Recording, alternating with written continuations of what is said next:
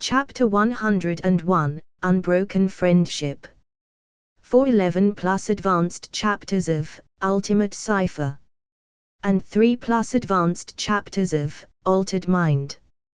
Check out my Patreon /Anubis Creations. Enjoy winking smiley. After Jean had gone over everything about her lost time, I moved the ship into high orbit for a little while, so we could watch the sunrise coming up over the horizon. Switching off the gravity and turning off the cabin lights, we watched the world and the greater universe from the cockpit. As we sat there in silence and watched one of the most beautiful moments of my life, I pulled Jean close as we shared the moment. Fighting down the urge to put on the 2001 theme song, I could feel her emotions calm as she watched the light racing across Asia and heading towards Europe. As the world turned beneath us, the stars and the earth slowly moved below us. I mulled over contacting Attilan now.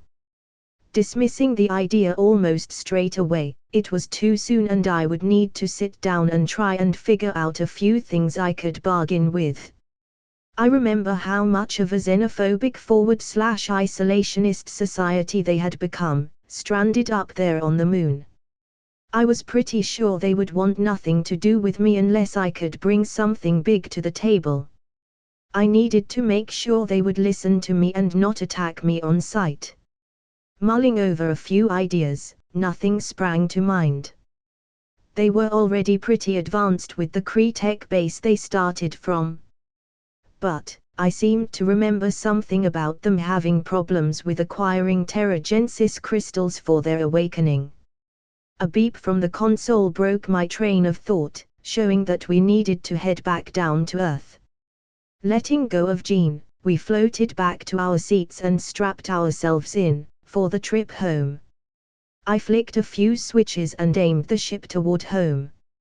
As I was landing the ship, I could see Dr. Pym and several of the scientists and engineers that had worked on the ship waiting for us as we came in to land. With a gentle bump, we landed back home. Shutting everything down, I could see Jean was still worried about the time she was losing. If I was being honest, so was I. This was the Phoenix we were talking about. I knew how powerful it could truly be, and had no idea what could be making it act like this. Running through a few ideas as we walked towards the exit ramp, I paused before I lowered the ramp. I leaned in for a kiss and reassured her that everything would be all right. Jean slightly tensed before she melted into the kiss. We both stood there for a minute just feeling each other's presence. When we separated, I could feel that her thoughts were a bit calmer, but the worry was still there bubbling away underneath. Taking her hand, I hit the button to lower the ramp, and walked to Dr. Pym and the waiting scientists. As soon as we were off the ramp, the engineers rushed onto the ship, and started running diagnostic and system checks. I couldn't help but smile at their enthusiasm. Pym fell in beside us as we walked towards the locker room. Run into any issues? I shook my head. None, she handled it like a dream. I can't wait to take her back up. She could use a name though, bad luck for a ship not to have a name and maybe a bit of decorating in the personal areas. I will be sure to put my best guys on it. Pym said dryly. What about you, Miss Gray? I hope you found everything to your liking. Dr. Pym said. It's a bit cramped. I mean, if it's just the two of us, then I guess it's fine. I chuckled. I wouldn't worry about that, Dr. Pym said, as she regarded him curiously. What do you mean? Dr. Pym took a small device out of his pocket, which looked quite similar to a small remote, and handed it over to Jean. Why don't you try pressing the red button over there? She frowns, regarding him curiously for a moment. Not sure where he's going with this. Looking at me and noticing my amusement, she gingerly took the remote, pressing the button. A flash of light filled the hangar bay for a moment. I could see Jean blinking away the spots for a moment. Trying to not burst out laughing, I could see the look of surprise on her face as she looked around the hangar bay. The spaceship had seemingly disappeared. The engineers outside the ship cried out in surprise, alarmed by the ship's sudden disappearance. Dr. Pym ambles towards the ship's previous location, bends down to pick something up, and then walks back over to us. He opens his palm, causing Jean's eyes to widen in surprise, as she slowly reaches out to his hand and picks up the ship, which had shrunk to the size of a matchbox. We only had it be that size, since it was just the 2U. The ship can be turned into almost any size, but its molecular stability decreases the bigger it becomes. At this size, the ship is tough enough to take a nuclear blast without any damage. Dr. Pym said, as Jean carefully examined the shrunken spaceship. This is really impressive. Do you know what this could mean for the medical field? How small can you shrink things? I could see Jean almost vibrating on the spot. I didn't have to guess where her thoughts were going, probably to the movie, Fantastic Voyage. It was one of her favorite old-time movies. Pretty small. But things tend to get dangerous if you try and go subatomic, he admitted. Why? What happens if you do? Jean asked. Dr. Pym visibly frowned, probably remembering what happened to his wife. I fake cough, interrupting their conversation. We should probably get going. Kitty called and said she wanted to talk to me about something. Jean, getting the hint, dropped it. I turned towards Dr. Pym, shaking his hand with a smile. Doctor, you've done some incredible work here. I'll have Sage contact you later about going over the results of the diagnostics. Jean carefully handed the tiny ship back. With a smile I pulled Jean closer and, with a flash, we were both gone. Clark's Bar, Manhattan. Kitty regarded me dispassionately for a moment, then turned back to the barkeeper. Make it a double. So. Keeping her attention on the barkeep as he poured her drink, she raised her left hand towards me. I waited patiently as the barkeep finished pouring and put the glass down in front of Kitty. She picks it up with her right hand and raises it to her lips. And tipped back the drink in one go. She carefully puts the glass back down on the bar, still looking at the empty glass, but her hand hadn't gone down yet. So, I keep waiting. Closing her eyes, I could see Kitty taking slow controlled breaths in and then holds it. 1, 2, 3 and out slowly. Lowering her hand and turns towards me. Okay. I frown. Should you be drinking on a school night? So, are we going to talk about the fact that you've been avoiding me? She says, ignoring my question. I haven't been. I start. She interrupts. Doug. It's been 2 months since we've talked to each other. And even then, the last time we spoke was only 10 minutes in between you running from one project to the next. I would barely call that a conversation. I sighed. Look. I know I've been busy, but I'm trying to prepare for an alien invasion. You saw how bad the last one was. And that's nothing to what's coming next. Trust me, it isn't my idea of a good time either. Kitty looked at me long and hard. I could see her mulling it over in her head. I'm not trying to give you a hard time, but I really do miss you. We were friends before all of this craziness came into our lives. But I'm beginning to think you don't want to be friends anymore. I can tell you're avoiding me. My thoughts drifted back, 2 months ago. It was Kitty's birthday, and we decided to celebrate at her family's place. Everything seemed to be going smoothly, up until Jean dragged me to the side and told me that Kitty had feelings for me. How did she know, you ask? Apparently, Jean's empathic powers picked up on it throughout the day.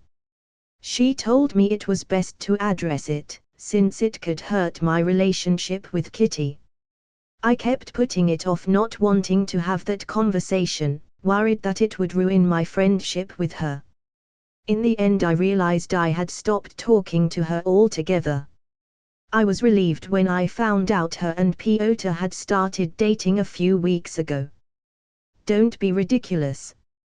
Of course, I want to remain friends. I just have a bad habit of shutting everything out when I'm focused on a goal, you know that.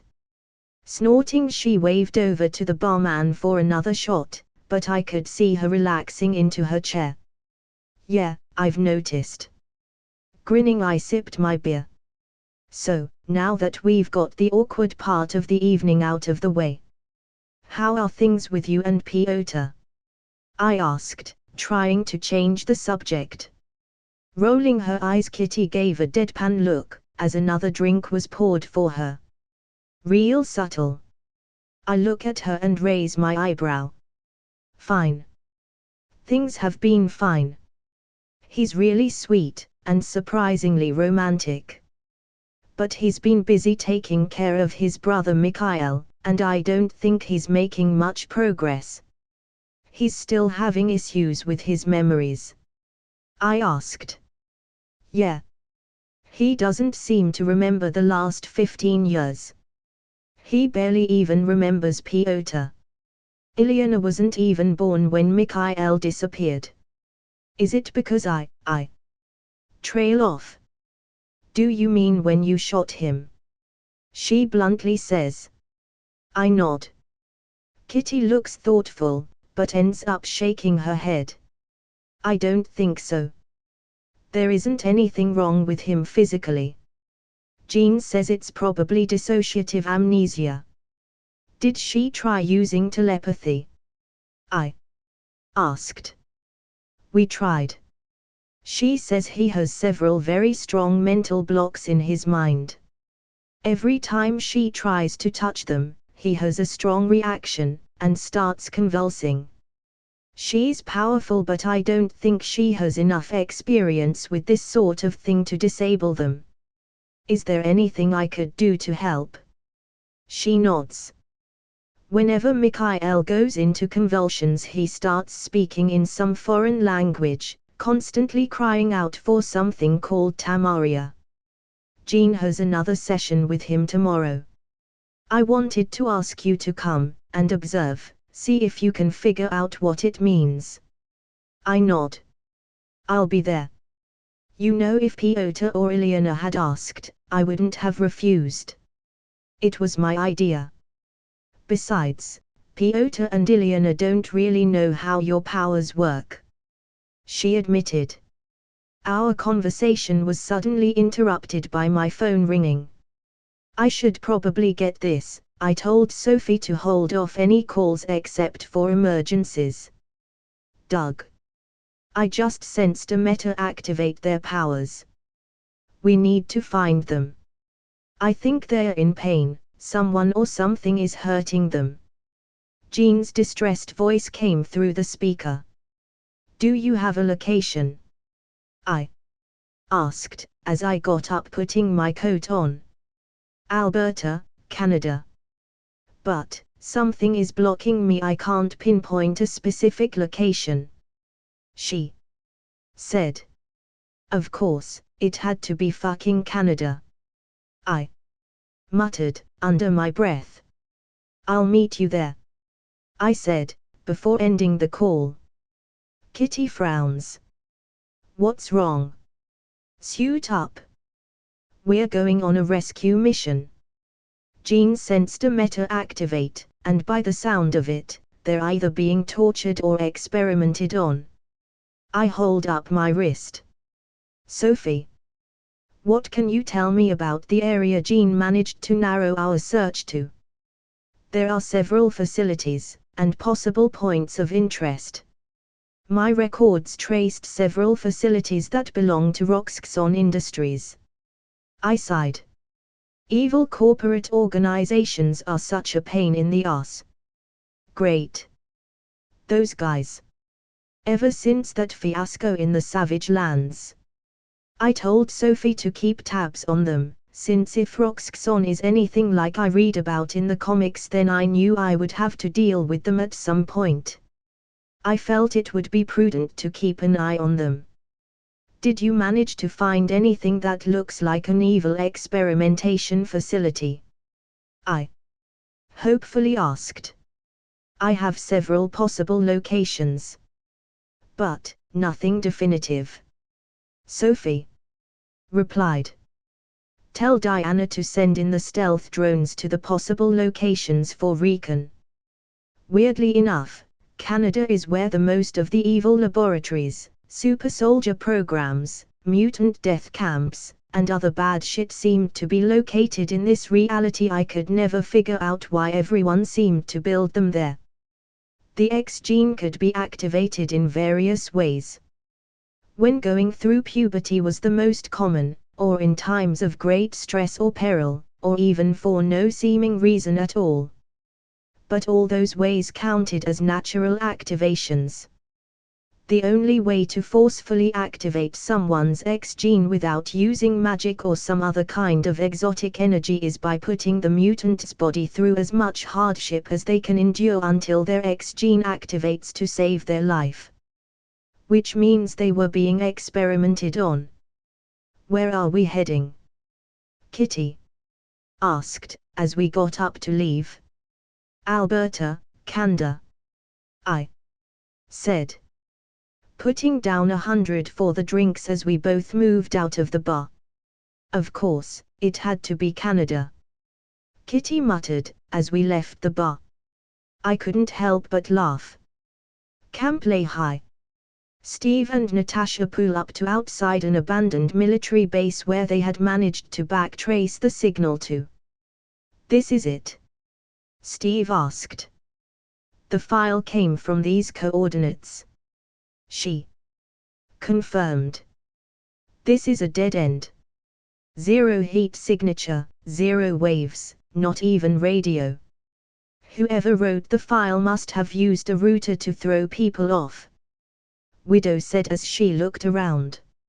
Steve notices a building ahead of them that wasn't there originally when he first came here. What is it?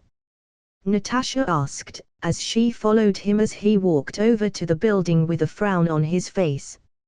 Army regulations forbid storing ammunition within 500 yards of the barracks. This building is in the wrong place. Steve walks up to the barracks door and slams the edge of his shield onto the lock, shattering it. He quietly opens the door, and they slip inside. Searching around for a minute looking for a light switch, they both quickly realized after looking about that it seemed to be an old S.H.I.E.L.D. office. This is S.H.I.E.L.D. Natasha asks. Maybe where it started. Steve replied, as they looked around the old office. They entered one of the offices to find an old black and white picture of Howard Stark, with Peggy Carter and Colonel Chester Phillips, standing in front of this building. There's Stark's father. Howard. Steve said, pointing to him. Who's the girl?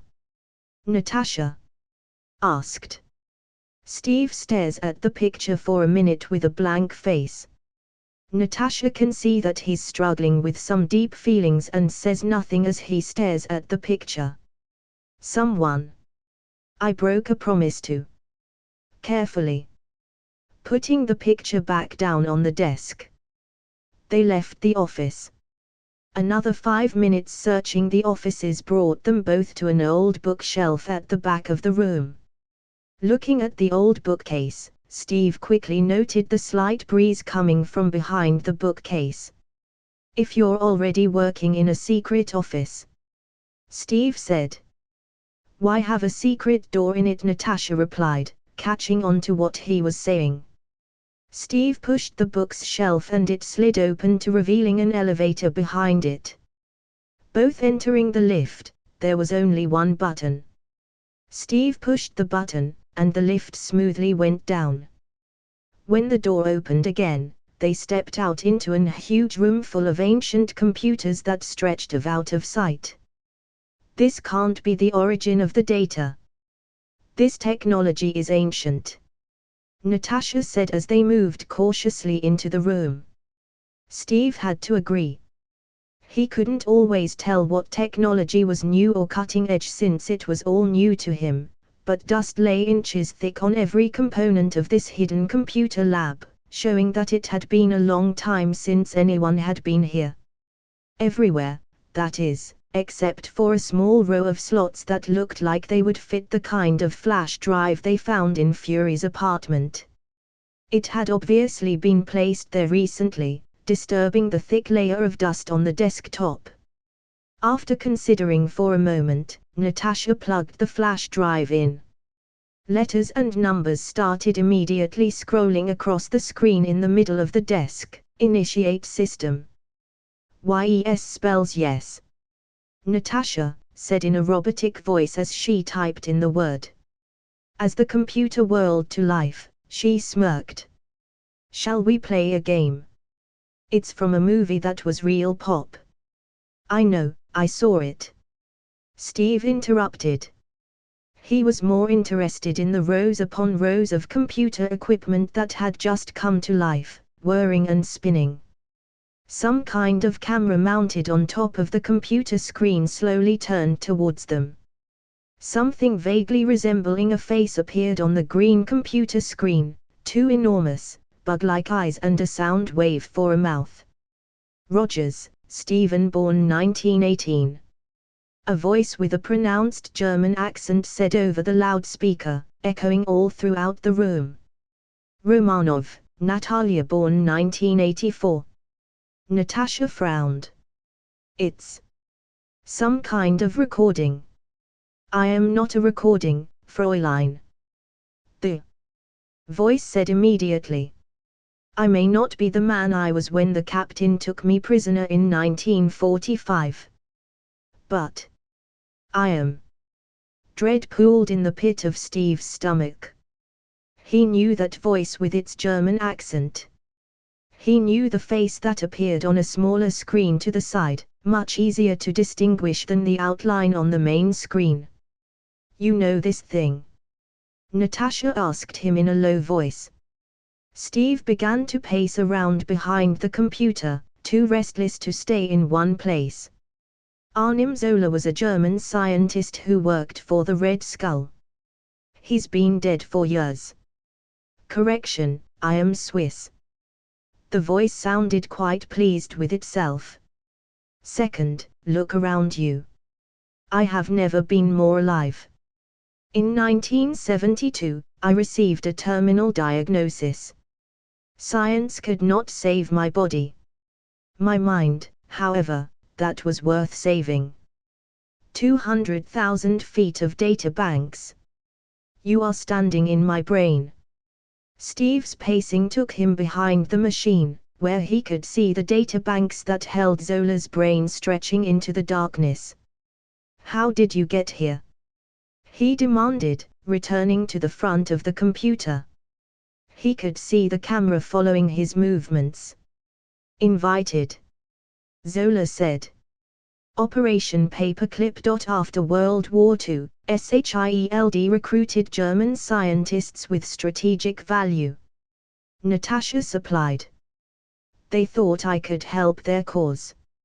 I also helped my own, Zola said. Hydra died with the Red Skull. Steve said, his hands curling into fists.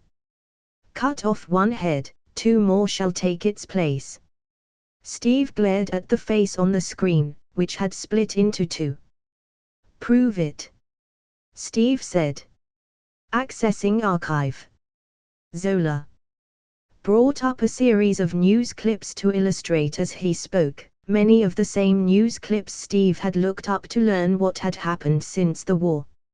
Hydra was founded on the belief that humanity could not be trusted with its own freedom. What we did not realize was that if you try to take that freedom, they resist. The war taught us much. Humanity needed to surrender its freedom willingly. After the war, SHIELD was founded and I was recruited. He showed them a picture of the first SHIELD scientists, with Zola smiling serenely in the background. The new Hydra grew, a beautiful parasite inside SHIELD. For 70 years, Hydra has been secretly feeding crisis, reaping war. And when history did not cooperate, history was changed. That's impossible. Steve could hear the fear behind the confidence in Natasha's words. SHIELD would have stopped you. Accidents will happen. He showed a picture of Howard Stark, his eyes blacked out. Then a picture of Fury, followed by dozens more agents from over the years that Steve didn't know, all of them eliminated in suspicious accidents. Hydra created a world so chaotic that humanity is finally ready to sacrifice its freedom to gain its security. Once the purification process is complete, Hydra's new world order. Wait. Among all of the pictures gloatingly showing them how Hydra had gotten rid of all obstacles, Steve had seen a blurry photograph of a sniper seen from a distance. A sniper with a metal arm that had a red star on the shoulder. That man, who is he?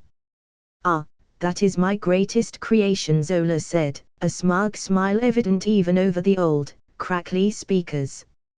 And it is very fitting that you should be so curious about the Winter Soldier, Captain. You see, you were his inspiration. His insides went cold. What do you mean? Once I discovered that Dr. Erskine's serum was a success, I set out to recreate the serum myself. Alas, it was not a perfect copy, but I could make no more progress after the Winter Soldier. Every subject after him rejected the serum and perished mere hours after injection. So we had to preserve our asset. We perfected cryogenic stasis, and now we only bring the Winter Soldier out when it is necessary. Unfortunately, though the serum has given the Winter Soldier strength, speed, and stamina equal to yours, what he lacks is your conviction. You and Johann Schmidt believed in your cause, and that gave you potency. Focus. Resolve. We have had to go to much trouble to give the same to our asset. Steve's mouth was dry. He wasn't sure he wanted to know the answer to his question, but he asked it anyway. How? Oh, brainwashing. Drugs. Physical incentives. We have found that a combination of techniques brings about the best results. As he spoke, pictures flashed across the screen, chemical formulas and diagrams of what looked like a modified electric chair. Natasha glanced at him, then took over the interrogation, demanding to know what was on the drive. Though he listened to what they were saying, Steve's mind seemed to be stuck on that blurry image of Bucky. In anger, Steve suddenly smashed the computer screen. He couldn't even imagine what horrors that he endured over 70 years, forced to do Hydra's bidding. And it was all his fault. What's on this drive? Steve shouted. Project Insight requires insight. So I wrote an algorithm. Zola answered. What kind of algorithm? What does it do? The answer to your question is fascinating. Unfortunately, you shall be too dead to hear it. Suddenly the doors start to close. Without missing a beat, Steve threw his shield trying to jam the doors open. But it was too late, and the shield bounced off the reinforced door, returning to his arm. Steve, we got a bogey. Short-range ballistic missile. 20 seconds tops. Natasha's panicked voice sounded out. Who fired it? He asked. Shield. Natasha replied with a look of surprise on her face. I am afraid I have been stalling, Captain. Admit it, it's better this way. We're both of us out of time. Screeched Zola. Steve quickly scanned the room, noticing a grate of some sort in the middle of the room. Grabbing Natasha, he raced across the room, heaving the heavy grate to one side and dragged Natasha into the opening under the floor just as the place exploded around them. Throwing himself on top of Natasha and covering them both with his shield, as the explosion washed over them both. 20 minutes later, strike agents arrived to search the area for them. One of the agents notices a footprint in the dust leading into the forest. Opening his phone, he calls it in. Call in the asset. Targets are still at large. Chapter end. Big shout out to my friend Photostorm Photography. He helped immensely with this chapter, and I wanted to thank him for his contributions to this chapter. Thank you, buddy, you are the best. I really hope we keep collabing. I had so much fun writing this chapter. Comment. 14 comments. Vote. Chapter 102, Trask. 411 plus advanced chapters of Ultimate Cypher. And 3 plus advanced chapters of Altered Mind. Check out my Patreon /Anubis Creations. Enjoy winking smiley. Even from his early years as a research assistant, Bolivar always maintained a particular interest in the origin and evolution of humanity. Following in the footsteps of Mendel, Watson, and Crick, Trask made it his goal to unlock the mysteries of human DNA. What he did not anticipate was the discovery of the X gene, a genetic finding that would prove to be the most significant of the 20th century. Trask soon hypothesized the impending extinction of the human race. His early theories were ridiculed by his contemporaries, and with no one to fund his research, that was until New York. He didn't know how to feel about what happened. Was he supposed to feel grateful? Did he somehow owe his life to those abominations? The alien invasion opened the world's eyes to how hilariously unequipped they were. And how utterly powerless they were compared to those mutants. He did find it ironic though, those people who used to mock him were now falling over each other to hire him. Now that the existence of mutants became common knowledge, it wasn't much of a surprise when he was approached by his current employers. Trask looked up from his clipboard of paperwork as the door burst open, to an annoyed Ajax dragging an unconscious body behind him. Again. He was getting on my nerves, he answered with a grumble, dropping the body down on a surgical table in front of his boss. You know I need him. He can heal, can't he? Trask went back to his clipboard. Not to the degree that Weapon X can, he answered. At least not in his current state. It's possible that he may improve after today, but then again we may need to intervene to see improvement.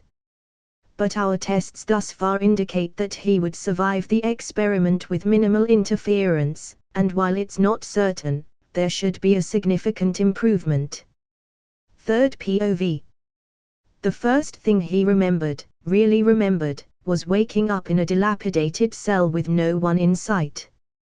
Just like that, without any seeming transition, without any precise moment where nightmare took the leap into full-blown consciousness. No delineation between then and now. This was a nightmare then. The heavy thud of footsteps echoing down a length of cold, white corridor, the taste of leather biting into his neck, the skin-crawling sound of baying in the night, howls which could have come from hounds but that he instinctively knew were human because he would make the very same sound himself. the man looming over him with his harsh face partly wreathed in shadow. He struggled against the straps that held him down, even though his flesh was so rent and broken that every movement was like liquid fire in his nerves. He saw the reclining chair that seemed to have become a second home to him, the technicians gathered round preparing the bolts to keep his head screwed in place. And he knew that this was the last time he would ever be in this room. When he came out, it would either be to escape, or in a box. His tormentors stood over him whilst they unstrapped him from the gurney, still struggling. They gave him an injection, a tranquilizer. He felt it running through her veins, stealing the few memories he had left from him, and in that moment of inevitable loss a blind panic crashed over him, something so terrifyingly visceral that it cut through the haze in his mind. His limbs were freed, he lashed out instinctively at the nearest lab coat, drawing blood.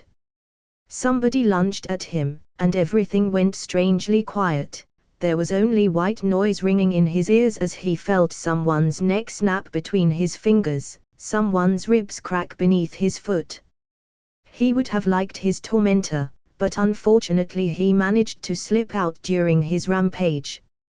His mind whispered to him that he should just be done with it, and level this place to the ground. But another part of him told him that he should rescue his fellow captives. He didn't know them, but he heard their screams all the same. He shared their pain. His feet took him to the holding cells. Cypher's POV. Now. The scout drones narrowed it down to 3 locations. I turned my head to the other 2. Any ideas? We had just arrived in Alberta, Canada. Diana's drones had finished scouting the facilities most likely to contain the abducted metahuman. But, judging by the size of these locations, I suspected we would find quite a few meters. Should we split up? Kitty asked. Each of us is strong enough to take on a facility. Whether all 3 are occupied or only one, that's not my main concern, I said. Jean nods. You're worried we're going to find more than one metahuman. That's why you brought the Quinjet. Yes, usually where there's smoke there's fire. You could probably shield a group, and Kitty and I could make a portal to help them escape. But, if we're otherwise occupied, protecting a group of scared teens is going to be tough. Not to mention the fact they're somehow able to interfere with my telepathy. Jean says. Even if they have defenses to stop meters, they are probably still in their infant stages, and against a mutant as powerful as you, they don't stand a chance. Do you think it's another metahuman? Jean asks. I nod. Then what's the plan? Kitty asks. My head jerks up in alert. I communicate to Jean and Kitty telepathically.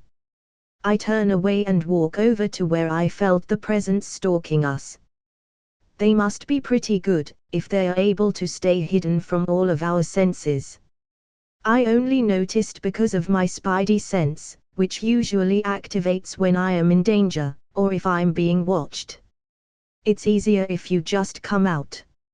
I know you're there. Silence. Suit yourself.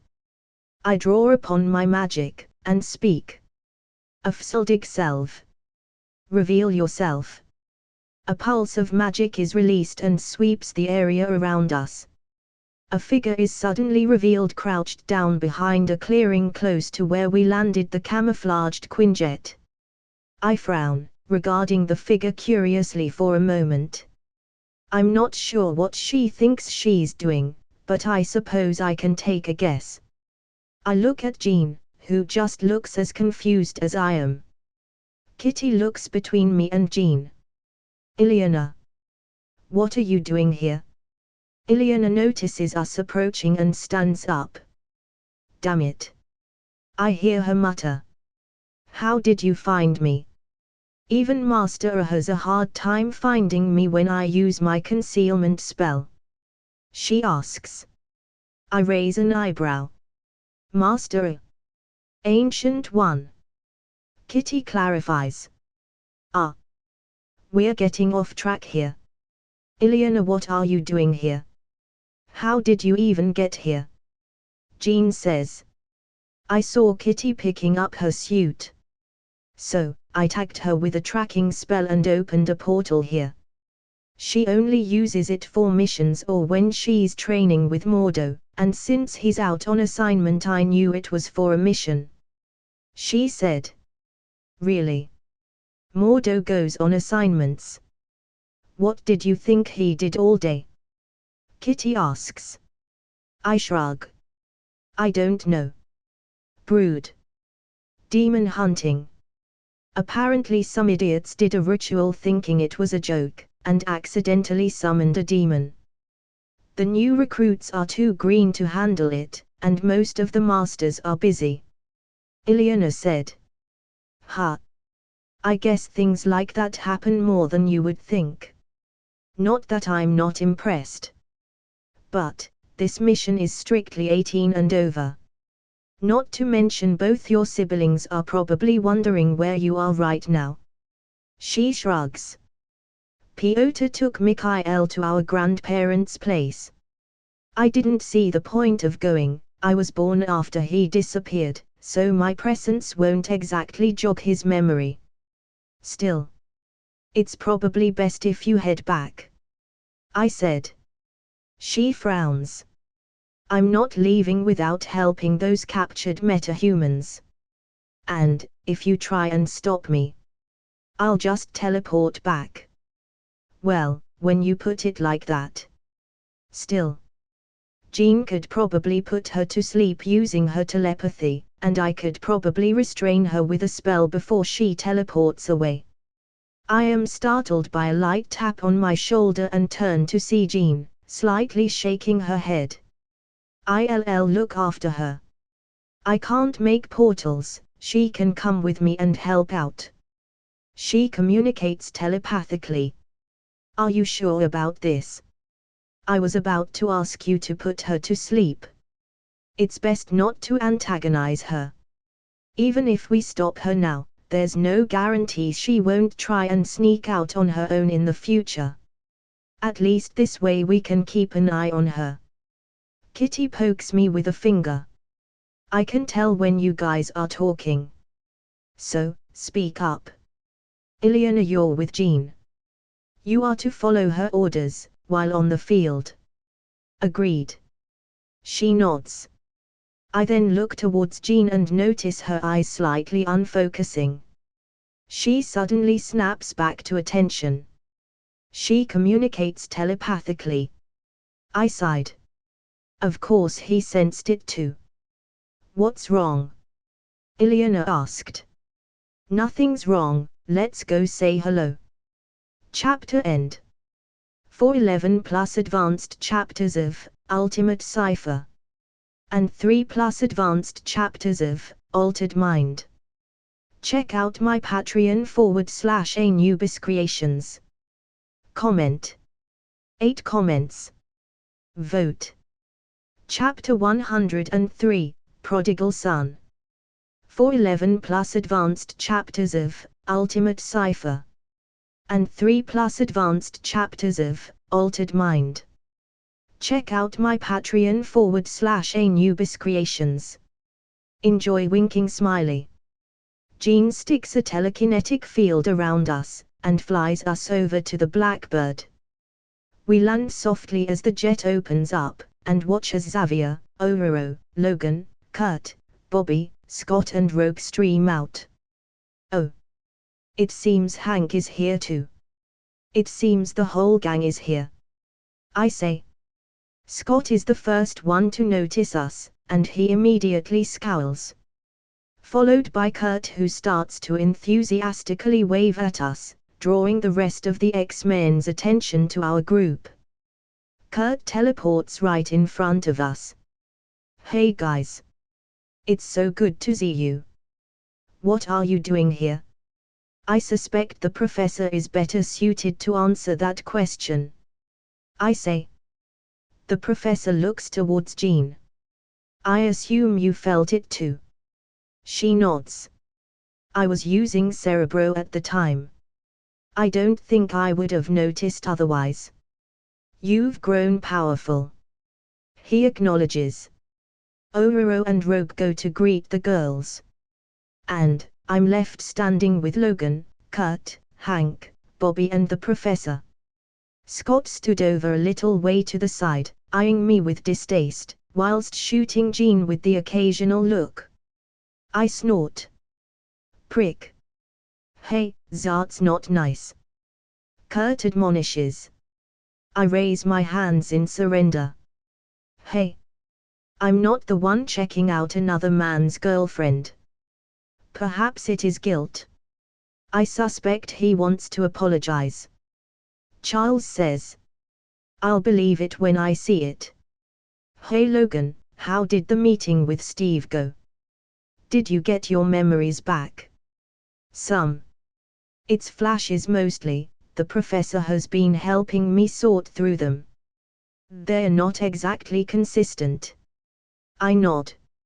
I'm glad you're seeing some progress. He snorts. We were also attacked by a guy with a metal arm. Apparently Steve knew him back in the day. Yeah, I heard. They call him the Winter Soldier. I did a bit of digging and it turns out he was being deployed on missions by Hydra. Wait, Hydra still exists? Didn't they get disbanded in WW2? Hank asks. You know what they say about Hydra's cut off one head, and all that. I say. Vat. Kurt asks, clearly unfamiliar with the phrase. Cut off one head, and two more shall take its place. Bobby says. We all stare at him. What? I like reading history. I stick out my hand. Oh sorry, about that. I'm Cypher. Nice to meet you. I'm Bo. Iceman. So, let me guess your powers are somehow related to ice. I ask, slightly amused. He shrugs. I know it's a bit on the nose. But, if it ain't broke. The girls finish talking, and start to approach us. Jean tells me you guys found something. I think it would be better if we team up on this one. Ororo says. I nod. I sent a few scout drones before we came here. Something fishy is definitely going on. Why didn't you use your telepathy? Scott asks. Jean shakes her head. They're blocking me somehow. We think it's a metahuman. We all look at the professor. My telepathy is also being restricted. It's actually quite concerning. Any ideas? Rogue asks. I can try phasing through the walls, but I'm guessing they also have cameras. An invisibility spell won't work on those. Kitty says. Don't worry about it. I'm working on getting us the intel as we speak. They should be arriving by now. They? Ileana asks. The S-drones. They're state-of-the-art spy drones. Really? Spy drones. Ororo huffs out. I roll my eyes. It's not like I'm using them for peeping. Ah. Here they are. I hold my arm out, and a few seconds later. A dozen drones which are slightly bigger than the size of a dime slot into my gauntlets. Jean shoots me a look. Are they Dr. PYM's? They're mine. The shrinking technology is his though. I communicate back. I connect the drones to my suit's hologram system and call up the footage of the facilities. 2 of them turned out to be normal research labs. The third. It was a whole different story. So, are we ready to start? Everybody nods. I believe so. Please, show everyone what you have learned. Xavier says. The hologram starts, and we watch as the footage shows the drones approaching the loading bay. The building isn't huge, this isn't a particularly big base and wouldn't have much use for large spaces.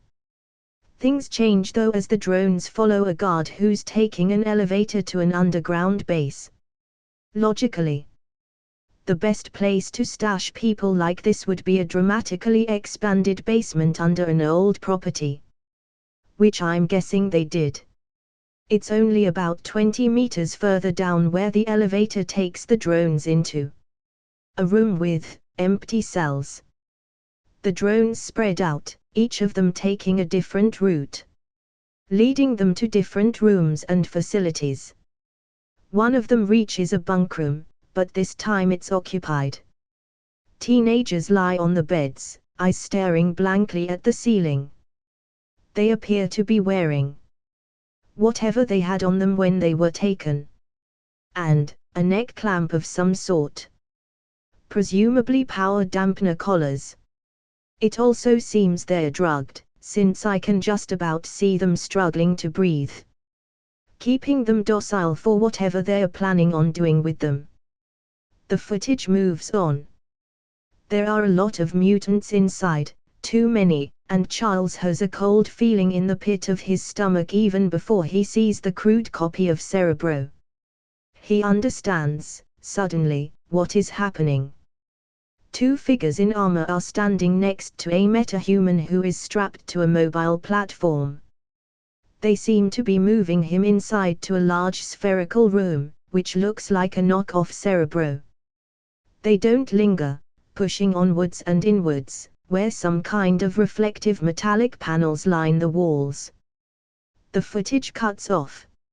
And I can see that a few of the X-Men look sick to their stomachs, mostly those who are relatively younger. How could someone do something so awful? Ileana says in disgust. I sigh. Well, it seems we have our work cut out for us. They were so many. How did they even find so many mutants? Kitty asked, still slightly numb. Dr. Hank started to slightly tremble. That spherical room. It's the original Cerebro. Charles and I designed it while working for the CIA. I don't understand. How did they get their hands on it? Probably stolen. Or perhaps the CIA is involved. Makes no difference, we're going to destroy it all the same. I said. You don't understand. That device should be impossible for anyone to operate. The input would simply overwhelm any nascent telepath. I can think of only 2 people powerful enough to operate it without having their brain fried. And they're standing right in front of me. Dr. Hank says, as he looks at both Jean and the professor. I frown. Well, clearly that's not true. There must be another. I shoot Xavier an alarmed look, and I only now start to notice the expression drawn on his face. He has a 1,000-mile stare on his face, as if remembering a long-forgotten memory. And, with barely an audible voice, I hear him whisper, David. And, as soon as I hear that name, my mind goes to the only person that could make Charles react this way. Legion. Chapter end. 411 plus advanced chapters of Ultimate Cypher. And 3 plus advanced chapters of Altered Mind. Check out my Patreon /Anubis Creations. Comment. 19 comments. Vote. Chapter 104, The Sentinels. 411 plus advanced chapters of Ultimate Cypher. And 3 plus advanced chapters of Altered Mind. Check out my Patreon /Anubis Creations. Enjoy winking smiley. We decided to split the team and created 3 separate squads.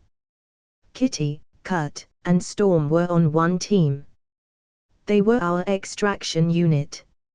Our plan was for Kitty to sneak in and to open a portal somewhere discreet to lead the rest of her squad in. While Bobby, Scott, Logan and I were the main attack unit, and would move in from the loading bay and try and access the facility from the west side. Jean, Ileana, Roke and Dr. Hank would head straight to David at the professor's request. He argued his son was too dangerous and unstable to not extract as soon as possible, and we should send in someone who could quickly neutralize his powers and get him out of there. Jean was chosen because of her powerful psychic abilities, Rogue for her ability to quickly neutralize him if the situation requires it, and Ileana for her ability to create portals. Dr. Hank would also go with them, since Dr. Hank was the most familiar with David's condition.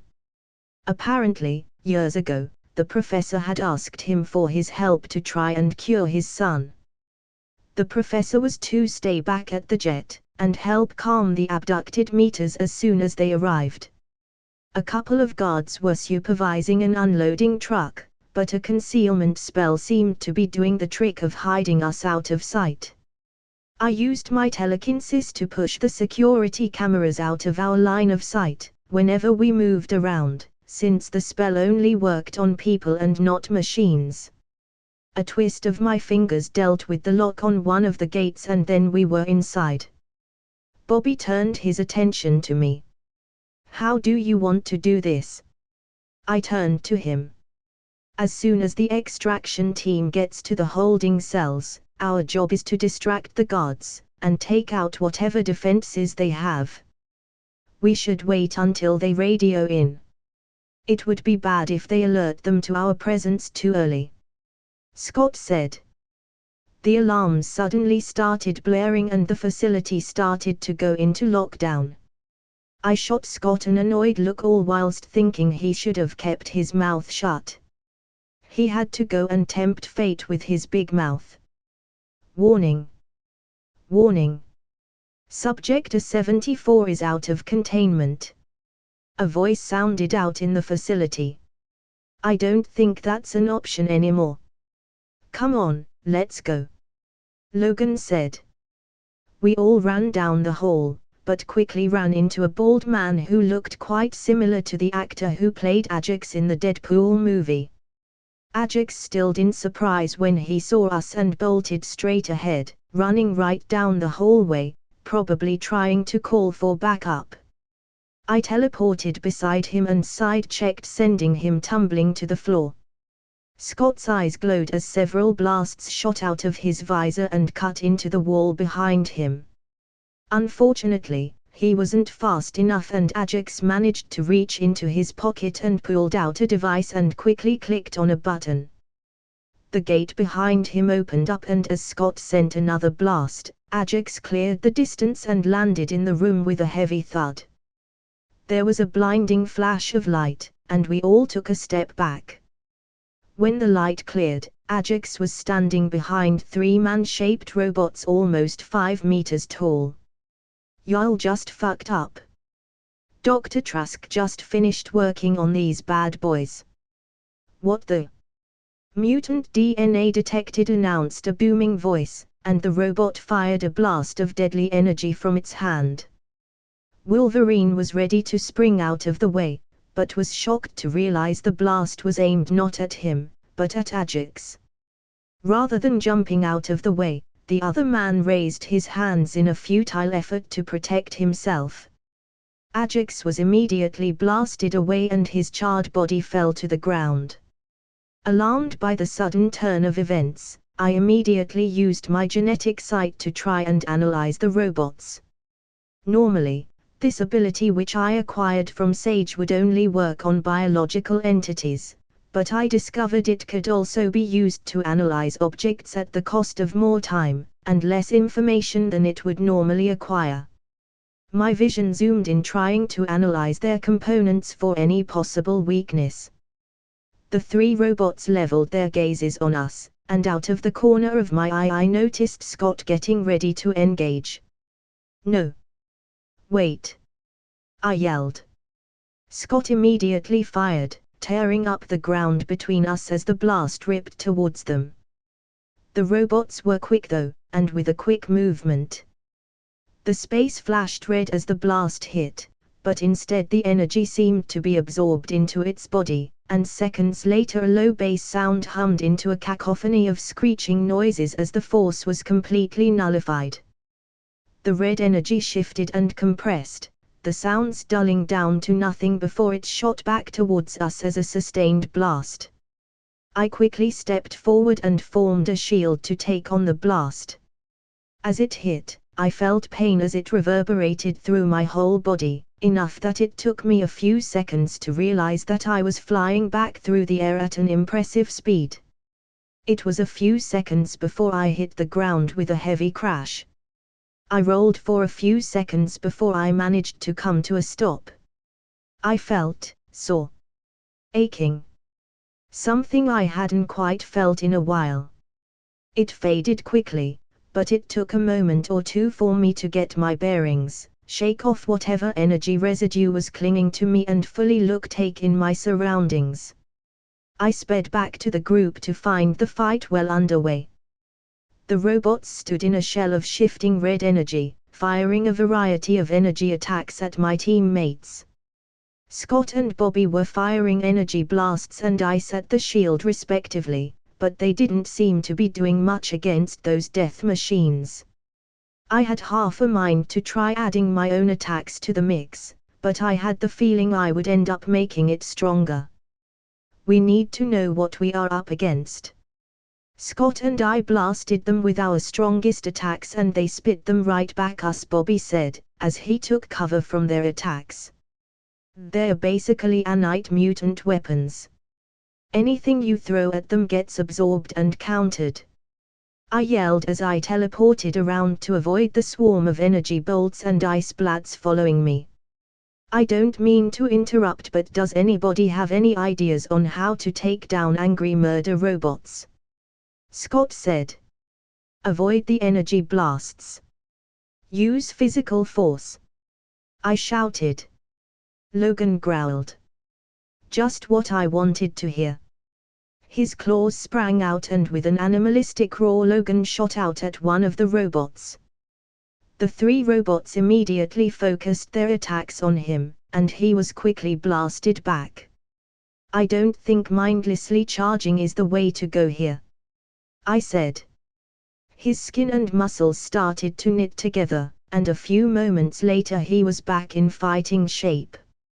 He moaned in pain, and as he got up. Got any better ideas, bub? I nod. I have a few, but the way things are playing out, I think I'm going to end up wiping out this facility. Skimming their outer thoughts, Jean couldn't see any significant depth. Some of them were so traumatized she wasn't even sure how far she would have to into their own minds. She grimaced in disgust over how inhumane people could be. Her telepathy was picking up on the psychic signatures of the mutants and guards they passed by as they moved inside the facility. It seems this section was reserved for the more brutal experiments they performed on mutants or those with more powerful abilities. Most of the mutants who were considered weaker were kept in a different section, and also made up the majority of those who were kidnapped. Ororo, Kurt, and Kitty should be arriving there by now to rescue them. She also sensed that Doug and his unit were engaged in a fight. And, for some reason, Doug seemed to be holding back.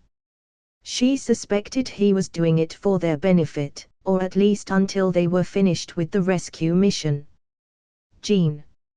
Are you okay? Ileana, a concerned voice rang out in her mind. She had connected the four of them telepathically, as they moved around the east side of the facility, heading towards their target. Jean turned towards Ileana, who was giving her a concerned look. My telepathy is picking up on what was done to them. I'm only getting flashes, it's just a bit much. She nods. I understand. I don't mean to interrupt, but are we getting any closer? Rogue's voice rang out over the telepathic link. She nods. Yes, I can feel his psychic signature ahead. He isn't exactly trying to hide it. We should be careful when dealing with David. Try and shut down his mind as soon as we are in. Don't take any chances. Dr. Hank warned. Shouldn't we try and talk to him first? I thought he was the professor's son. Rogue asked. Hank shook his head.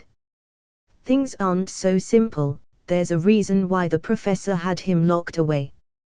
David is not only powerful, he's also highly unstable.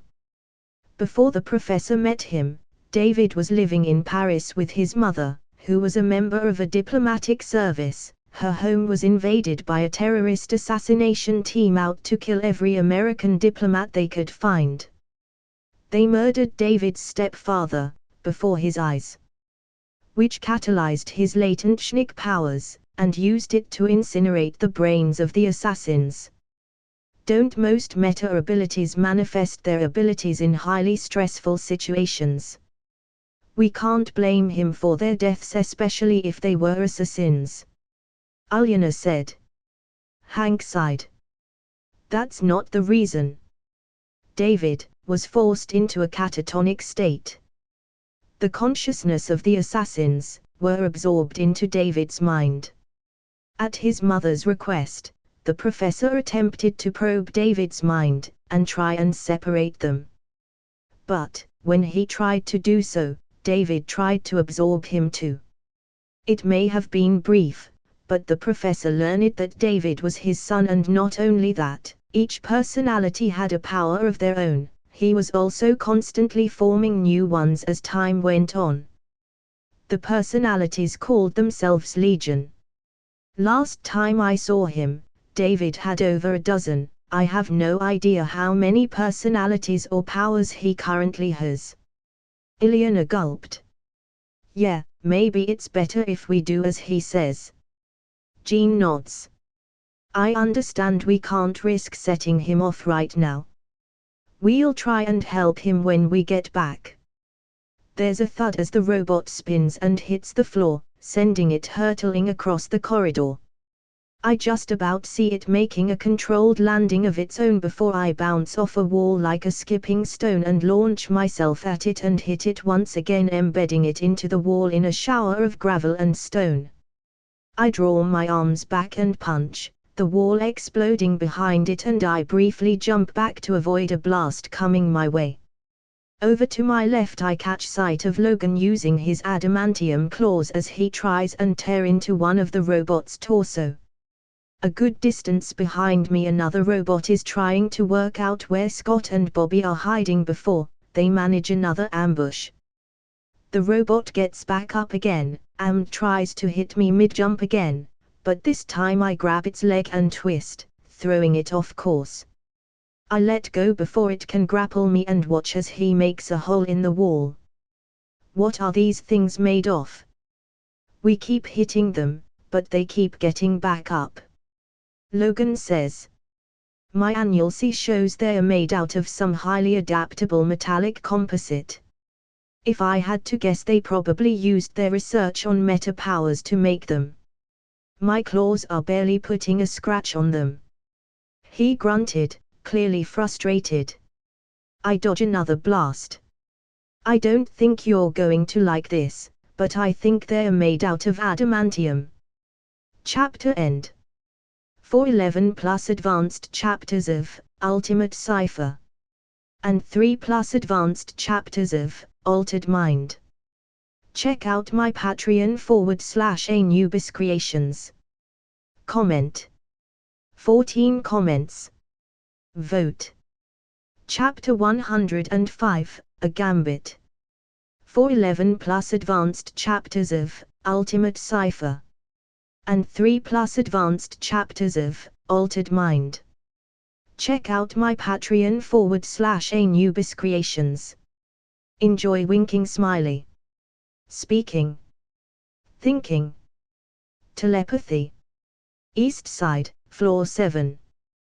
Jean carefully brought her team through the base. Careful use of her telepathy and telekinesis kept them off the base's security systems. As they slowly worked their way further into the base, she noted that whoever had built this place had done the bare minimum. Most of the tunnels they were working their way through were rough-cut rock, with poor lighting and ventilation. As they moved through another hallway, a guard nodded at the group as if he recognized them with a slightly glazed look in his eyes and pointedly looked the other way as the group slipped on by. Nearby cameras turned as they passed, only to return to their original positions as soon as they had passed. She could feel the pain and despair that seemed to have soaked into the walls of this place.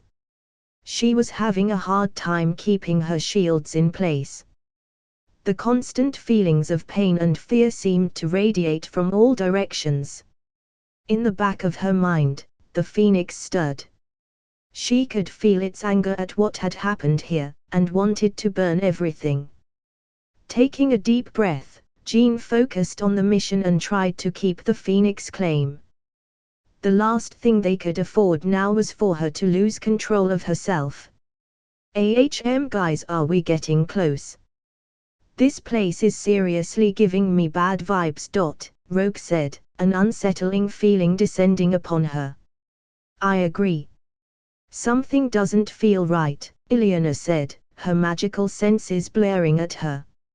Eventually they all come to a halt in front of a very fancy pair of double doors, all dark polished wood with matte metal, that had the words Legion written on it. Hank thought about the group. Jean mentally nodded. I'm going to break open the door. Stay back. Jean then laid her hand on the door, focusing inward. She opened a small door in her soul and let a small stream of fire flow through her soul. She had been practicing this for years now with the Ancient One. The fire responded eagerly to her command. Using the fire to boost her telekinesis, she gently pulled the door apart at the molecular level. From the perspective of everyone else, the door seemed to waver for a few moments after Jean had put her hand on it and then just disappeared. Carefully, Jean closed the door in her soul, which was much harder than usual. Her other half wanted to rampage, whispering soon that this place would be cleansed, but they needed to get the innocents out. The raging inferno that was her soul paused at her words and grew calm. She could feel the phoenix watching carefully from the back of her mind. Waiting, watching. Trying to dismiss why the phoenix suddenly seemed so cooperative all of a sudden.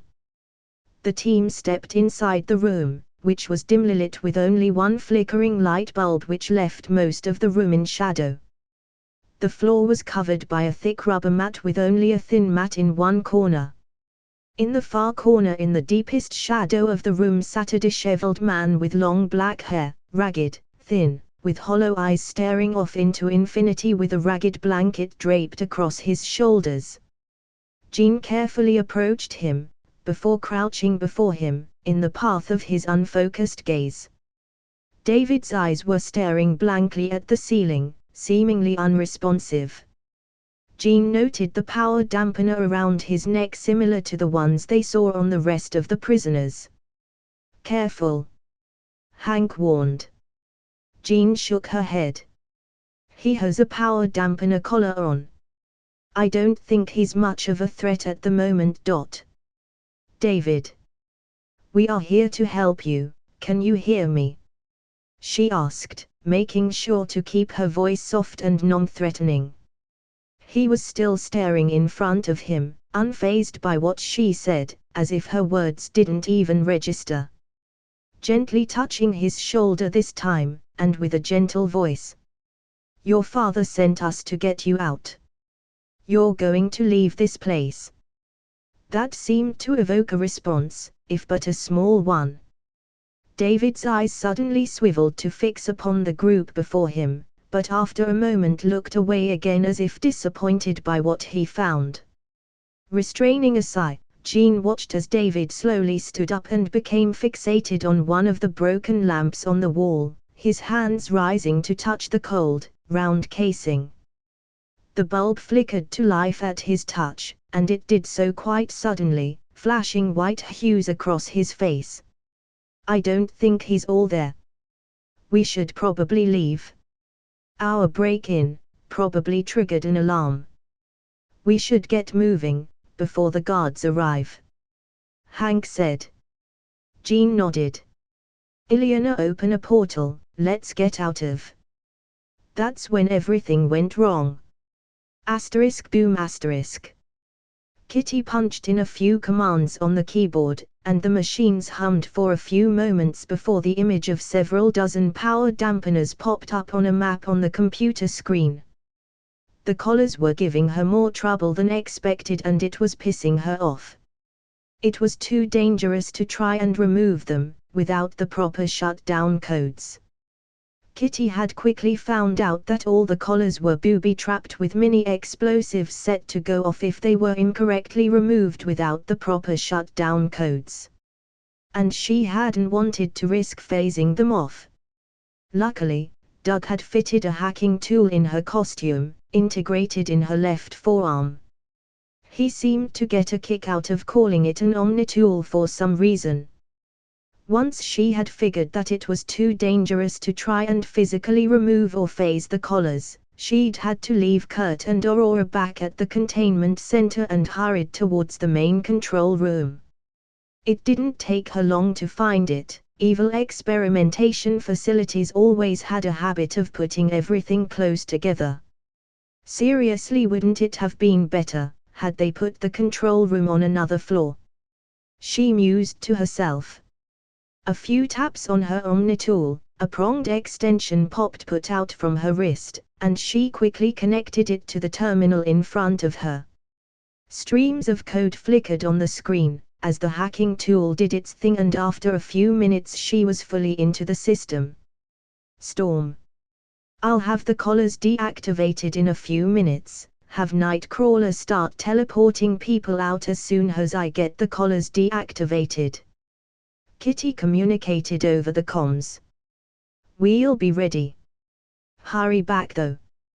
We're having a bit of trouble here. We ran into a mutant who was trying to set the rest of the prisoners free, but he wasn't exactly subtle about it. We're holding off a few dozen guards, but they seem to be cooking up something. Oh crap. What the hell are those? Wait, no. Look out. The comms cut out, as the sound of a massive explosion going off rocked the whole base. Storm. Storm. What's wrong? Kitty yelled out, alarmed. Cursing, Kitty quickly finished deactivating all the collars in the base. Pulled out her sling ring, opening a portal to where everyone was supposed to be, and leapt through with a combat spell at the ready. Coming out of a combat roll, Kitty was met with the sight of Storm and a man with burning red eyes fighting what looks like very large, very angry murder bots. They were both 5 meters tall, and their bodies were completely jet black in color. Kitty watched as Storm threw a huge lightning bolt at one of the murder bots, staggering it back a few steps. Then it started to glow, and then the robot started to absorb all the energy from the lightning bolt, making it glow brighter at the joints. Storm cut off the attack when she saw that her attack seemed to be feeding the robot. Glowing, the robot responded by shooting out several energy blasts from its hands and eyes, leaving deep glowing red trenches in the rocks, as Storm and the mystery man dodged the attack. Kitty had a feeling if she was hit by one of those she wouldn't survive. Quickly activating her power and running across the room, phasing through several attacks, as the robots noticed her. Heading towards Storm, who was defending the entrance. What the hell are those things? Kitty shouted out. I don't know, but that short guy over there called them Sentinels. Storm said, pointing towards the far end of the room. Surrounded by a dozen heavily armed men, she noted a man in a well-cut suit as he watched the fight with a calculating eye. The man with the red eyes reached down, picking up several stones. A few seconds later they were glowing red, dodging another energy attack. He threw the stones at the robots' heads. Several large explosions rocked the room again, knocking them both off their feet and seemed to have stunned them for a few seconds. Looking towards Kitty, who was looking at him with a curious gaze. Sorry, love. Where are my manners? The name's Remy, but my friends call me Gambit," he said as he wiped his hand on his shirt, before extending his arm for a handshake. Kitty gingerly took his hand and shook it. "Nice to meet you, I guess. Are you the prisoner that managed to escape before we got here?" she asked.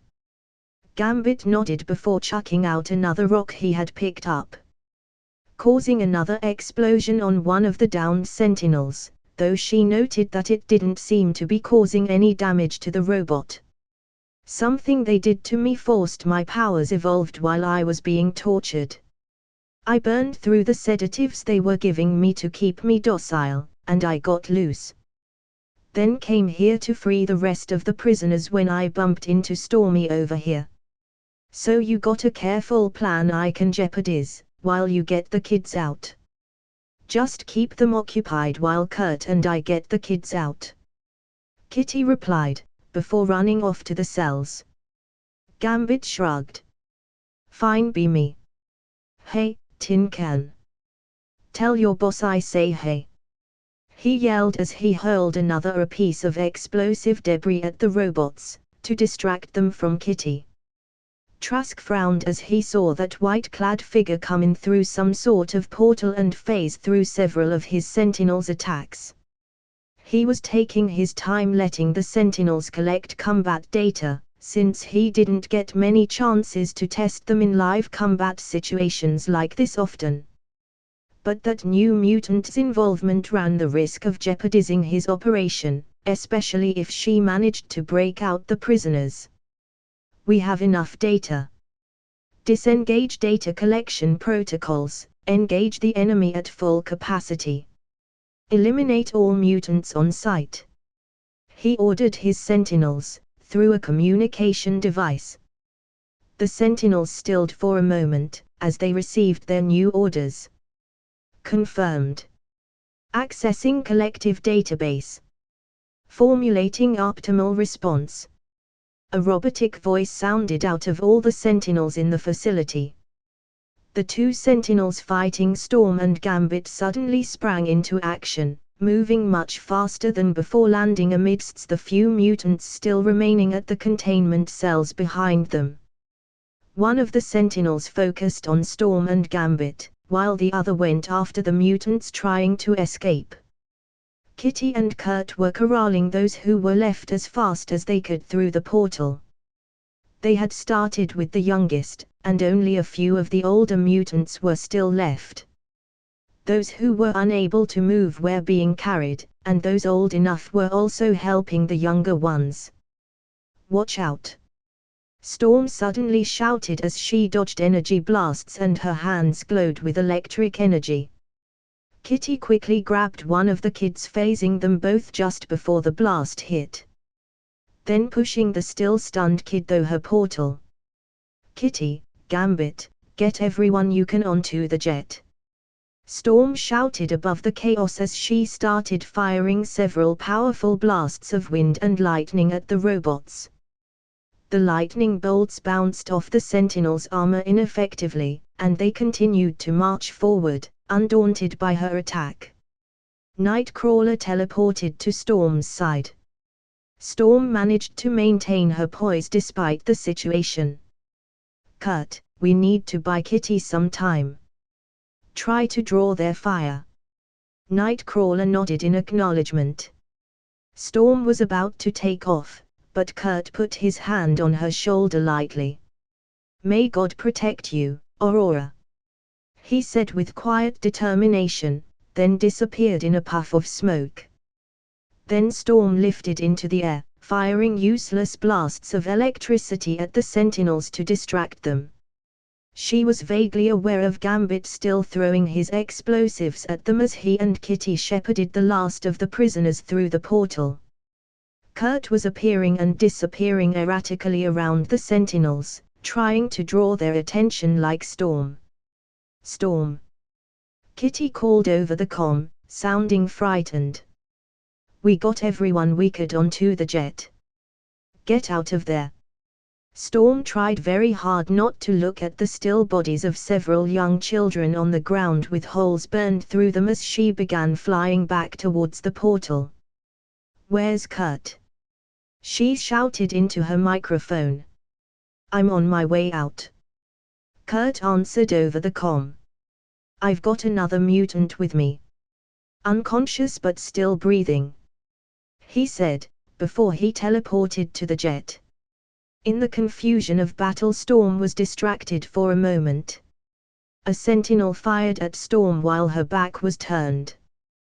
There was no time to warn her, no time to dodge. The sudden whoosh of teleportation made Storm whirl around just in time to see Nightcrawler's eyes widen in pain and then fall to the ground. The smoke from his teleportation had barely cleared, but he was solid enough to take the deadly blast in her stead. Kurt! There was a sudden blur and a flash of blue light, and suddenly the sentinel's arm fell off, a clean slice exposing internal circuitry. It had only a moment to process this before the flash struck again and again, slicing off more pieces every time. In a matter of seconds all of its appendages were laying on the floor next to it. The bright flashing finally resolved itself into Cypher, one hand holding a shining blade of light, the other holding the sentinel up by its chest plate. Red pulsing energy flowed from his glove and channeled into the machine, within moments overloading the whole thing, dropping the burned-out robot with a massive crash. Still not satisfied with the damage he had done, he channeled the Reality Stone's power again, turning its adamantium armor to glass, and with a casual punch the whole thing shattered. Wolverine then came crashing into view, wrangling a now much more banged-up sentinel. The thing had several bits of plating ripped off. Big as it was, the thing just wasn't built to handle Logan's enchanted claws. It lashed out with its arms with an overhead meant to crush him into the ground, but he nimbly dodged to the side as the fist punched into the ground. Before he leapt back at the limb, slicing through the arm before the sentinel could pull back. There was the sound of screeching metal as the arm crashed to the ground. Without pause, Wolverine moved onto one of the legs while it was off balance from the loss of its arm. Suddenly, 3 more sentinels came crashing through one of the walls with a massive red beam of energy smashed them across the room, embedding them into the rock walls. Quickly a massive ice wall formed around them, locking them into place. Cypher threw his hands forward, shouting of a string of several words. A dozen large red drills quickly formed in front of him before another word fired them all at the sentinels embedded in the wall. The drills burrowed through several points in the robots with almost no resistance. Weakly he could see them still struggling to break free from the wall and ice they were trapped in. Tutting to himself and mildly impressed at their durability, all the remaining sentinels transformed into glass statues. A second later they all shattered. Trask, who was watching all of this go down, couldn't believe his eyes. 5 of his sentinels had been taken down in less than a minute, their defenses bypassed and their absorption abilities rendered useless. All done by this man, who was dressed in a futuristic-looking suit of armor. The man then started to approach that blue mutant's body, and crouched down beside him. A green pulse of energy glowed around his hand and over the gaping hole in the center of the blue mutant's chest. Trask had witnessed healing factors before, or those with healing powers, but this seemed different somehow, though he couldn't say how. The blue mutant's body seemed to pull itself back together in less than a minute. The damage was gone, even his clothes had been repaired. It almost seemed as if time was turning back on itself. The blue mutant took a deep breath, coughing. Fascinating. Chapter end. Big shout out to my friend Photostorm Photography. Had fun collabing on this chapter.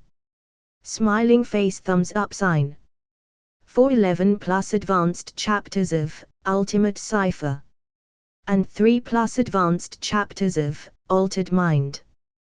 Check out my Patreon /Anubis Creations. Comment. 18 comments. Vote. Chapter 106, 3 new powers.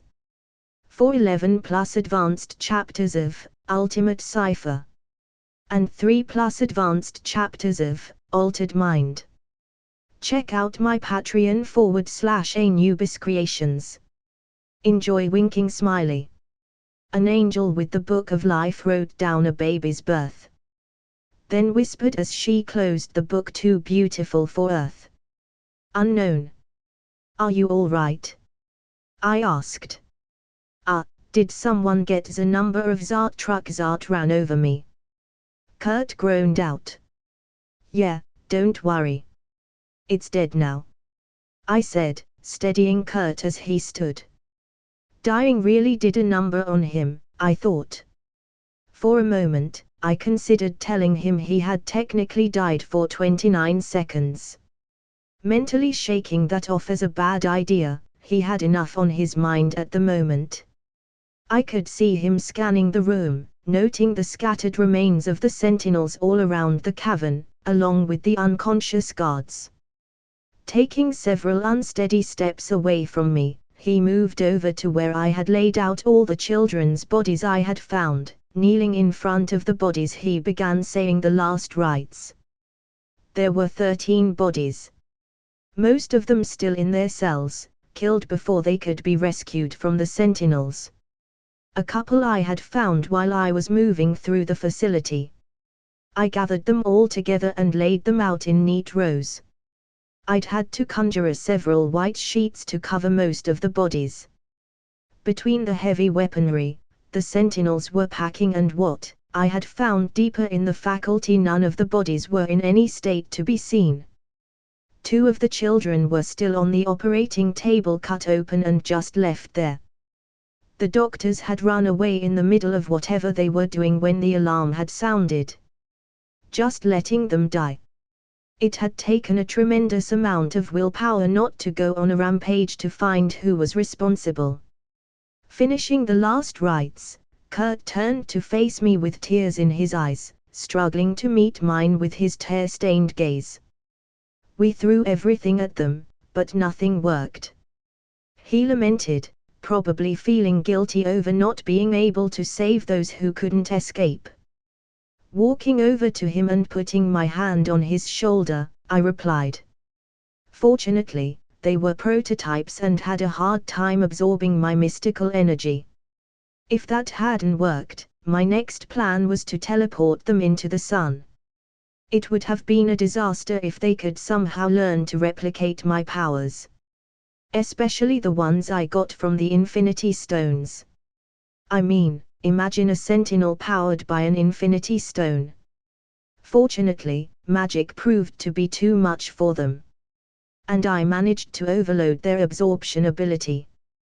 Though I made a mental note to learn as many new spells with different energy properties as I could, for when they managed to adapt to a particular energy type, like the Borg.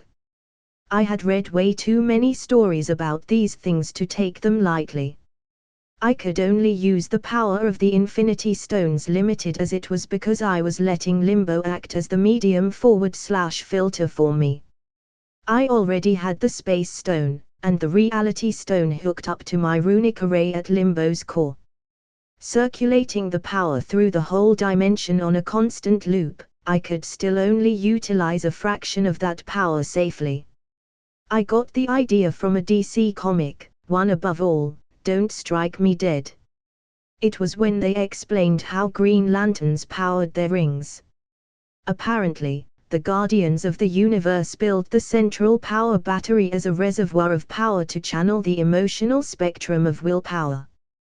The central power battery then sent small amounts of that power to the Lantern's own power batteries, which functioned as a conduit/filter to charge their rings.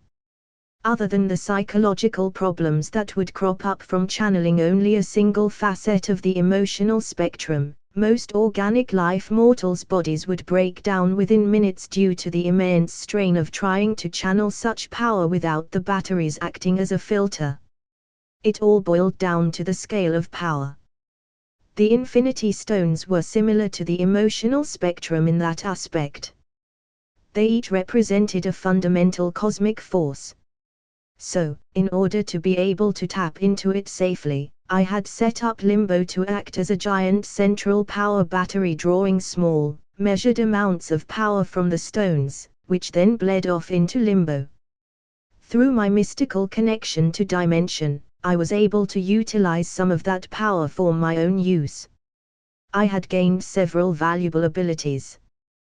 The Space Stone had given me the ability to teleport, create portals even without my sling ring, as well as phasing, which was more challenging than it looked since I had to rely on manually matching my body's density and frequency to whatever material I wanted to phase through. Most materials were made of composites, so it was a lot harder than it looked. I could still do it, but it was hardly useful during combat. The Reality Stone's energy gave me the ability to temporarily transmute matter, which wasn't what I hoped for, but I couldn't exactly bitch about it. Still, matter transmutation was a useful ability, though it came with a few drawbacks. I'd found it was easier to turn lead into gold than it was to turn water into silver. The closer the original material was to the intended product, the less energy and effort required to make the change. Plus, once I stopped supplying energy to the transformation, the material would revert back to its original form. That's why I had to buy a minute to analyze the Sentinels. Fortunately, I was familiar enough with adamantium to change it without too much of a problem, allowing me to turn them into glass and shatter them before they could adapt to my powers. The transmuted glass turned back to its original state once I stopped supplying energy to it. The Time Stone, which was placed on the last pedestal in the core chamber, gave me a couple of abilities. The ability to rewind time up to 30 seconds, no more. It worked on anything I touched, be it myself, an object, or even another person. I also used it to create a spell to give me a degree of control over the flow of time within Limbo itself, so no more being gone for years while everyone else only lost a day if I didn't want to. I had to carve another runic array surrounding the core to get that to work, but I was eventually successful. I would have loved to keep the stone, but I had to give it back since Doctor Strange would need it when he battles Dormammu. I asked if I could keep it if I fought Dormammu instead, but all that got me was the Ancient One's disappointed glare, and a 3-hour lecture on messing with absolute points in time, and the fact that I already had too much power, and could potentially break time. Getting too greedy was a path to ruin. In the end, I surmised it wasn't worth it. My head snapped to attention as I felt an enormous amount of schnick energy wash over me. "Jean," I whispered. I turned to Kurt. "I'm going after Jean and the rest of the team. I think something gone wrong." "Then I'll come with you," he argued. "You still aren't 100%, I got here just in time to save you, but I didn't reverse all of the damage." "Yeah." I wasn't going to tell him if I was even 1 second later. He'd still have a hole in his chest. I personally find it impressive I managed to defeat the Sentinels and heal him all in time to save his skinny blue ass. He looked he was about to argue, so I simply teleported away before he could say anything else. Kurt grunted in frustration as Cypher disappeared. Looking again at the bodies laid out. Deciding to have a final look around to see if they missed anyone. After a few minutes of searching, he managed to find a young girl who couldn't be more than 10 years old.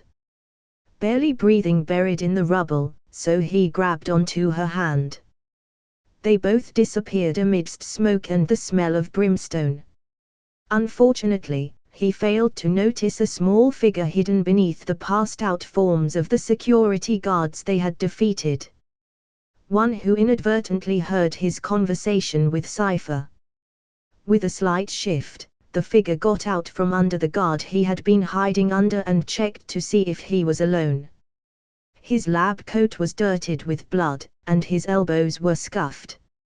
He slowly stood up, dusting his lab coat, all whilst scanning the room. His glasses were slightly dirty, so he took them off and started to clean them. The figure was Dr. Bolivar Trask. After the mutant who called himself Cypher had managed to destroy his sentinels in less than 30 seconds, he didn't wait around to be finished off. If it were him, he wouldn't let him go. Lamenting his beautiful creations that he had designed to exterminate those abominations, turned into scrap metal. He was upset, of course, all that hard work wasted, but it wasn't all for naught. After all, failure was just part of the scientific process. So, he would just have to go back to the drawing board. So, magic. He said with a thoughtful look on his face, as he quickly made his way to a secure exit. Chapter end. Big shout out to my friend Photostorm Photography. He helped immensely with this chapter. Smiling face, smiling face. 411 plus advanced chapters of Ultimate Cypher. And 3 plus advanced chapters of Altered Mind. Check out my Patreon /Anubis Creations. Comment. 20 comments.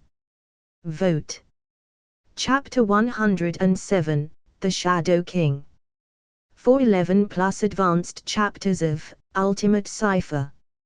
And 3 plus advanced chapters of Altered Mind. Check out my Patreon /Anubis Creations.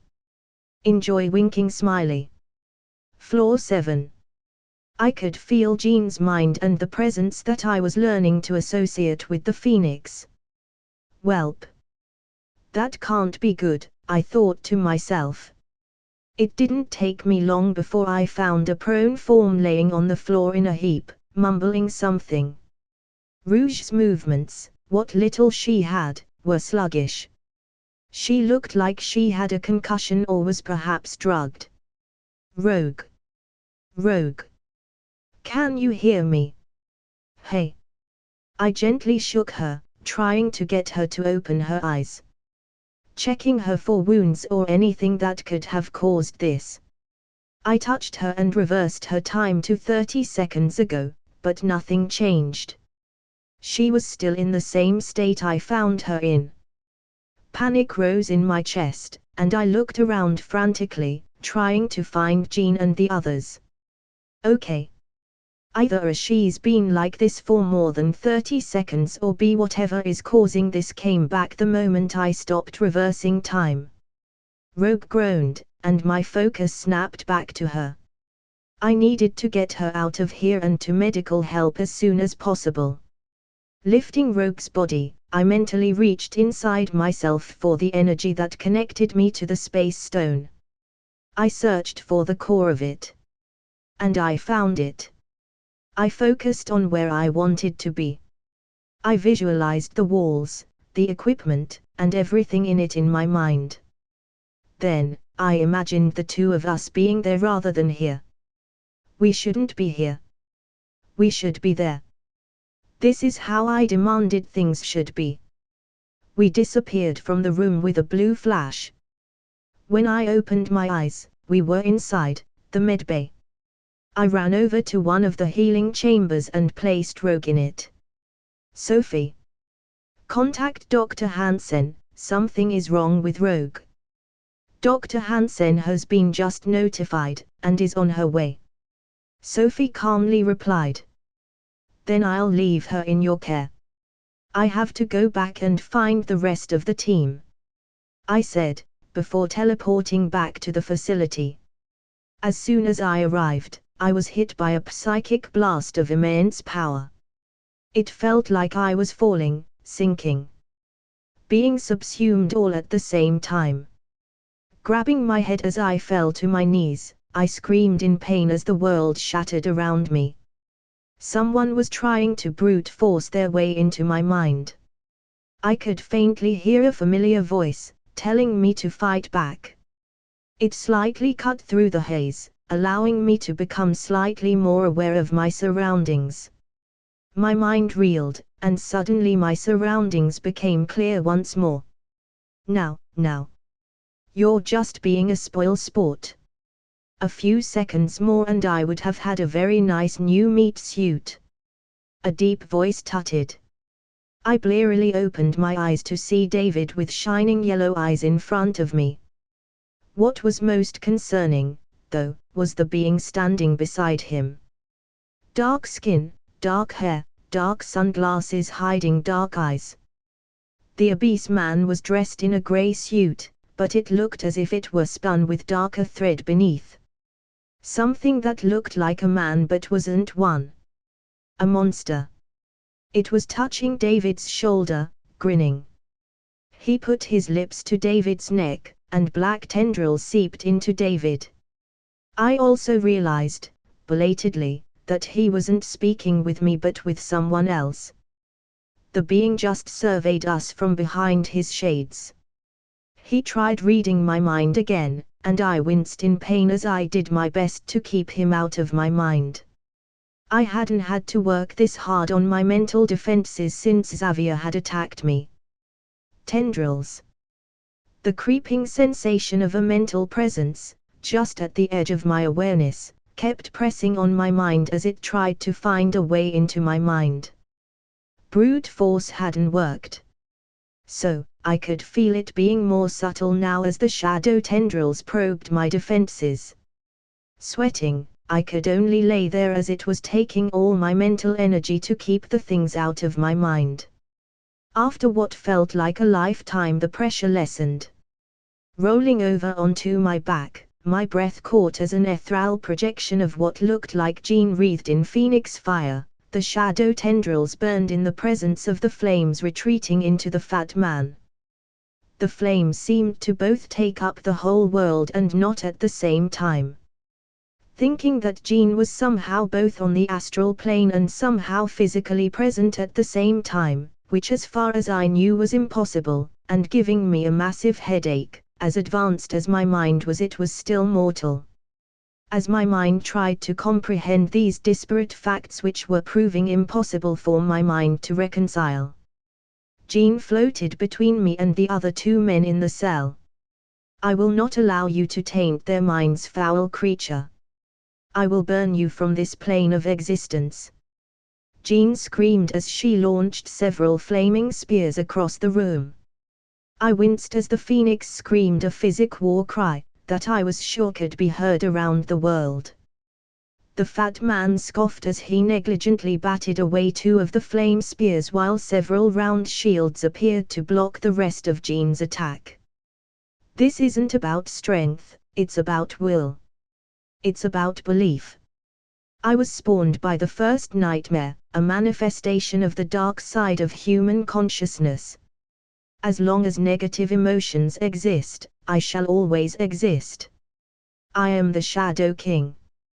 While they were having their chat, I was trying to call upon the power of the Space Stone, which was proving a lot harder than it usually was. My thoughts were all over the place. I felt like I was at the bottom of the ocean, with the amount of power the two of them were throwing about. But I wasn't keen on leaving my fate to chance, especially when I had the power to fight back. Matter transmutation wouldn't be of much use right now, neither would a reset to my physical state. So, my only option was phasing. Kitty had discovered this little trick to counter Jean's telepathy when they were sparring. Her thoughts became highly erratic when phased, as if there was no mind to telepathically affect. Concentrating on my task, I tuned out the rest of their conversation, and with a mental nudge I was phased. I let out an involuntary gasp of relief as the crushing weight on my mind disappeared.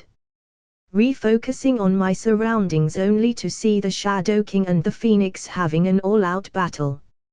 An average person wouldn't be able to tell anything was really going on because as far as the eye could see, David was standing stock still in the middle of the room, while Jean was slumped on the ground passed out near the door. To anyone with magical or psychic senses, it was a whole other story. I gulped as I watched them fight, both constantly changing their shapes and size while they seemed to be throwing Feskic planet-sized attacks at each other faster than I could follow. Watching them open-mouthed for a minute, I could see that Phoenix seemed to be winning, judging by the Shadow King's agonized screams. I watched Jean use a particularly large blade of flame to slice off several chunks of the Shadow King's form. She then used her cosmic fire to burn the sliced off portions before the Shadow King could pull himself back together. The Shadow King screamed in rage while he whipped around and used his mastery over the astral plane and shadows to try and launch a counterattack at her. Jean matched him blow for blow. It was awe-inspiring to watch, and made me feel something I hadn't felt in a long time. Small. My thoughts were interrupted by a voice. NGHHH. Jean grunted. Chapter end. Big shout out to my friend Photostorm Photography. He helped immensely with this chapter. Smiling face, smiling face. 411 plus advanced chapters of Ultimate Cypher. And 3 plus advanced chapters of Altered Mind. Check out my Patreon /Anubis Creations. Comment. 23 comments. Vote. Chapter 108, Parasite. A /N. Hello everyone. It's been a while. I hope you are doing well. Obviously, some of you may be wondering why I haven't been posting for the past few weeks. And the reason is simple. Unfortunately, I caught COVID-19 and have been really sick for the past few weeks. Thankfully, after a long and arduous recovery, I'm just starting to feel up to writing again. Still feel like shit though. Not to delay, here's today's chapter. Enjoy. The mansion. Any sign of David? Logan asked through his communicator. Sorry Logan, but there's no sign of David. At the moment we don't have any way to track him, nothing's showing up on Cerebro. The professor thinks he's able to cloak himself somehow. I've got Nightcrawler out scouting the area, but I don't have much hope of him finding anything. Ororo responded, with a sigh of frustration. After everyone had got out with the prisoners, a series of explosions destroyed most of the facility. They suspected it was part of a self-destruct sequence designed to wipe out any evidence, so they hadn't been able to find out any details of what had been going on. Fortunately, they'd managed to rescue over 60 prisoners. Kitty was busy helping the professor get the younger mutants back to their families, while those who were runaways or simply didn't have a place to go were being transported to either the mansion or to Cypher's facility in New York. The Blackbird wasn't big enough to accommodate everybody, so they were mainly using the Quinjet along with Kitty's portals to move everyone. Keep looking. Logan, Hank's waking up. Maybe he'll be able to tell us something. Scott suggested, cutting into their conversation. Instantly Logan was on his way to the med lab. 5 minutes later he was pacing around the room as Hank groaned as he slowly got his bearings. In spite of his impatience, Logan reminded himself to wait for him to become lucid enough to answer. Not 5 seconds later, though. What do you remember? Not much. Hank groaned, cradling his head in pain. There was an explosion which knocked me out, but I do remember waking up when Ileana was confronting some guards. I think I heard her saying something about going back to help Jean after she teleported me out. Is she okay? We found her knocked out on floor 7. She's on the jet headed back to New York along with some of the older kids and Gambit. Now, are you sure? There has to be something, anything. A strange smell, weird lights, come on Doc.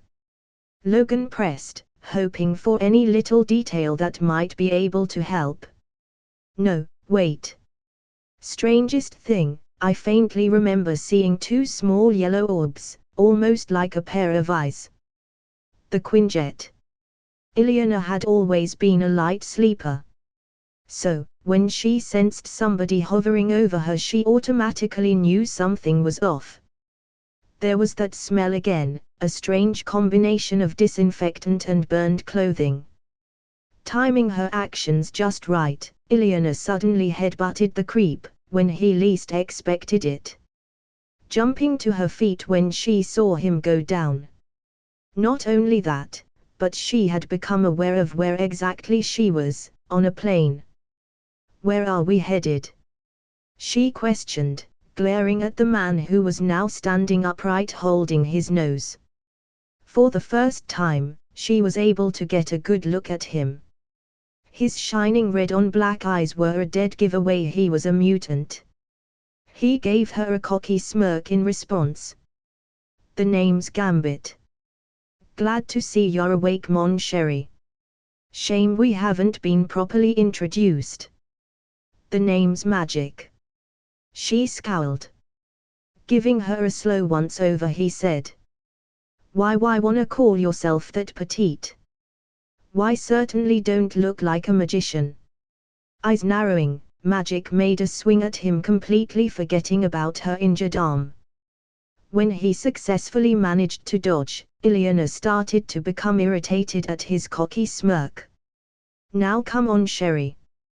Gambit said, ducking a kick aimed at his head. He couldn't help but start noticing how easy it was to get a rise out of her, and he liked that. The angrier she was getting, the wilder her swings became. She was definitely unlike any girl he had ever met before. It was a true shame she was a bit young for him. That ain't too nice of ya.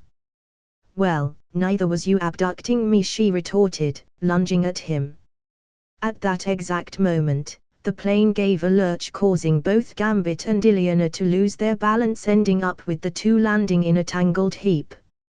If it weren't for her anger, she probably would have been deeply embarrassed at the whole situation.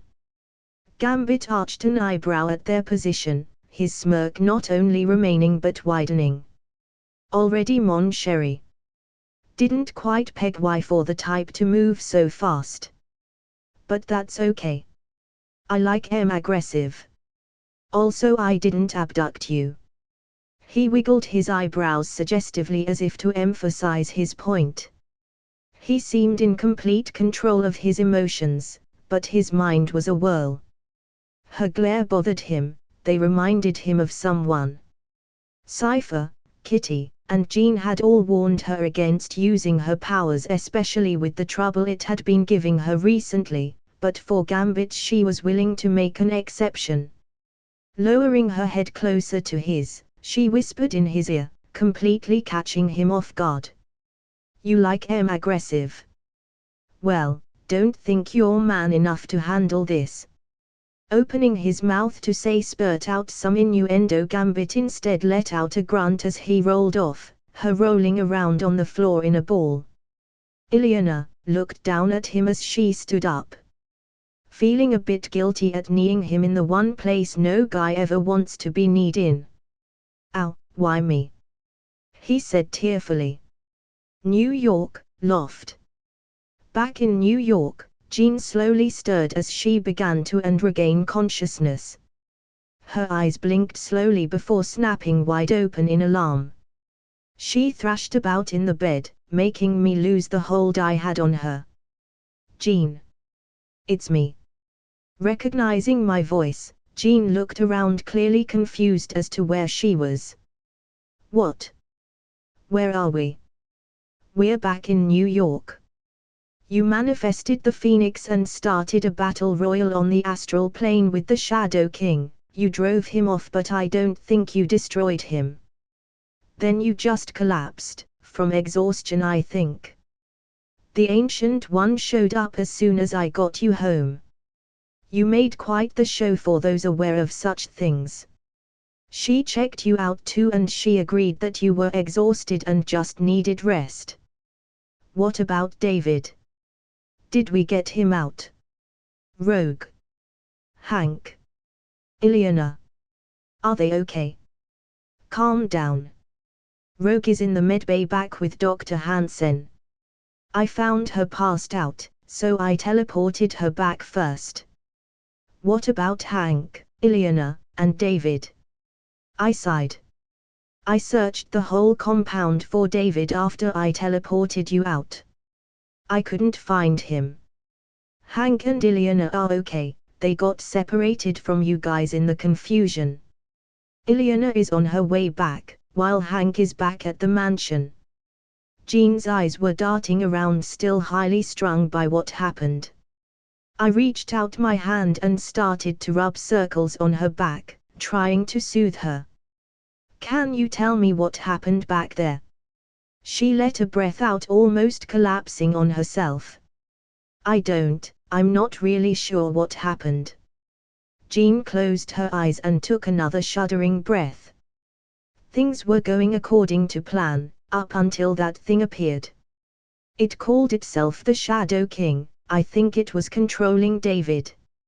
Some sort of psychic parasite. I was holding it off. Rogue grabbed David's arm and then she suddenly grabbed her head in pain and grimaced. It took her a few seconds before she could talk again. I was heavily frowning, trying to remember something. It was faint, but I think I'd read about the Shadow King in my other life. There were so many continuities and reboots over the years, that I picked up a bunch of stuff through osmosis or simply by looking them up, once in a while. I remembered something about Gina Shah Island, but that didn't exist here, and something about possession. Suddenly a feeling of dread crept up on me, and a shiver ran through my spine. As I started to connect things together. Wait, Rogue touched David. I said in alarm. Medlab 3. Doctor's notes, Maya Hansen. I've just finished going over the scans from the young woman Ramsey brought in. Physically there doesn't seem to be anything wrong with her, and even after I administered the healing serum, there was still no response. Her vitals were stable, but her brain activity is strange. Normally a brain constantly produces bursts of electrical activity. That's how groups of neurons in a brain communicate with each other. She seems to be in deep REM sleep. If didn't know better, I would think she was in a medically induced coma. It was mentioned in her file that she was a mutant or a metahuman, as Ramsey liked to call them. Her absorption power was classified as alpha level with a potential to be omega level depending on the type of power she absorbed. Could it have been something she absorbed while on the field? Her theta brain wave pattern was all over the place, oscillating between normal parameters of someone who is in a deep dream state and someone's mind who is trying to wake up. A full physical was performed and nothing else was found. Her power dampening bracelet was checked too and is working properly. End log. I should probably get in contact with Dr. Parker, maybe he could find something. She muttered to herself. Turning from her log, Maya updated her datapad. What she didn't notice though, was the sudden spike in brain activity and Rogue's eyes suddenly opening. Chapter end. Big shout out to my friend Photostorm Photography. He helped immensely with this chapter. Smiling face, smiling face. 411 plus advanced chapters of Ultimate Cypher. And 3 plus advanced chapters of Altered Mind. Comment. 13 comments. Vote. Chapter 109, The Maximoffs. 410+ advanced chapters of Ultimate Cypher. And 3+ advanced chapters of Altered Mind. Check out my Patreon /Anubis Creations. Enjoy winking smiley. Wanda Maximoff put the rental car into park, then took a minute to stare up at the seemingly decrepit mansion. Taking a deep breath, she stepped from the vehicle, heading up towards the front door, trying to figure out how mad she needed to be at her reckless twin brother when she finally saw him. She'd yelled at Pietro for 3 hours straight when she found out he'd been the reason that Magneto escaped the Pentagon. Apparently, one of her father's followers who went by the name of Mystique got in contact with her brother and revealed to him that they were actually adopted, and Magneto, or Eric Lenchner, was their biological father. But, for some odd reason, Pietro seemed to think it was a good idea to seek him out. A terrorist who was wanted by most of the governments around the world, a stranger to them, someone who had done terrible things. She sometimes wondered what went on in her brother's head. As if a man like that would change, just because he'd fathered children he never knew about, decades ago. Wanda shook her head, pushing her unruly dark curly hair out of her face as she banished that train of thought, refocusing on the present as she walked up the garden path to the front door, and knocked some sense into her brother like she had been doing most of her life. After weeks of trying to track him down, she'd gotten a call from Mystique, telling her where she could find her brother. Egypt of all places. Wanda couldn't understand why he felt the need to put himself in such a situation. Magneto was a stranger to them, knew nothing about them. He definitely wasn't their father like the man who had raised them. But for some reason, Pietro felt that he had to track him down and help break him out. As she'd made her way to the airport, she'd had felt a burst of fear through the bond she shared with her brother. That feeling had only grown worse as she had made her way towards Egypt. She'd felt enough of her twin's emotions before to understand that it was Pietro who was scared, but she couldn't sense why. She'd tried her hardest to not panic. Keeping the mantra Pietro is alive, Pietro is alive, Pietro is alive, running around in her head. She cursed the hours it took to book the flights. As she waited on the tarmac for the plane to finally take off. 2 days of travel, which had led her to where she was now, standing at the front door of this old mansion. A chilling thought struck her. What if Magneto was here too? What if that was why Pietro wanted to stay? One of her father's enemies, the one who managed to take away his powers, was part of the Avengers. Enigma they called him. He was on the same team as Tony Stark, the man who ruined her life and killed her real parents. Last she heard, Magneto was scouring the globe looking for a way to get his powers back and get his revenge. Wanda clenched her fists. Small red sparks danced around her hands. Taking a deep breath, she forced her emotions under control. The sparks of red energy slowly faded away, as she got her emotions under control. Pietro acted as if Magneto was merely misunderstood, as he himself was, and seemed to think that if they could just bond, all would be well. If that was the case, she'd break his legs and drag him home kicking and screaming if she had to. She knew enough of Magneto's past, from the news, to know that he was bad news, and not someone she and Pietro needed in their lives.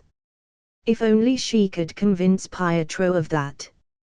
Her brother's mischief and petty theft was nothing like the atrocities Magneto had committed, and if he was here, Pietro was coming home. They had already gone through so much, she mused to herself, discovering they had abilities. Being hunted and chased out of their home in Sokovia. Labeled as freaks, and abominations of nature. Their powers randomly activated after that day in New York, as if the revelation of the existence of mutants spurred their powers to awaken.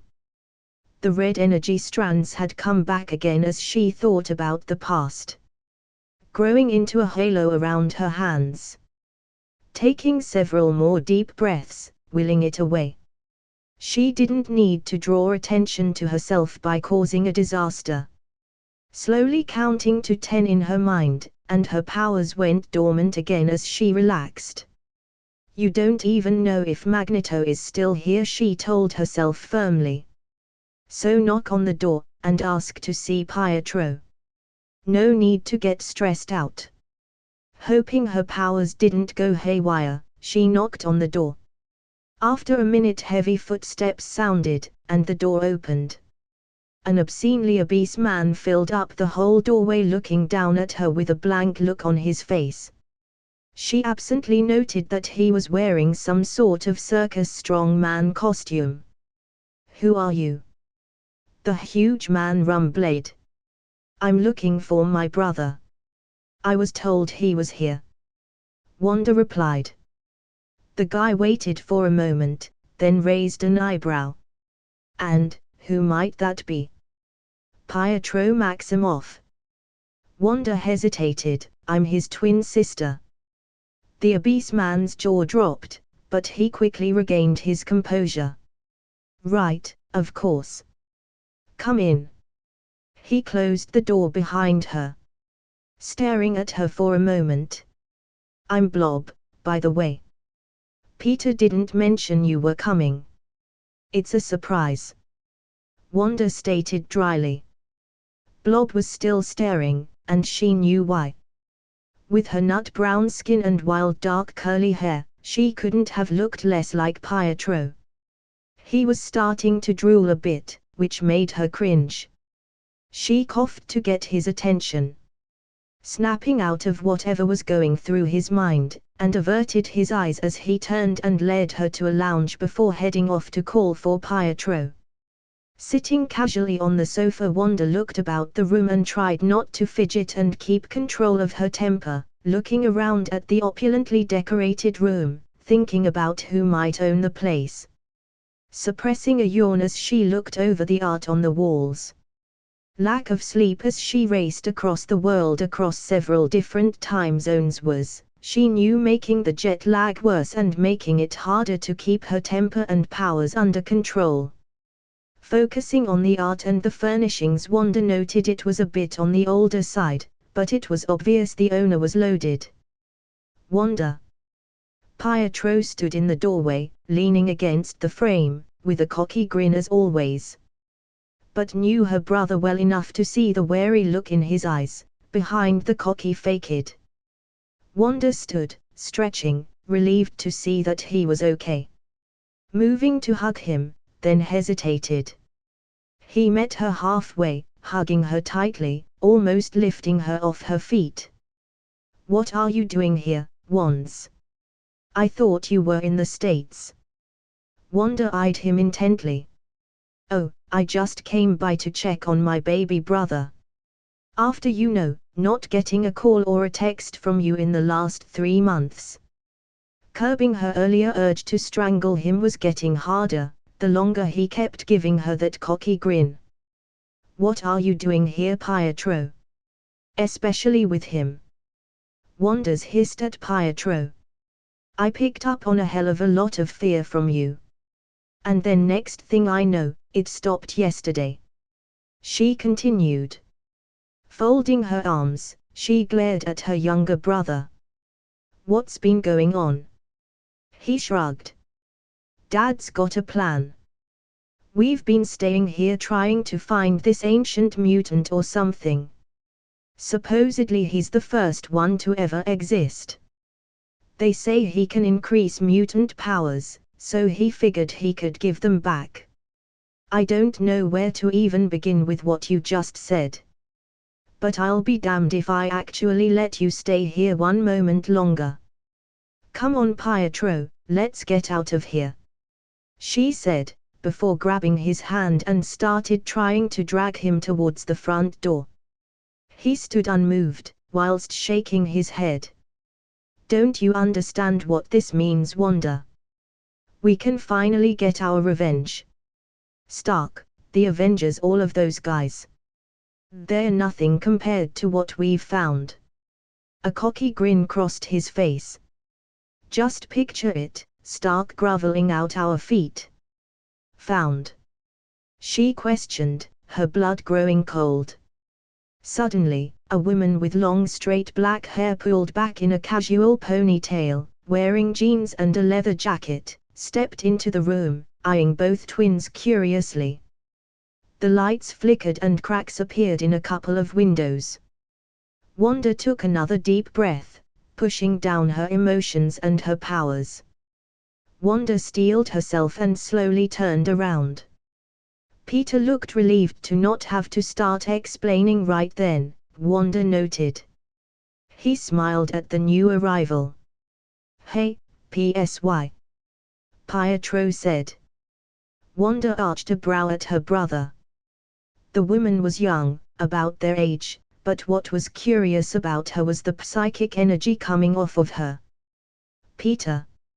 Silac sounded almost amused. Blob said you'd had a visitor. I thought I'd come to meet your twin myself since you mentioned her so often. Wanda could feel the sarcasm dripping off that statement. Turning to look at her brother, with a hurt look on her face. You haven't told anyone about me. She couldn't deny she was a little hurt. It's complicated, sis. He cleared his throat. Wanda, this is PSY, or Silac, whatever you want to call her. PSY, this is Wanda, my sister. He rubbed the back of his neck, looking at Silac almost apologetically. Silac's next words were a bit sharper. You never thought to mention that you're a twin. Wanda watched this exchange like a tennis match. Peter clenched his fists. It's complicated. Just like we all are. So, are you two like a thing? Or, something? Wanda spoke up. Silac smirked and walked towards Wanda. You can say that. My name is Elizabeth, but my friends call me Liz. Silac is more of a code name. She said, reaching out for a handshake. As a telepath, Silac could find specific minds if she had previously made contact with it, or had a well-known understanding of her subject. But she needed to be at least within a 10-mile radius to do such a psychic search. The thing is, she couldn't sense the mind in front of her. Even though she was looking right at her. Her powers were even more effective upon skin contact, and having it blocked like that, freaked her out, more than she liked to admit. So, upon touching Wanda's hand, Silac sent a psychic pulse to probe Wanda's mind. Liz, don't!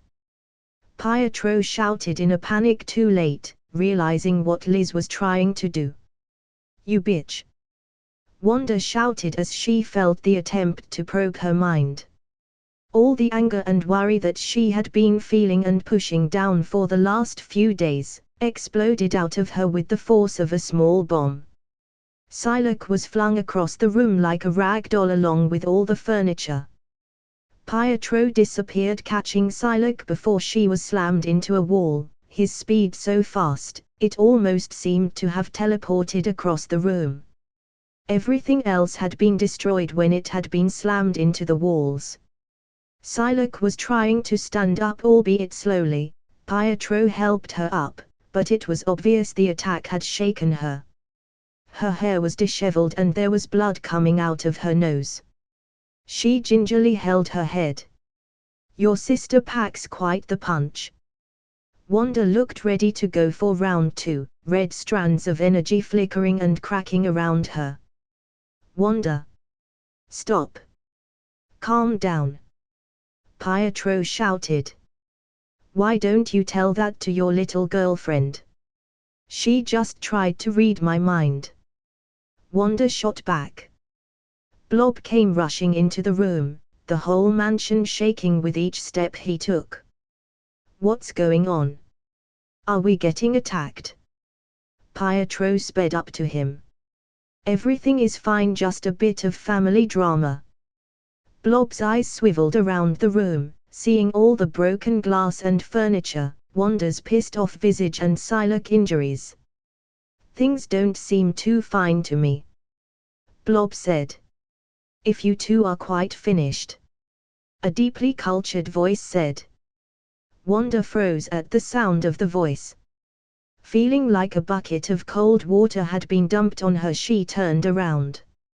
An older man wearing a well-made suit walked into the room, surveying the damage with a raised eyebrow. Magneto, she said with venom. Now, daughter, that's no way to greet your father. You're no father of mine. Tell me, what the hell are you up to? She snarled. He let out a smirk. Well, unknown location, 2 days ago. Magneto stood in the center of the carefully prepared chamber, looking around at his preparations. It had taken months of work to get here. But the preparations were almost complete. All of the work to get his powers back would be worth it in the end, he was sure. The old woman on the far side of the chamber stood up, with her bowl of blood and brush, nodding silently at him that she was finished. Excellent, Eric said to the sorceress. Magneto approached an ancient sarcophagus that had been placed in the center of the room, careful not to touch it or the runes carved into the floor, looking at his last hope. Nodding to himself, he moved back outside of the circle and tried not to think about the blood that had been used to fill the runes all over the room. Looking over to the old woman. On the opposite end of the tomb, a bound and gagged figure was situated in another large circle with a large black rune burned into his forehead. The figure struggled against his restraints, eyes wide with fear. His red skin was pale and covered in sweat, as he struggled to escape. I know you are. Pity you won't be around to see it, Magneto said, in response to the figure's silent pleas. Start the ritual, he told the dark sorceress. Azazel had only a moment to process this before the sorceress held out her hand and cut her palm with an obsidian dagger, letting blood fall onto the circle. Azazel screamed as the symbol burned into his forehead started to glow bright red. Did you honestly think I would allow someone like you to remain at my side? You helped Shaw for years, you were his right-hand man, Magneto said with cold fury. No. Your purpose here was only ever to serve as a vessel. Rejoice, even in death. You remain useful. Thank you for your sacrifice. The sarcophagus lid moved slightly and a black mist poured out, which quickly took on the shape of a large featureless man. Magneto couldn't help but feel a chill as he looked upon the being in front of him. Azazel screamed in pain as the shadowy wraith rose and took form in front of him. Looking around the room for a moment before the wraith's eyes locked on the screaming Azazel. As soon as their eyes locked, Azazel stopped struggling and stared blankly as the shadow drifted towards him. The sorceress's voice rose as her chant took on a darker tone, the circles taking a much deep red hue. Magneto watched the shadow closely as it glided across the room, till it was in front of Azazel. Eric could see that Azazel was still fighting what was about to happen to him, he could see it in his eyes. Even if looked like his body was locked in position. The shadow grabbed him by the throat and forcibly pulled him to his feet. The sorceress chant rose even higher and the red-hued runes turned pitch black, igniting into fire. Magneto involuntarily took a step back from the cold flames as a deep part of himself recognized not to let those flames touch him. The wraith then started to force its way into Azazel's body through his mouth, choking, and whole body going into convulsions as the shadow forced its way into his body. Within a minute the shadow had disappeared completely. The flames died out with the ritual complete. leaving the room still, as Azazel stood there breathing deeply with his eyes closed. Eric absently noted that the sorceress had disappeared somehow while he was watching the ritual, dismissing it as unimportant. Walking across the room, he stopped just outside the ritual circle. "How do you feel?" Magneto asked. Azazel was silent for a moment before he raised his head, looking about the room for a minute. Of course, it was no longer Azazel. He looked down at one of his hands, which were producing red brimstone-like smoke. "This vessel is adequate." Sabina took a step out of the circle, and the world trembled. Apocalypse walked the earth once more. Chapter end. Big shout out to my friend Photostorm Photography. He helped immensely with this chapter. Smiling face, smiling face. For 10 plus advanced chapters of Ultimate Cypher. And 3 plus advanced chapters of Altered Mind. Check out my Patreon /Anubis Creations. Comment. 19 comments. Vote. Chapter 110, Apocalypse. For 10 plus advanced chapters of Ultimate Cypher. And 3 plus advanced chapters of Altered Mind. Check out my Patreon /Anubis Creations. Enjoy winking smiley. Mutants. Born with extraordinary abilities, and yet, still, they are children stumbling in the dark, searching for guidance. A gift can often be a curse. Give someone wings, and they may buy too close to the sun. Give them the power of prophecy, and they may live in fear of the future. Give them the greatest gifts of all, powers beyond imagination, and they may think they are meant to rule the world. Egypt, Giza. Pietro looked at her smiling slightly, and it was meant to be reassuring, but Wanda didn't feel relieved in the slightest. While she was arguing with Magneto, a broad-hooded figure had suddenly appeared. His skin was leathery, a shade of grey-blue that is in no way human. He stood at the entrance, utterly out of place. With ornate designs etched on his armor. She instinctively tried reaching his mind, but all she felt was silence, both psychic and actual. It was odd and quite intimidating. "I don't think I've seen you around here before," the figure said, "and believe me, I'm sure I would have noticed someone as special as you." There was an odd cadence to his voice that emanated from underneath the shadow of the hood, a sense of purpose coupled with a strange, vibrating timbre. "Do not worry, my child. He won't hurt you," Magneto assured from the side. What is he?" Wanda couldn't help the shake in her voice. "Mankind has called me by many names." With the concealing robe discarded, the mutant makes for an incongruous sight, his powerful frame and ornate armor a sharp contrast to their surroundings. "Elohim, Shin, Ra, I've been called many names over many lifetimes. I am born of death. I was there to spark and fan the flame of man's awakening, to spin the wheel of civilization. And when the forest would grow rank and needed clearing for new growth, I was there to set it ablaze. I am Sabina. I am Apocalypse." When she saw him, she knew for sure, Sabina was powerful. It started with a shiver down her spine the first time she heard the name. Then the same effect over and over again. The feeling of a puzzle about to be complete. "You sound like you think you're apart from them, apart from mankind," she said. "I have lived for millennia. To me, they are children. We are greater than they are. Stronger. More powerful. Better," he answered. Still, why couldn't she shake the feeling that there's something fundamentally wrong? She remembers the nightmare she had a while ago, the one she couldn't remember once she woke up. Was it him? the one who would end up hurting Pietro. She unconsciously swallowed, forcing her bitterness aside. If it weren't for Mystique's meddling, they wouldn't have found out about Magneto being their father, which led them to this current situation. Pietro, we should leave this place. It isn't safe here.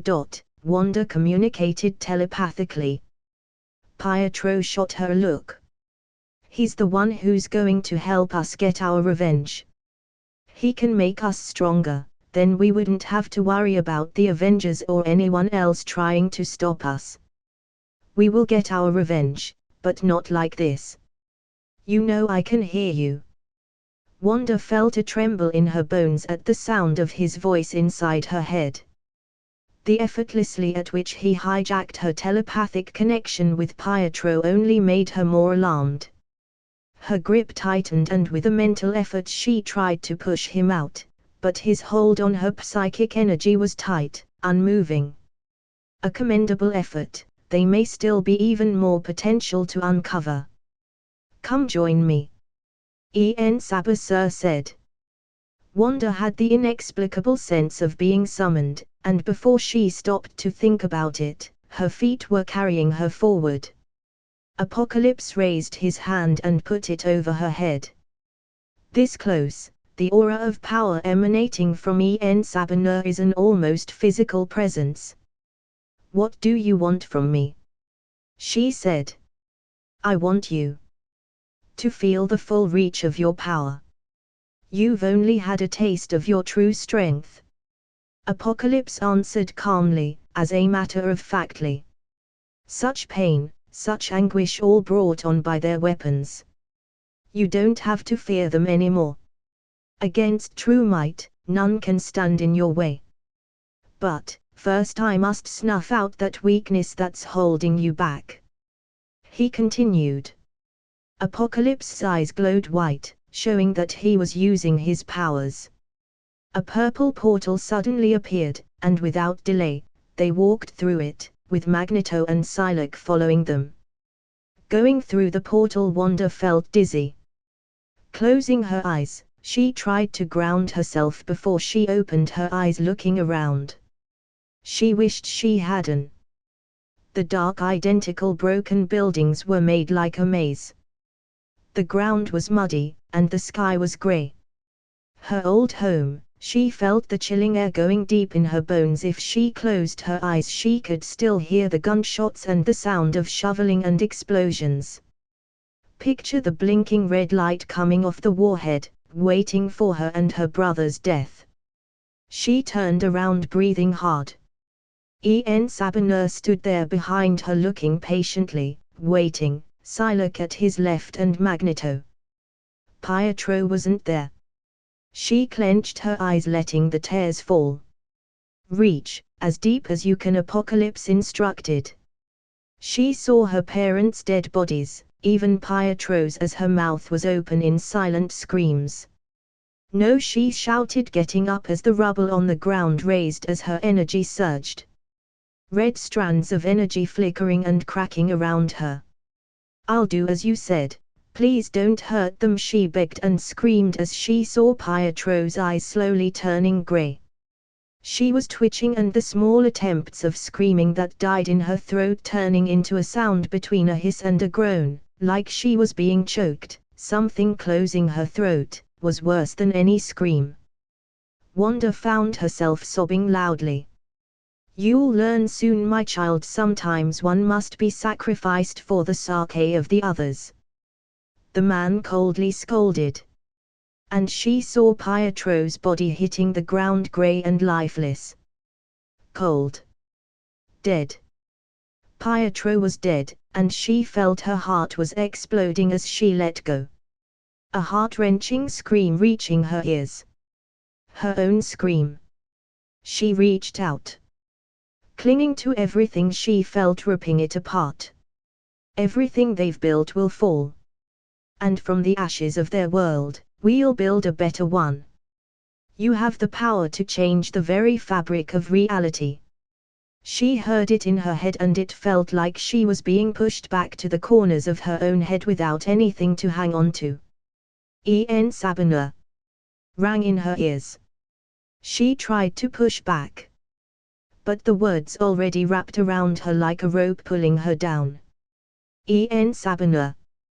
The last thing she saw was Pietro and her parents' bodies turning into a pile of ash on the muddy ground of Sokovia before she felt darkness surrounded her consciousness and everything went blank.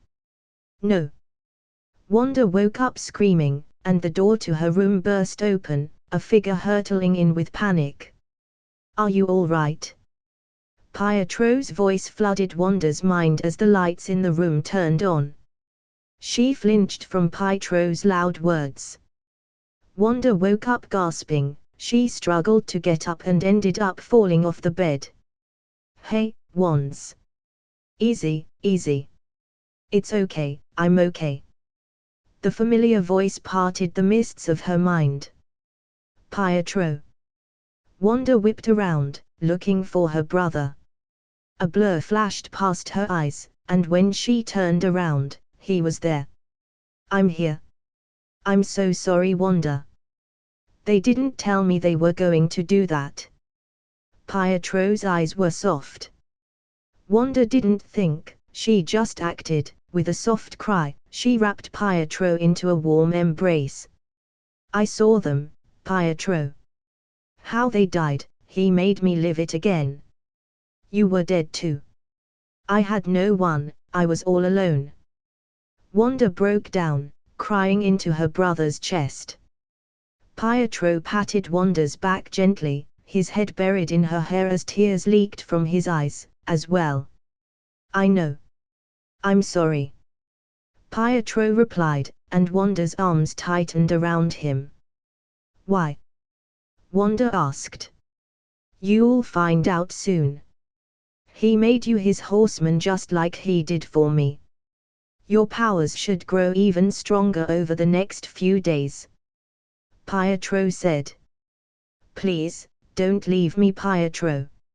I don't want to be alone anymore," she begged him, with tears in her eyes. He kissed the top of her head, and said, "Don't worry, Wanda, nothing is going to keep us away anymore. I won't let them," he said. New York, Cypher Labs. Dr. Hansen looked at Rogue's passed-out form, sighed, checked her datapad once more, and made to leave. It seems that whatever was wrong with Rogue was more serious than she previously thought. It was sad to think that a girl as young as her was left in this condition. She already had half a mind to reprimand Ramsey or whoever was responsible for the girl's current comatose state. Dr. Hansen stopped, her hand resting on the room's door handle when she suddenly heard clothes rustling. And a gasp. "Ha, ha." A weak voice behind her gasped. She turned around slightly startled but felt relieved as soon as her eyes settled on Rogue. Sitting up, Rogue was stock still, eyes wide in shock. She turned her head slightly and looked downwards and across the room at her, with eyes that were glowing yellow from within. "Rogue. Are you okay?" Dr. Hansen said as she came a bit closer, slightly unnerved by her eyes. The girl's jaws worked, lips spasming as she tried to make a noise. Help. Help me. What's wrong? Are you in pain?" Dr. Hansen asked. Dr. Hansen stepped forward towards her but was surprised when Rogue's eyes started glowing even more. Rogue suddenly smiled, but it didn't reach her eyes. Something changed in the air around Rouge. It scared her. "Ah, that's the stuff. It's been a while since I've had to do this, but I guess this isn't so bad. Just my luck to run into that damn physic chicken." A deep and guttural voice escaped Rogue's mouth. Dr. Hansen stepped back in shock, a shiver running down her spine. What are you? What did you do to Rogue?" she asked. Her head snapped towards her. "Oh, hey Doc." Rogue's grin grew even more unsettling, as she moved towards the door blocking it.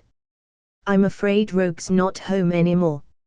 Let's just say she bit off more than she could chew. What Dr. Hansen didn't know was although Rogue's ability was limited to absorbing powers from mutants and a small set of aliens, the result was not always desirable, since Rogue was also known to be able to absorb memories. Of course, an entity as old as the Shadow King would have hundreds if not thousands of years worth of memories at the very least. Meaning best case scenario, Rogue would go into a coma. Worst case she'd end up taken over. Additionally, she may have absorbed some remnant psychic energy, which would have only made her more vulnerable. Dr. Hansen's arm suddenly started glowing, everything around her seemed to simmer though there was no way one could fail to notice the dangerously orange tinge shining through her skin. I can't let you leave. Whatever the hell you are, I'm not letting you use that poor girl's body. I'll stop you by force if I have to, she said defiantly. Well, that's too bad, isn't it? And here I was thinking about letting you live, Rogue said, with what sounded like a sorrowful tone. Without a second's delay, Rogue snapped off her power suppression bracelet and rushed towards the doctor. The Shadow King who had possessed Rogue knew that by speeding up neural signals in a mutant's brain, he could greatly amplify their powers and reaction speed, and after looking into Rogue's memories, he had another trick up his sleeve.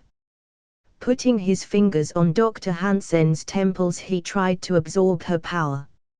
If you're lucky, the regeneration energy will be good for one free life. Let's see how much you've got left, the Shadow King said with sadistic glee, as Dr. Hansen screamed. Chapter end. For 10+ advanced chapters of Ultimate Cypher and 3+ advanced chapters of Altered Mind, check out my Patreon /Anubis Creations. Comment. 25 comments. Vote. Chapter 111, Omega Level. For 10+ advanced chapters of Ultimate Cypher and 3+ advanced chapters of Altered Mind, check out my Patreon /Anubis Creations. Enjoy winking smiley. The fire alarm was blaring and the sprinklers were on, trying to put out the fire. The medlab door had already melted into slag and the lab itself was destroyed, incinerated by enormous amounts of heat. The healing chambers were ruined and most of the samples being kept in the lab were gone. A vial of the abomination's blood which was being tested, and a couple of the perfected extremis virus had disappeared, but that wasn't important right now. What was important was the charred corpse lying in the middle of the lab. Oh my god, no! Jean gasped in horror.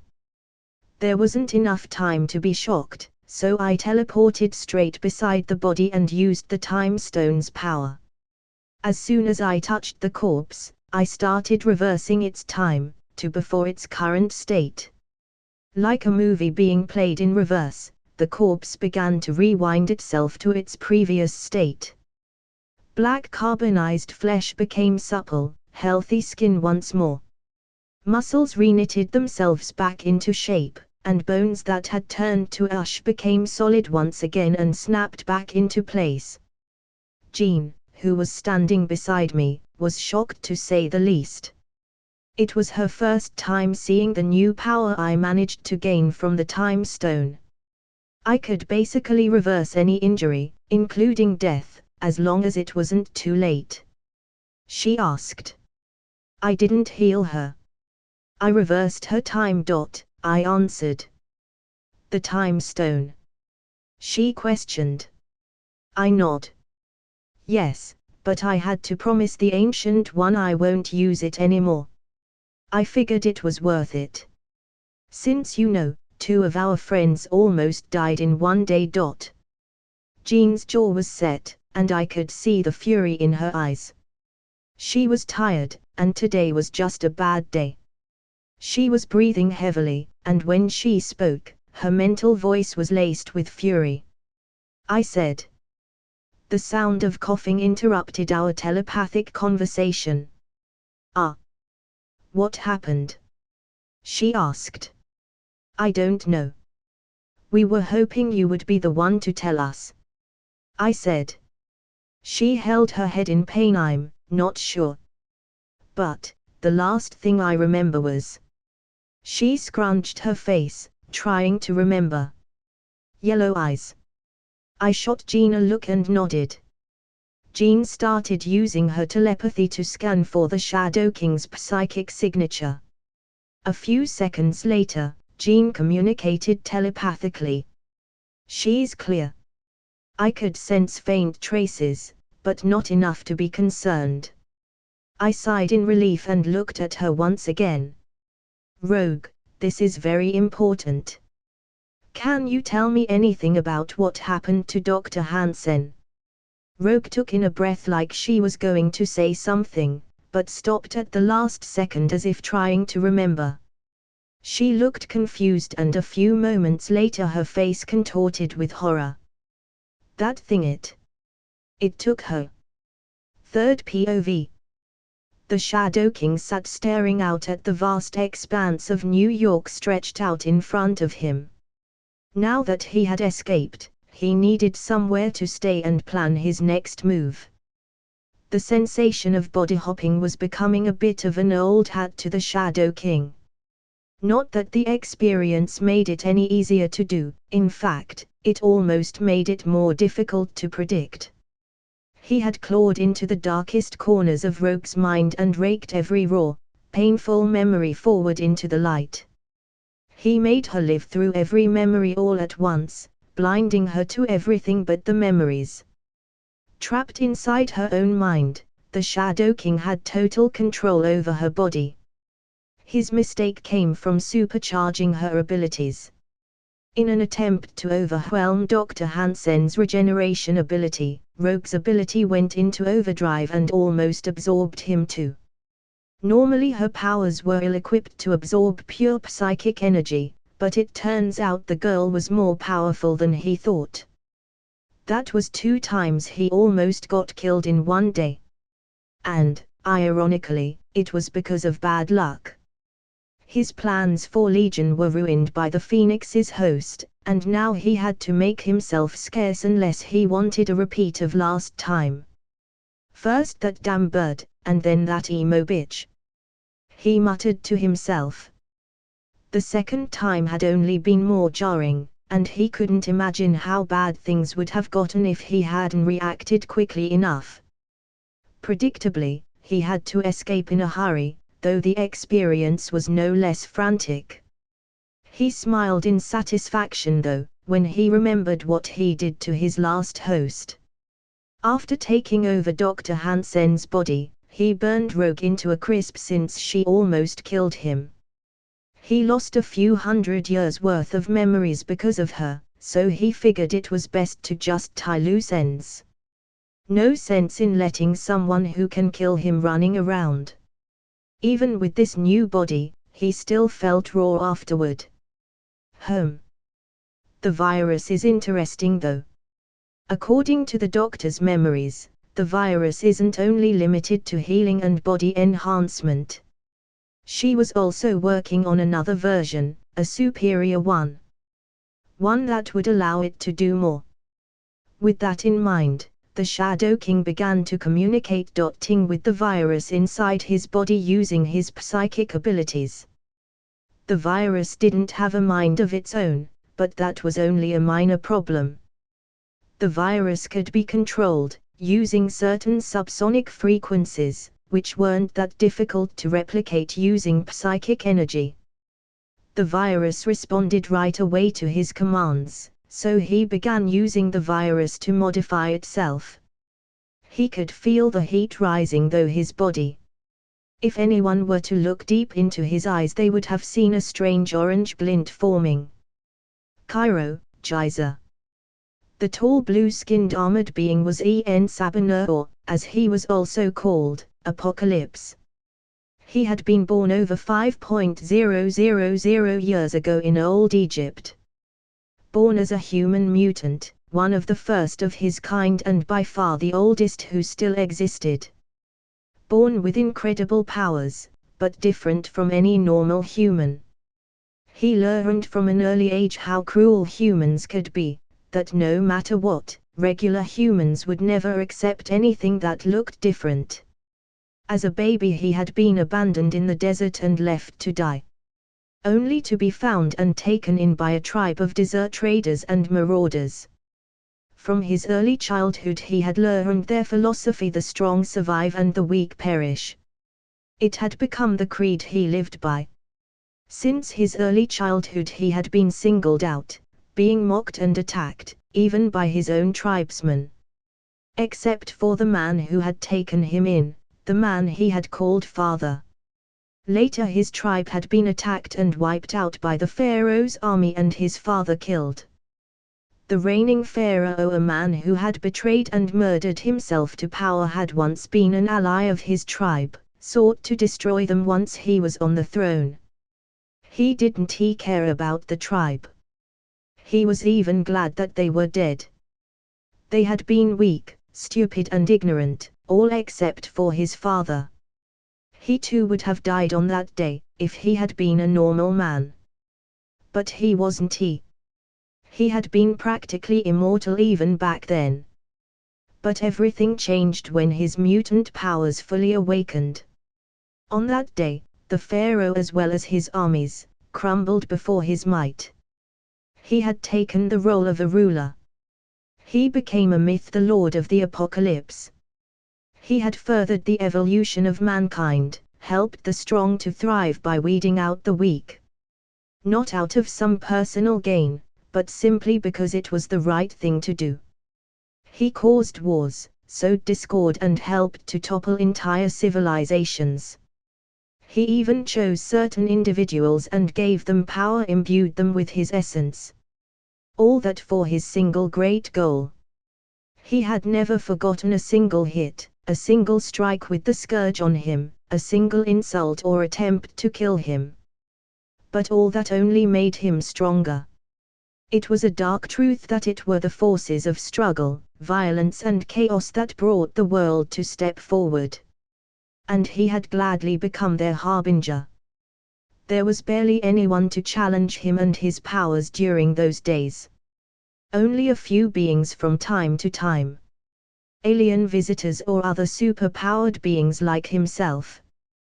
But they were rare. During a few of these confrontations, he also got his hands on modern alien technology originally belonging to the visitors. At first he could not do much with that. It was just too far ahead of his time. But he had centuries to figure it out after all. But, unfortunately he didn't get the chance to do so. Rebels, cowards really. Betrayed him. He was so close to true immortality. He had finally found someone with the ability he needed. A mutant. One he could transfer his own consciousness into, capable of holding all of the energies contained within his body. With this kind of power, he could have brought his rule of the strong, the age of apocalypse as he called it, over the entire galaxy. But it turned out to be a failure, a complete one. They struck him down when he was just a bodiless consciousness, when he was at his most vulnerable. The rebels interrupted the transference ritual, and sealed him in a tomb for thousands of years. The great apocalypse would have perished, if it weren't for a few loyal subjects. His own horsemen sacrificed themselves to save him at the last moment, and if it weren't for them, his spirit would have dissolved and perished centuries ago. But, now fate had intervened once more. It had given him another chance. Magneto had brought him back and restored him to life, acquired him a new vessel even. The vessel belonged to a Nephilim. He remembered killing a few of those back in the day, a bothersome race to say the least. It wasn't the best he had inhabited, but he guessed it would have to do, at least for now. As a reward he decided to restore Magneto's power, made him more powerful even. Then he had given him his offer. to become one of his heralds, and he accepted. He became the horseman of famine. Magneto even asked for his children to be given the same gifts, and what marvelous children they were. So full of potential and untapped power. Pietro had the gift of speed, one not to be underestimated. In the right hands a truly deadly ability. One made even more powerful by becoming the horseman of war. Wanda was the most interesting of them all.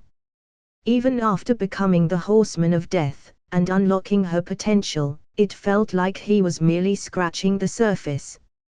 With abilities like probability manipulation in addition to her previously dormant magical abilities. It gave her a wide range of abilities like flight, telepathy, transfiguration, and telekinesis.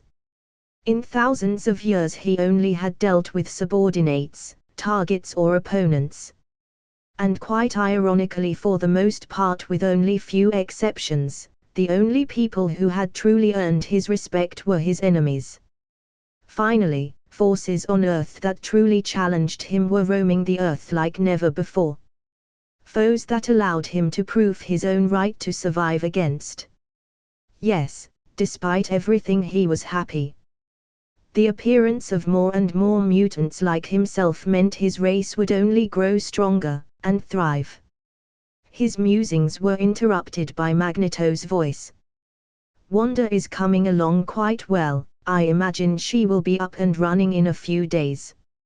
Apocalypse hummed in agreement. That's good to hear. We still have to recruit our fourth horseman. You could always make Psylocke your fourth horseman. She has potential. Magneto suggested. I considered it, but I've been picking up on too much more powerful psychic signatures from the Western Hemisphere. 2 Omega-level telepaths to be exact, and I can already sense 5 other Omega-level beings, and that's not counting you and Wanda. Magneto grunted. I have a few guesses on who they could possibly be. One of them is probably Jean Grey and the other is Charles Xavier. That mutant Cypher could be one too, but I have no idea who the rest of them are. I'm actually quite intrigued by this era, to think it would give birth to so many powerful mutants. It makes one wonder. Apocalypse said. Magneto quirked an eyebrow. Forgive me, but I don't think I follow. All shall soon be revealed. In the meantime, I was thinking of paying a few of our fellow mutants a visit. Apocalypse said. A slight smile broke out on Magneto's face. You know what, that's actually a great idea. I have a few scores to settle, and I know just who to start with. Chapter End. List of current Omega-level mutants. 1 En Sabasa, Apocalypse, Awakened. 2 Jean Grey, Phoenix, Partially Awakened. 3 Ororo Munro, Storm, Unawakened. 4 Bobby Drake, Iceman, Unawakened. 5 David Hall, Legion, Partially Awakened.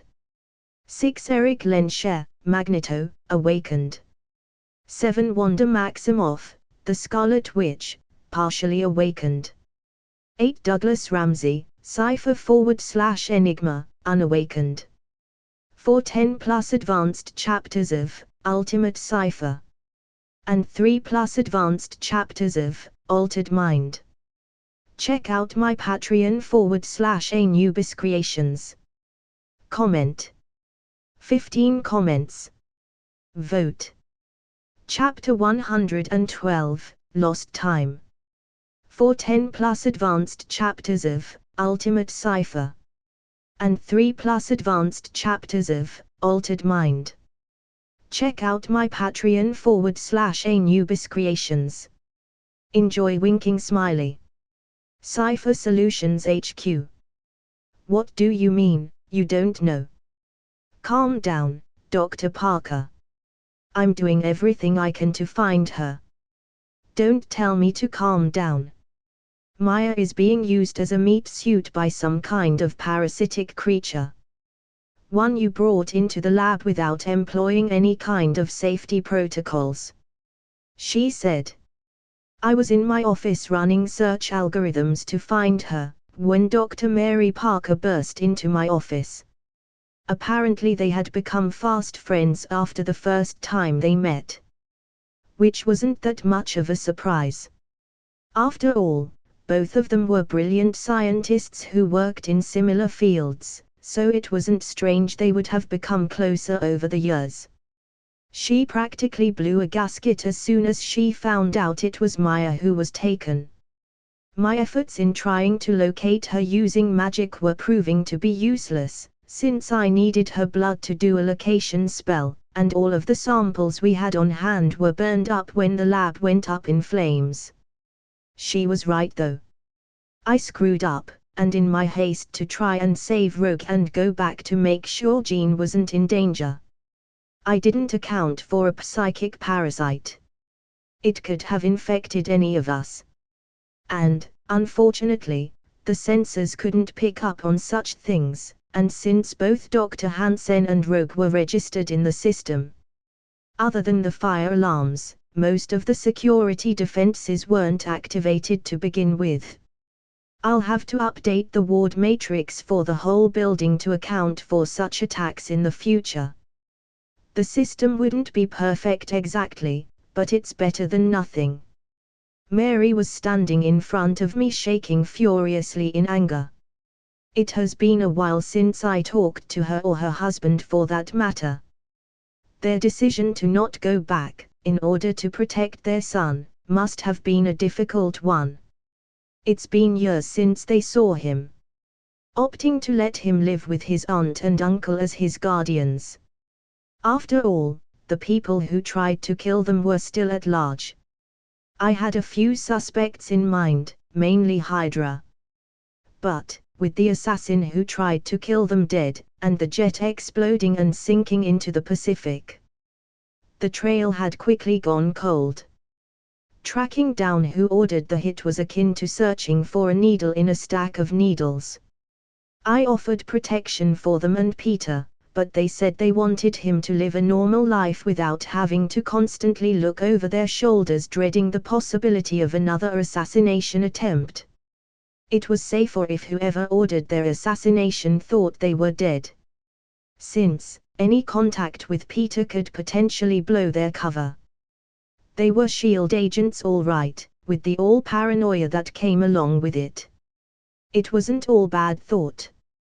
With Sophie's help, we managed to set up a fake trust fund, that was supposedly left to Peter after his parents' death.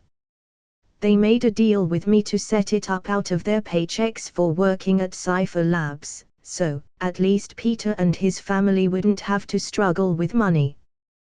They were pretty much financially set. I admit I made a mistake, but I had no way of knowing something like this could happen.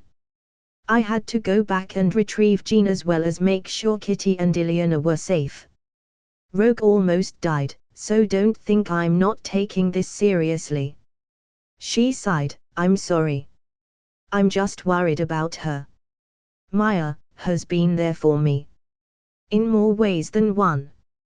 Richard threw himself into his work, after what happened, and there weren't many people who could understand, or I could even tell for that matter. It's been tough, not being able to see Peter, hold him. She started to tear up, and before I knew it she started crying. I'm just... I...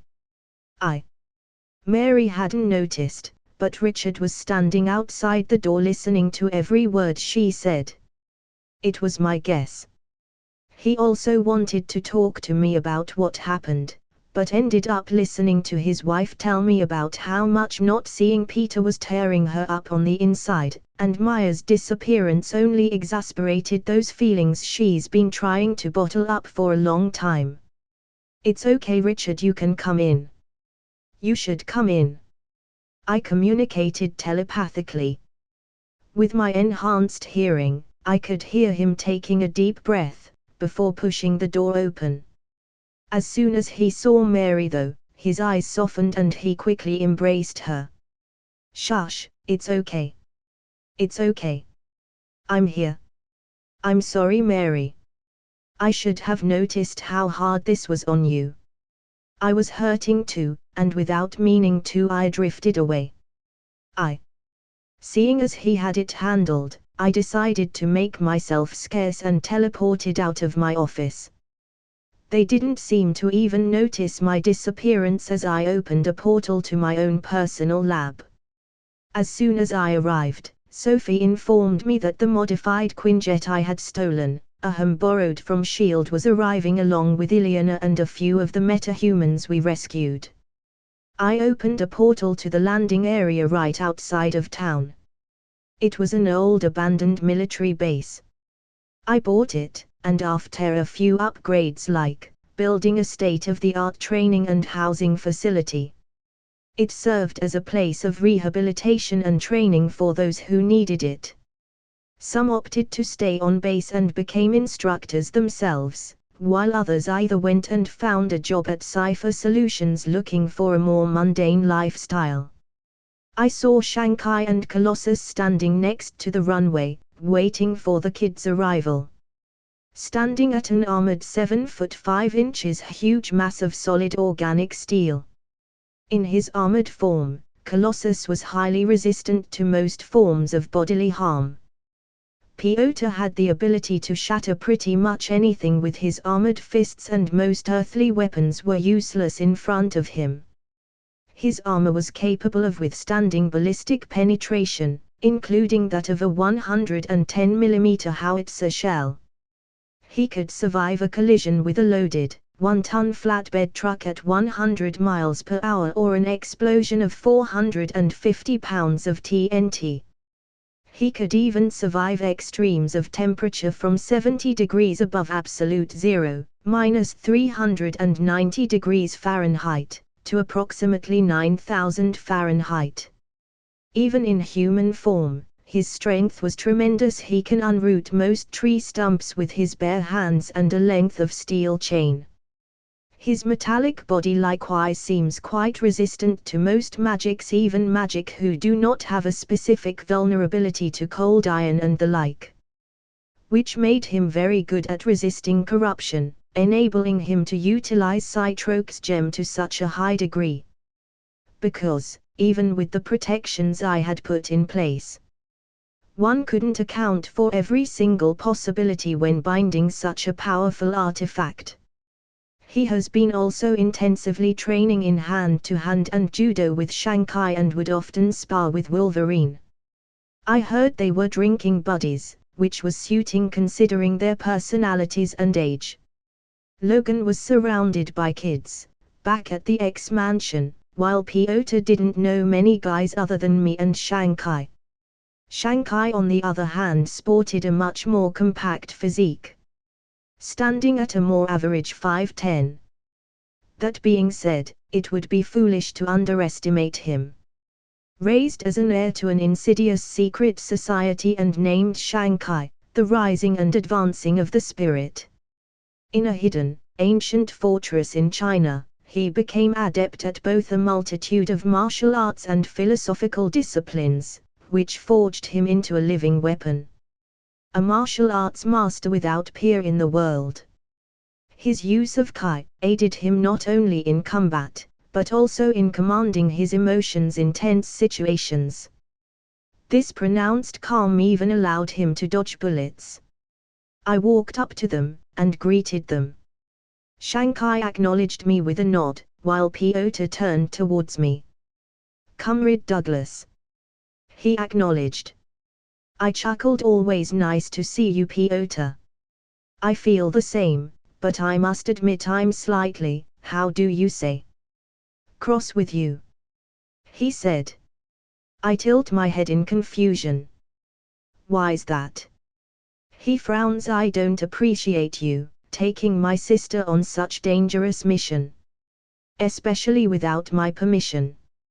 I shrugged. "Don't know what to tell you, big guy, but I wasn't the one who took her with me. She snuck on board all by herself." "Piotr, Ileana isn't a child anymore. Worse, she's a teenager with the ability to teleport. His frown deepened. If she doesn't want to be treated as a child, then she mustn't act like one. Sneaking around and following you on such dangerous mission, only speaks of how much she still needs to mature. I will speak to her. The plane lands and the Quinjet's door opens up, revealing Ileana and about a dozen metahuman preteens. A few of them were quite tense, while the rest were busy staring at Colossus's giant metallic form. All right everyone, follow me towards the hangar. Let's get you all cleaned up and get you something to eat, Shankai said. At the mention of food and seeing as the people who rescued were like them, a few of the older kids relaxed a bit. It didn't take long before Shankai and a few of the instructors and caretakers on site cajoled them to the hangar. The hangar had a hidden entrance to the living quarters, which was fitted with luxurious rooms and a spacious training area, as well as a bunch of facilities for them to enjoy. The batch of kids we received were the ones who didn't have a home, or simply ran away due to abuse. So, it was understandable they weren't quick to trust, even after seeing their rescuers were metahumans as well. Gambit extended a hand courteously and helped Ileana out of the plane. His arm flew around her shoulders as soon as she was out, as he tried to hug her close to his side. Without missing a beat, Ileana pushed him out of the plane, sending him tumbling to the ground. My pleasure, Sherry. He grunted. Ileana, offended that he was trying to take advantage of her, merely snorted and stepped over him, stalking towards Piotr. Can you believe that? He complained, looking at me. You're lucky she didn't stab you, I said. The way I see it, if she didn't stab me, must mean she likes me, he countered. Ileana, who was talking with her brother, was growing more agitated by the second. I didn't need enhanced hearing to figure out what they were talking about. And, judging by the way it was going, I wasn't surprised when Ileana suddenly created a portal and jumped through it. Well, that can't be good, I said out loud. Chapter end. List of Cypher's powers.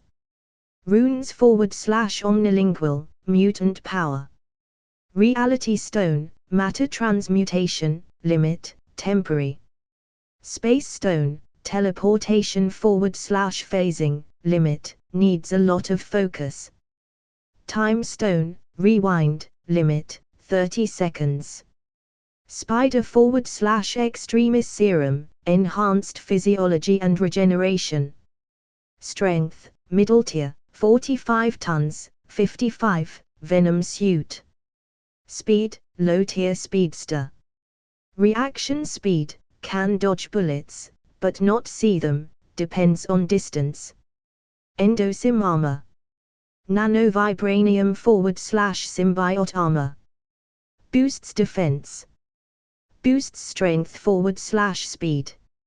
Flight, due to minor gravitational manipulation, grav reactor. Chi mode. Boosts strength / speed / reaction time 2x. Master of the Mystic Arts. Weaknesses. Dark Dimension Energy. Chaos Magic.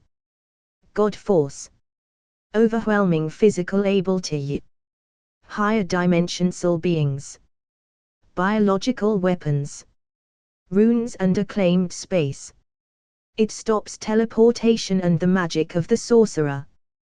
Powerful witches as well as other sorcerers or demons. For 10+ advanced chapters of Ultimate Cypher. And 3+ advanced chapters of Altered Mind. Check out my Patreon / Anubis Creations. Comment. 8 comments. Vote. Chapter 113, Magneto's Revenge. For 10+ advanced chapters of Ultimate Cypher. And 3+ advanced chapters of Altered Mind. Check out my Patreon /Anubis Creations. Enjoy winking smiley. Magneto POV. It was strange to think that once upon a time, he and Charles were once on the same page, sharing common dreams of peace and equality for all mutants. Now that it has been years, their ideas were no longer in sync. Charles, ever the diplomat, wanted peace and unity, believing with all his heart that there would be a day when mutants and humans could live together in harmony. He was different. He was more realistic. He knew no peace would never come, not as long hatred and ignorance still veiled the humans' eyes. The only way to wipe it was by sheer force. The tension grew over the years, as their ideologies evolved, splitting it into two. Some believed in Charles' dream of peace, others were on his side, waiting to repay the world with their own brand of justice. His mind went back to the past, as he remembered the circumstances that shaped him. All the pain and anguish he had to go through and made him who he was today. Like with Wanda, he had to go through something similar. An apotheosis of sorts. Becoming a horseman meant foregoing your past, and rising above it. He admits he had many regrets over the years, but the greatest of them all was the day when his powers fully came into play. It all started on that day in 1944, where Sebastian Shaw under the alias Dr. Klaus Schmidt posed as a scientist working for the Nazis. He was present at the Auschwitz concentration camp, when his mutant powers first manifested and he was captured by the Nazis.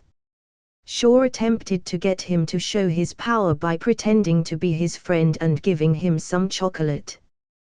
When he refused, Shaw urged him to move a coin that was on the table, but to no avail. He couldn't do it. As if expecting this outcome, Shaw quickly called for 2 soldiers to bring his mother in. He urged him once again to move the coin in front of him. All the while, a gun was pressed against his mother's temple, making the consequences of failure clear. "No!" he screamed. Sweetheart Mama tried to comfort him. She was just as shaken, just as terrified as he was, but attempted to hide her fear. "It's all right. You can do it." "No. I can't." He glanced down at the gun with tear-leaked eyes. He curled his hands into fists, as if the movement of his fingers would move the coin. "I am not a patient man, Eric," Shaw said.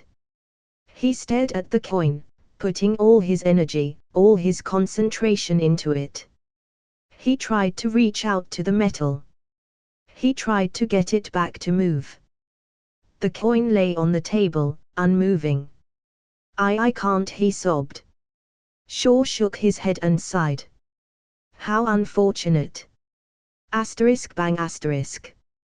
The gun went off, and his mother dropped onto the floor, mouth agape, eyes wide with shock and fear. The echo of the gun rang in his ear like a siren. He felt the weight of his mouth as it fell, and yet no sounds came out. Screams, curses, cries were tangled into a ball that wedged itself in his throat as he watched the blood leak from the bullet hole marked on her head. Such a waste.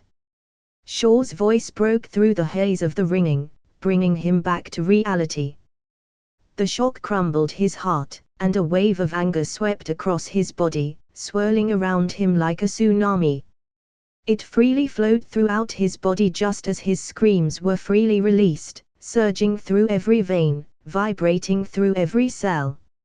Everything remotely made of metal crumbled in his vicinity. Just as the soldiers did after their metal helmets squeezed their skulls. It was when he heard clapping that his anger ceased and the screaming stopped. Shaw was smiling, but this time it was a different smile. It wasn't feigned or disappointed or even amused. It was a smile forged from pure joy, as if his pet had exceeded his expectations. "Well done, Eric." Shaw's pride was as nauseating as his smiles, making his skin itch like it was being touched by leeches. He lunged towards him to tear his throat out, to claw his eyes, to break that damn smile into millions of pieces. More guards crept into the room, slipping behind him and pulling him back before he could accomplish the deed. Until then, Eric Shaw waved as he was being pulled away. "Oh, and happy birthday." Eric spat in his direction, and the guard on his left took a swing at him with his club, causing the world to go black. When he came through, he was back in his cell, tossed onto the floor like he was trash, his mouth caked with dry saliva and blood. It was when he was wiping away the bits of crimson that he remembered what happened. He finally tapped into his powers. He commanded the metal. But not before his mother died first. Killed by Shaw's order. Because he hadn't tapped into his powers sooner. Emotion poured into him, filling every inch of his body.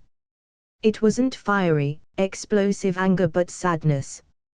Sadness that weighed heavily on his body like a mountain, crushing his bones, crushing his heart. Or the remnants of it. As heavy anguish was, it was also crippling, pinning him right on the ground. It was also cold, chilling every vein, freezing every cell, taking any trace of warmth he might have had. His body was shaking, his eyes stinging. He clamped his mouth to keep the tears contained, to keep the sobs locked away. And yet, drops leaked from his eyes. Hot, fat drops. One after the other until he was drowning in his tears. Eric mourned for his mother until the tears were done and his body was hollow and he fell asleep. Lying on the cold hard floor of his cell. Ever since that day things worsened in some ways. Since his last birthday, Shaw increased the number of tests, the hours into their meets and lessons, amped the tactics of his experimentation that shocked and almost broke him. But, he promised himself that one day he will get his revenge. And, Shaw will rue the day that he met him. The X-Mansion. After the events back at Canada, Charles was busy looking for Legion using Cerebro. Unfortunately, he didn't seem to be having much luck. Scanning for every significant psychic signature he could find. Xavier was greatly alarmed when the words "mutant detected" were flashing in bright red, a rotating picture of a woman clad in a black-red outfit. The readout of her level, 3 simple words which Charles whispered softly in dread: Omega level mutant. Slowly moving a hand to power down Cerebro before lifting the helmet from his head, his wheelchair turned as the doors slid open to reveal Wolverine and Storm. Her usual kind expression was missing though, replaced by a worried look as she saw Xavier's grim expression. "So what, find Chuck?" Wolverine growled out, pressing the end of his cigar into his hand to stub it out. "Assemble the team, Logan. Aurora, prepare the Blackbird, we've got an Omega-level mutant on our hands." A shudder ran down Aurora's spine at Charles's words. While Logan merely growled in annoyance.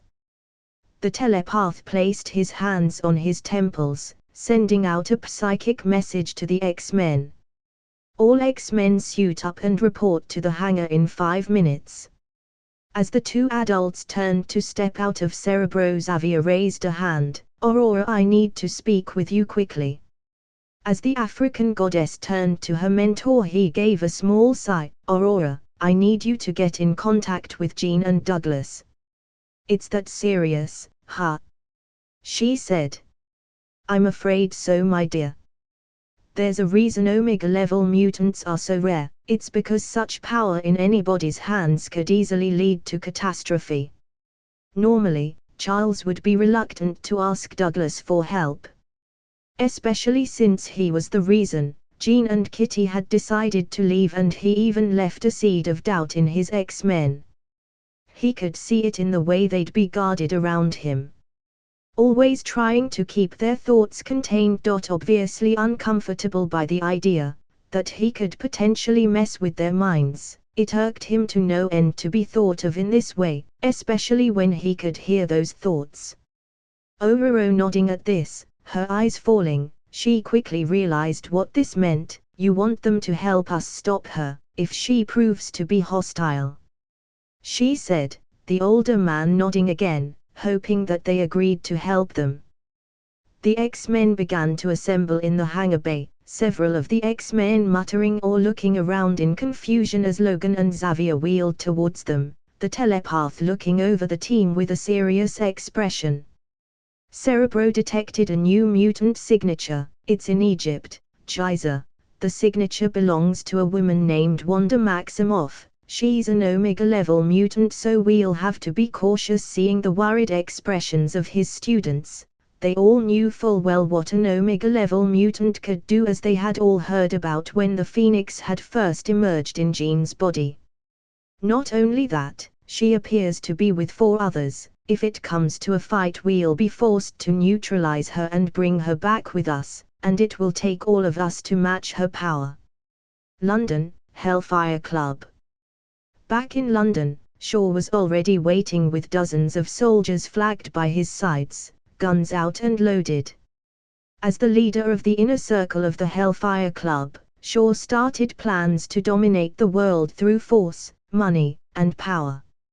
After he discovered he was a mutant capable of absorbing energy, his power led him to believe that mutants were superior to humans and were meant to rule them. His powers made him able to absorb energy in all its forms, proportionality augmenting all his physical parameters until finally metabolizing it.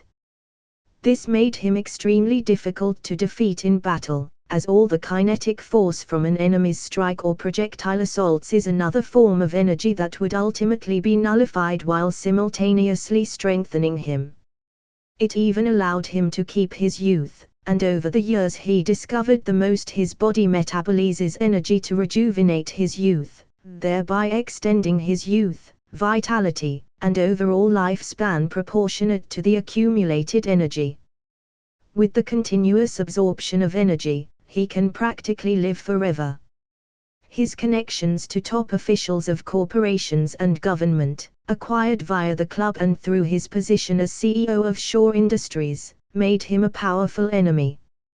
But, against the threat he has been warned against, he felt it prudent to take some precautions. Frost had warned him something was coming for him, something powerful. She picked up on a powerful psychic signature zeroing in on them a few hours ago, and ever since then she'd been feeling uneasy. And, while their plan was for her to hide, and wait to ambush whoever shows up, the plan still left them vulnerable for attack. Her senses screamed at her to escape, as the sense of foreboding increased. I'll be back in a few. I need a drink, she suddenly said, before getting up to leave. Shaw barely acknowledged her as she went upstairs for a drink. His mind was still occupied with his thoughts, as he wondered who could be coming for him. The club where they had their meetings was situated under a high-end club for the rich and famous, making it an ideal place to hide their more nefarious activities. It was a few minutes later, when he lifted his head as he heard footsteps. He lifted his gaze, expecting Frost, who should have gotten back by now, but instead he almost spit the whiskey he'd been sipping on. He was surprised by the sight of them, especially the blue alien-looking one wearing armor. He momentarily tore his eyes away from him, as he scrutinized the man standing beside him. He was a young man who looked to be in his mid-30s, wearing a helmet and cape. He looked eerily familiar, and after a few moments, "Ah, long time no see, Eric. What a pleasant surprise. You look great for 80. Come on, tell me, what's your secret?" He then shot Apocalypse a look. "I see you've made some new friends too. Is he from the Blue Man Group by any chance?" Shaw said, as he got up to approach the duo. Magneto gritted his teeth in anger as he finally laid his eyes on his mother's murderer. All these years he has searched for him, and Shaw didn't even seem to age a day since he has last seen him. At his murderous look, Shaw responded with a regretful look. Is this because about what happened in the camps? Well, I'm sorry, Eric, I truly am. But everything I did for you. To unlock your power, to make you embrace it. Shaw's smile was as cold as his eyes. Without taking his eyes off Shaw, Magneto took a step closer to him, as his mother's face flashed through his mind, blood spilling from the hole marked on her forehead. Responding to Magneto's approach, Shaw gave a signal for his bodyguards to engage. The clicks of the guns rang like thunder. 1. Magneto said, as he took a step. The bullets boomed like cannon fire, setting off hundreds and hundreds of bullets. Eric stepped in front of them, and stopped them with a wave of his hand, then sent them back with a forward thrust of his fist, piercing through the men's skin with their own weapons. Each man fell, one right after the other, like dominoes. Shaw was the only left standing, seemingly unaffected by the barrage. Shaw spun around, seemingly unconcerned by their deaths. Ah! How regretful they were, my best guys too. 2. Magneto said, as he took a second step forward. Shaw shrugged. Oh well, I guess it was too much to ask of them to go up against someone like you. 3. He said, with finality. You can't hurt me, Eric. I made you. Shaw said. Everything you did made me stronger. It made me the weapon I am today. It's the truth. I've known it all along. You are my creator. But, unfortunately for you, you created a monster. Magneto said. With a flick of his hand, a metal coin appeared in his hand. The same coin Shaw had told him to move all those years ago. In his hand the coin sharpened to a razor edge, and before Shaw could react, metal tendrils shot from the ceiling and restrained him. Now I'm going to count to 3 and I'm going to move the coin, he said, repeating the words Shaw spoke to him that day. The coin began to move towards him, at an agonizingly slow pace. Shaw's weakness, Kinteticless Assault, made it if someone does not apply any measure of force while attacking him, he can easily get injured or killed. As Magneto started counting once again, the coin moved closer and closer towards Shaw. Shaw's eyes could only widen in fear and panic, as he saw his demise approaching him. He never knew Eric would know the secret to his defeat. That as long as he was restrained and was deprived from absorbing any kind of force, or kinetic energy, his powers would be near to useless. Eric, wait, we can talk about this, Shaw said, as he struggled trying to break free from the metal cables restraining him. Magneto, uncaring of Shaw's pleading and appeals, continued moving the coin towards him, all whilst counting. Shaw's whole body shook as the coin penetrated through his neck undeterred. With the coin moving at a very slow momentum, not applying any kinetic friction whatsoever. Blood was dripping down Shaw's chin. It was surreal to Eric seeing him like this. A man who made his life hell, someone he believed to be the devil's advocate, so helpless and weak. I made you strong. No, Apocalypse suddenly spoke. I made him strong. Without hesitation, the razor-sharp coin sunk into the man's neck, breaking through skin and watching crimson flow from the wound. Shaw tried to speak, but all that came out of his mouth were breathless, wet sounds of nonsense and more blood. Eric swung back his fist and released, hitting the man right on the chest, knocking him to the ground. He didn't take his eyes away. Even when Shaw started shaking, even when bloodstream gushed like a waterfall, even as he watched the life fade from his eyes. Eric Apocalypse called for him. "Come on. Let's go." When it was over, he turned back to Apocalypse, whose eyes shifted from the corpse over to him. He smiled at him and walked over to corpse, a few minutes later. "His power shall serve us well. Come, my horseman, our guests await us," Apocalypse declared. At Magneto's inquiring gaze, Apocalypse explained. "Our brethren seem to be impatient, I can sense them at our home." A cold smile appeared on Magneto's face. "Ah yes, I've been meaning to see an old friend." Chapter end. For 10+ advanced chapters of Ultimate Cypher, check out my Patreon /Anubis Creations. Comment. 9 comments. Vote. Chapter 114, Announcement. Hey guys, I know I haven't posted for a couple of weeks now, and for those of you who still care about this story, I would like to express my gratitude for sticking with it so far. I realize updates have been inconsistent, and that's something I haven't been happy with. It's been a tough few months, and between work, studies and everything else, let's just say I've been a little busy. Real life sometimes gets in the way, am I right? Don't worry.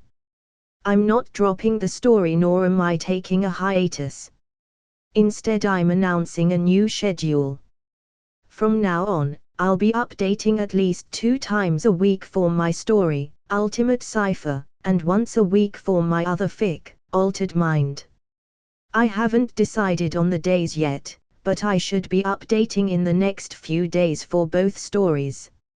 Stay tuned for more. This isn't the end by a long shot. In fact, I've got a few stories lined up for after I'm finished with Ultimate Cypher and Altered Mind.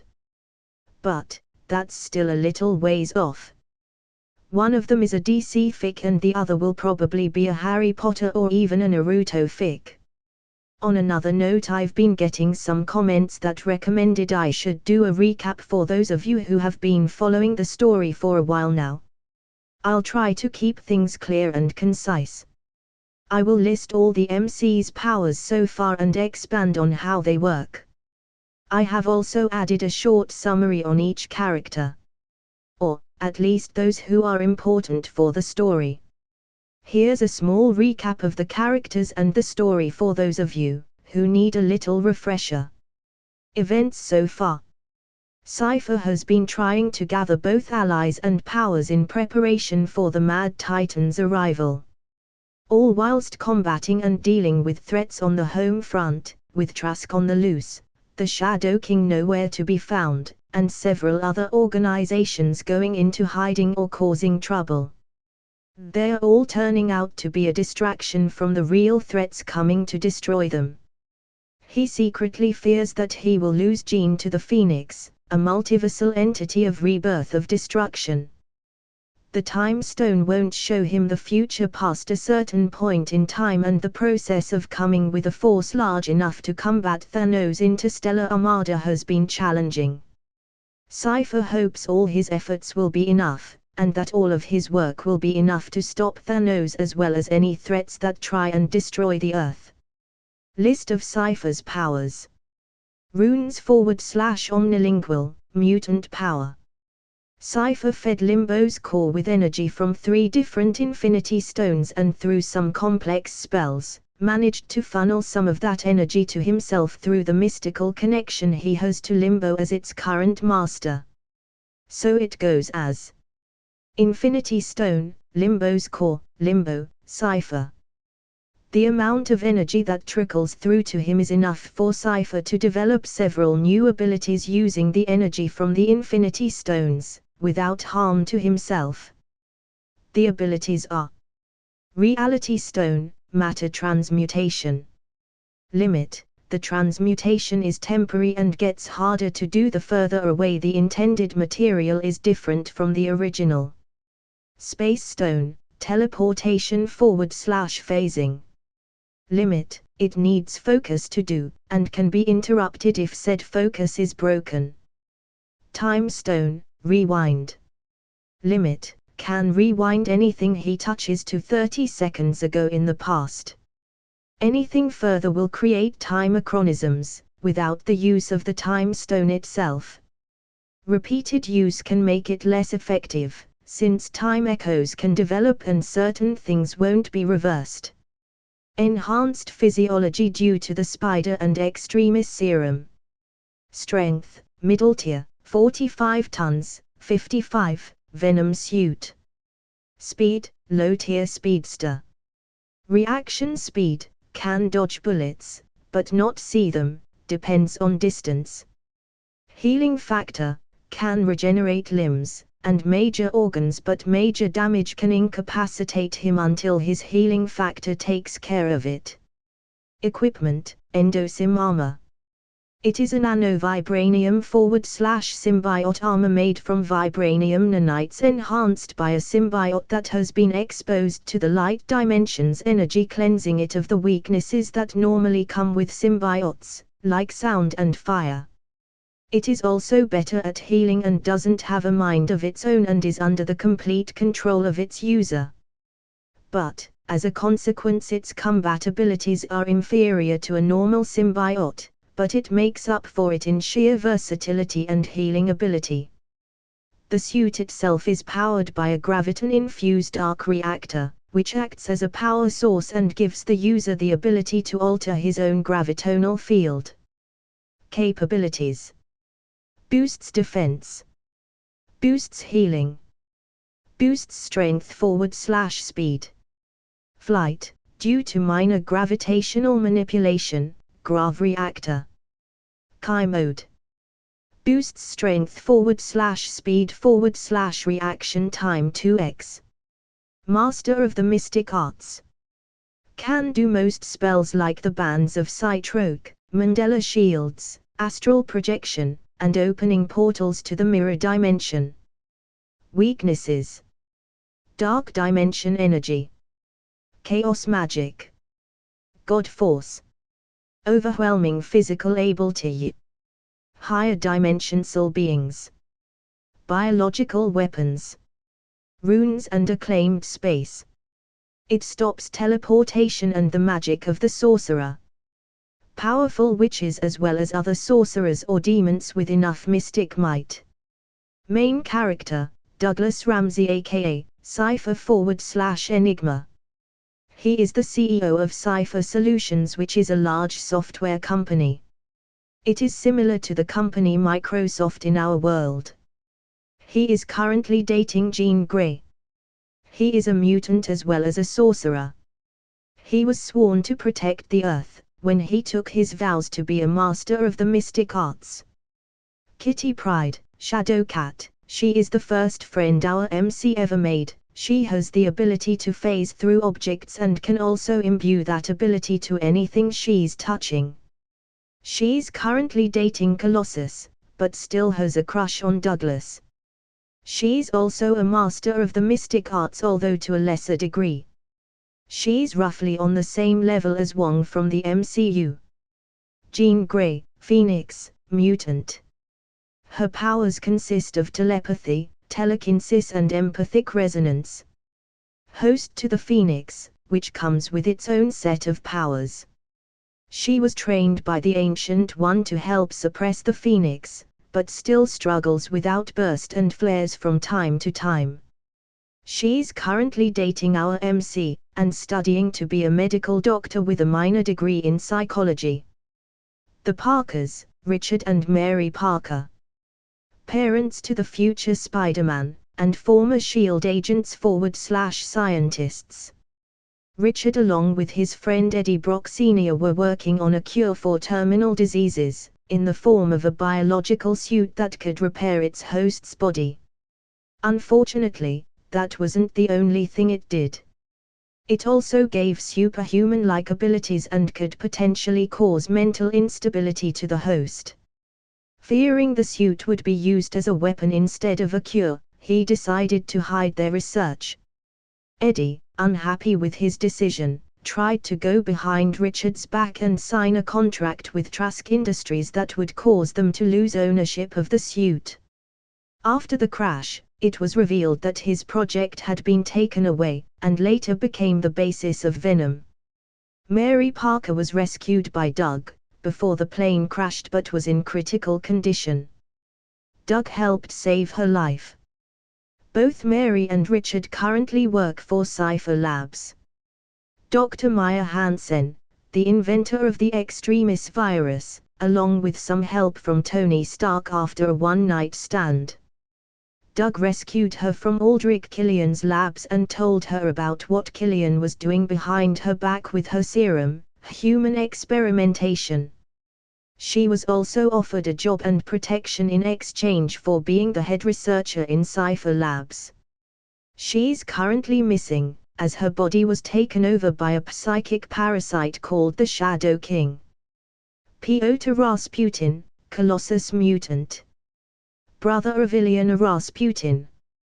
He is currently living in New York and is part of a team that gets sent to rescue young mutants.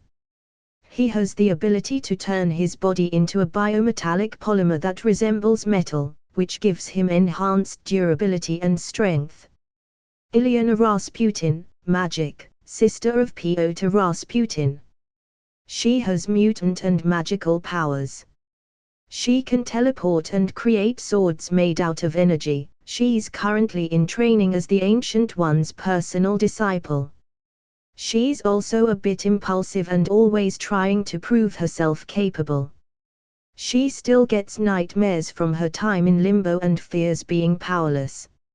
Let me know if you want me to write a short recap similar to this about any of the other characters mentioned in the story. I hope this helps those who are too lazy to read the whole story from the beginning. Toodles. Comment. 6 comments. Vote. Chapter 115, Wolverine vs. the Blob. /n, new schedule Friday and Saturday. New chapters are up on my other fic, Altered Mind. Several hours later the Blackbird came to a halt on top of one of the many abandoned houses in this area of Giza close to the pyramids.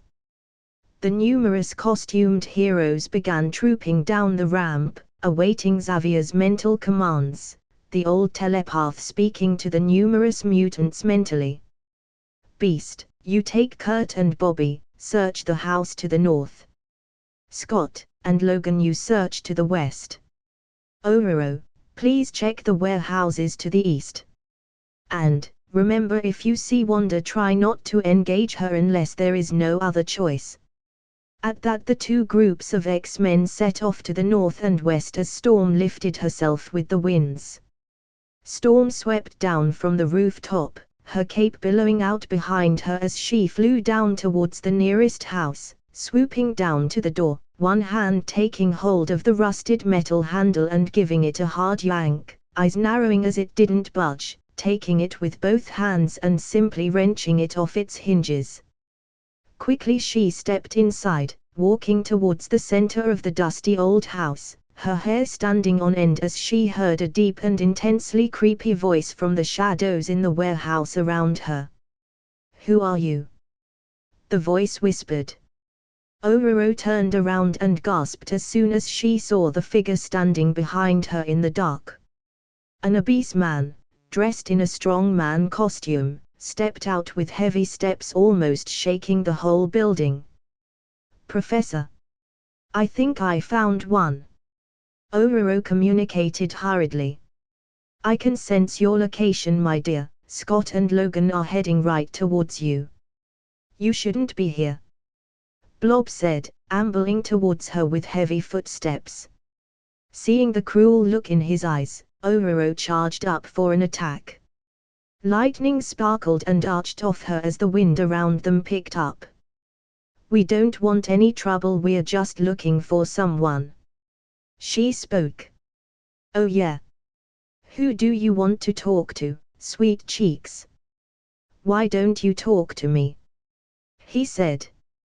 "We're looking for Wanda Maximoff." she said. The giant stopped short at that and scrutinized her. What you want with the boss's daughter? We just want to talk to her, Storm said. Blob was only a few feet away from her, and if it weren't for the fact she hadn't let her guard down, she reckoned she'd be missing a head right about now. Crash. Blob's hand went through the wall behind her and seconds later the wall came crashing down. In response, Storm released her attack at Blob, hitting him right in the back. He. It tickles. He chuckled. Ororo's eyes widened in surprise, and quickly dodged the piece of wall Blob decided to throw at her. She kept blasting him with one attack after another, but he seemingly shrugged everything off. His skin was singed and would blacken with every hit. With that said, Blob's body was impervious to almost all damage, but even if someone did manage to injure him, Blob had a healing factor too. The way it worked is that his skin cells grew at an accelerated rate to replace themselves. His nerve endings also did not relay any pain perception to his brain, which meant even if he happened to suffer a powerful strike that should injure him, he won't know he was hurt, unless it was a disabling injury.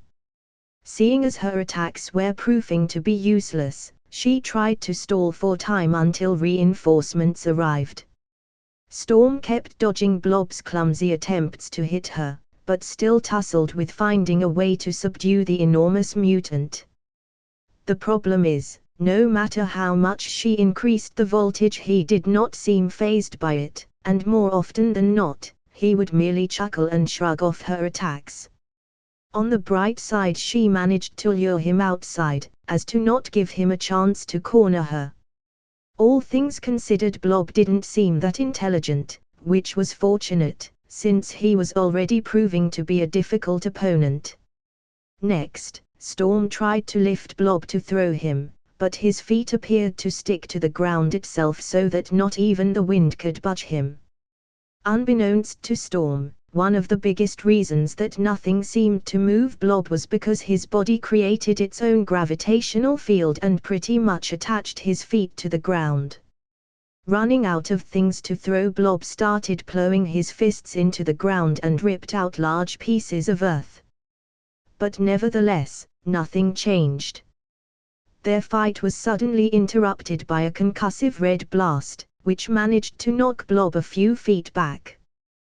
The giant was startled and clearly surprised, but he remained unharmed. Storm. Who the hell is this guy? Cyclops said. I don't know. But he's tougher than he looks, Storm said. While Scott and Ororo were having their chat, Wolverine had already run up to Blob and started engaging him in close quarters combat. A few seconds later, Wolverine flew right past them, after being hit by one of Blob's wild swings. Shit, Cyclops said, before turning around and blasting Blob with his laser. Unfortunately, his attacks weren't faring any better. They would occasionally knock Blob back a bit but proved to be insufficient in neutralizing him. In fact, they were entertaining him. Quit playing around with Doughboy and get over here. We gotta get back to the team, Wolverine said. Wolverine, I'm a little busy right now, Scott yelled out. Can it one eye? Iceman said. Kurt was hurt pretty badly. We gotta head back now, so quit playing and get rid of Doughboy so we can get going, Wolverine yelled out, having received a telepathic message from the professor, while Scott was busy fighting Blob.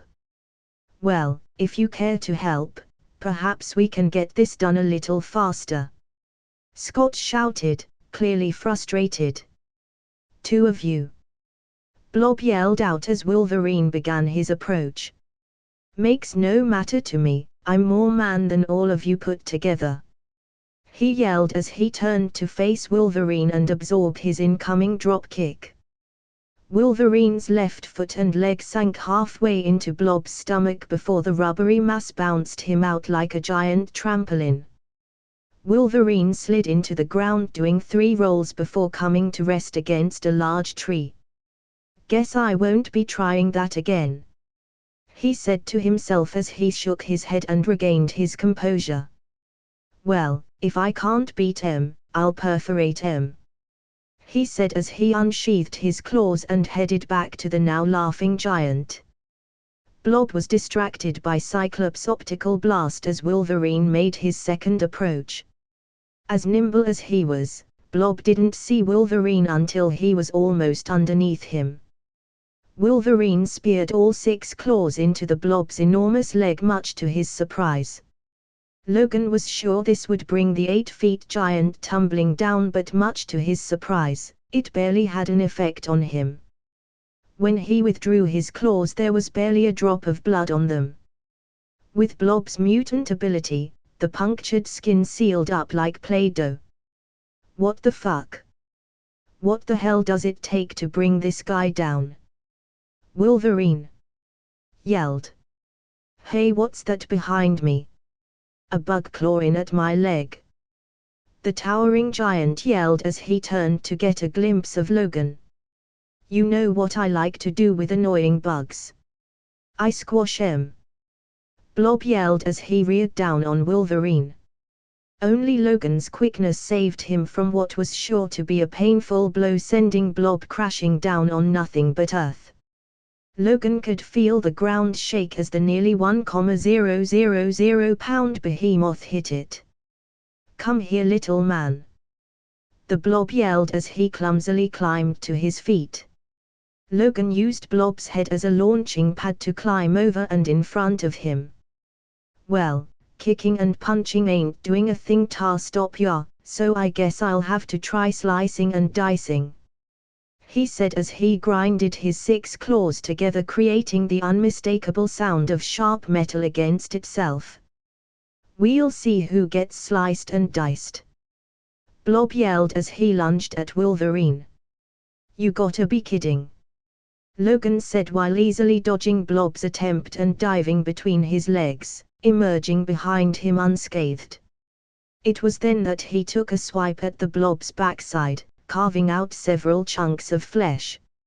It seems adamantium was strong enough to cut through his thick hide unhindered. "Ugh!" the Blob yelled as he reached behind himself and felt his backside. Seeing the blood on his hand, he took off running in the opposite direction, trying to escape, nearly trampling Cyclops in the process. It wasn't Wolverine's most impressive victory, but it would suffice. "Now that I'm through cleaning up your mess, let's get back to the team," Wolverine said. Chapter end. For 10+ advanced chapters of Ultimate Cypher, check out my Patreon /Anubis Creations. Comment. 3 comments. Vote. Chapter 116, The Scarlet Witch. An story will be back at the 17th of July. Beast's eyes widened as he saw a blur smash into Kurt and blast him away. Before he could properly react, a silver-haired youth came skidding to a stop in front of him wearing a black and silver costume. Iceman was immediately on alert, the air around him dropping a few degrees as he prepared for a fight, while Beast went over to check over Kurt. They didn't even have a chance to react, and judging by the sudden attack, their opponent was either a speedster or a teleporter. He grimaced as he checked over Nightcrawler's injuries. Kurt's body was filled with contusions and broken bones. It almost seemed as if a high-speed vehicle had crashed into Kurt, his injuries consistent with a high-speed collision. "Why the hell did you do that? You could have killed him.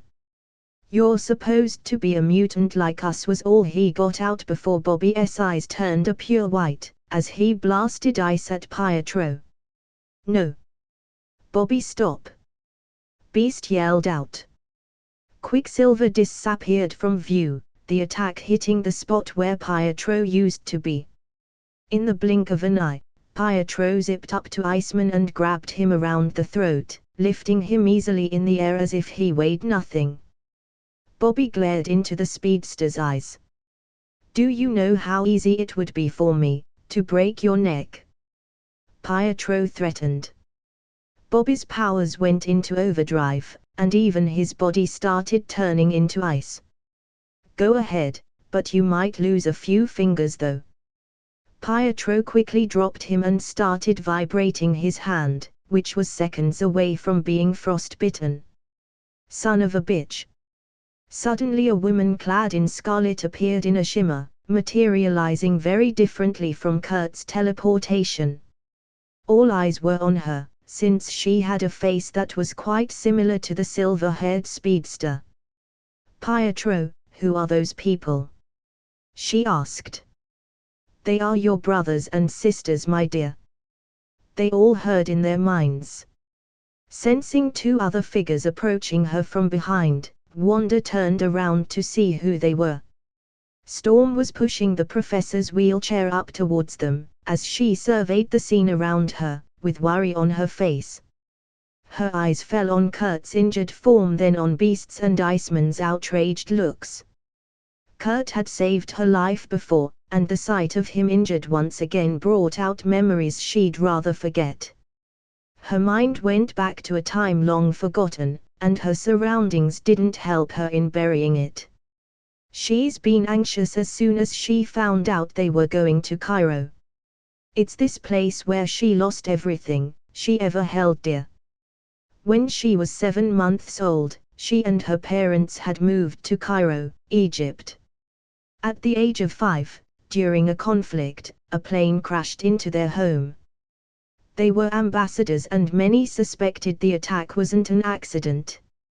Her parents were killed that day, but she survived, buried under rubble near her mother's body. She could still remember how her parents used their bodies to shield her in attempt to save her life. This traumatizing effect left her with the severe claustrophobia that still afflicted her to this day. It was only after hours she had managed to escape the rubble of her shattered home with nothing but the tattered clothes on her back. Homeless and orphaned, she was found by a gang of street urchins who took her to their master, who taught her the arts of thievery, where she soon became his prized pupil, excelling in picking both pockets and locks. During her time in Cairo, she one day happened to pick the pocket of an American tourist. The man proved no easy mark, however, as he was Charles Xavier, a powerful mutant telepath who used his abilities to stop the theft. It was the day the professor had found her, and took her with him to America after discovering she was a mutant. She ended up finishing her education and became an instructor at the mansion. Where she was able to help young and lost mutants like she once was. "Kurt," Storm said. Her eyes fell on him, face going white. She rushed to his side and propped him up on her legs as best she could. She leaned down next to him to gently push the hair from his face. The professor looked towards them and said, "Take him to the jet." As Storm carried Kurt, and flew towards the jet, Wanda suddenly spoke out. "It's you." Pietro looked towards his sister. "Do you know this guy? Don't you recognize him?" "It's him," Wanda said. Pietro's eyes widened in surprise. "That's right. Wait. You're a mutant too?" At Charles' questioning look, "We were coming to America to see you, after our powers awakened. We saw you talking on TV about mutant rights. We didn't know where else to go, until..." Wanda explained. "So are you guys here to recruit us?" Pietro interrupted, eyeing their group. "Because, if you are... Sorry to tell you this, but you're a bit too late. Dad already did." Beast raised an eyebrow at that. "Dad?" Wanda rolled her eyes. "Magneto." At the sound of his name, the trio froze. "Eric," the professor whispered. Wait, isn't that guy in prison? Bobby blurted out, never having met the guy. He had heard about him though, and how much trouble he caused the X-Men back in the day, that is up until he lost his powers and got thrown in prison. Clearly, it seems much has happened, and Eric is no longer in prison. Charles sighed. He turned to look at them. So, you're Eric's children. Wanda scoffed. I wouldn't call him that, not unless the world ended. I'm afraid that might become a reality sooner rather than later. Wanda was alerted to the sound of sizzling behind her as a blue light illuminated the surrounding. She turned and saw a man and a woman coming out of a portal dressed in peculiar garments. Jean was wearing her burgundy trench coat with a black undersuit made out of a vibranium/Kevlar mesh.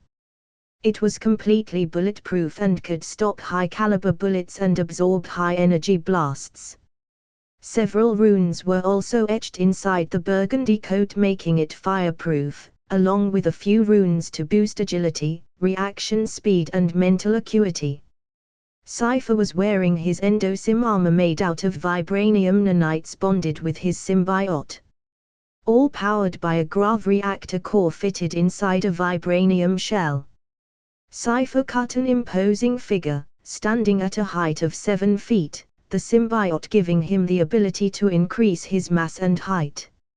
Freely able to shapeshift his armor to any configuration he desired, the suit included clawed fingers, arm spikes, and lacked visible eye lenses. The suit also had circuit markings all over it, which gave it an otherworldly feel. The symbiote responded to his thoughts and his mask came down. He stared intensely upon her. Wanda Maximoff? He asked in a stern voice. Who are you? She shot back while readying energy in her right hand. He looked familiar to her, but she couldn't think of where. If he was here for a fight, she would gladly oblige. Cypher's magical senses were blaring at him. He could sense high levels of concentrated magical energy coming off of her. But, it was raw, untrained. I'm the one who put Magneto in prison and took away his powers. How did he manage to get them back, by the way? I'm curious, since I was the one who deactivated his X gene. He said. Pietro seemed agitated by Cypher's comments, and before anyone could react he ran up to Cypher. The world around Pietro slowed almost to a halt, though he could see Cypher moving at a slow speed, turning his head towards him, which was much faster than everyone else's non-movement. But how was he perceiving him? He was going faster than sound, roughly at a speed approaching the speed of light. Ever since he became a horseman, his previous limits were gone. His only limiter his own stamina. He tried to speed up even more, running towards Cypher to knock him out.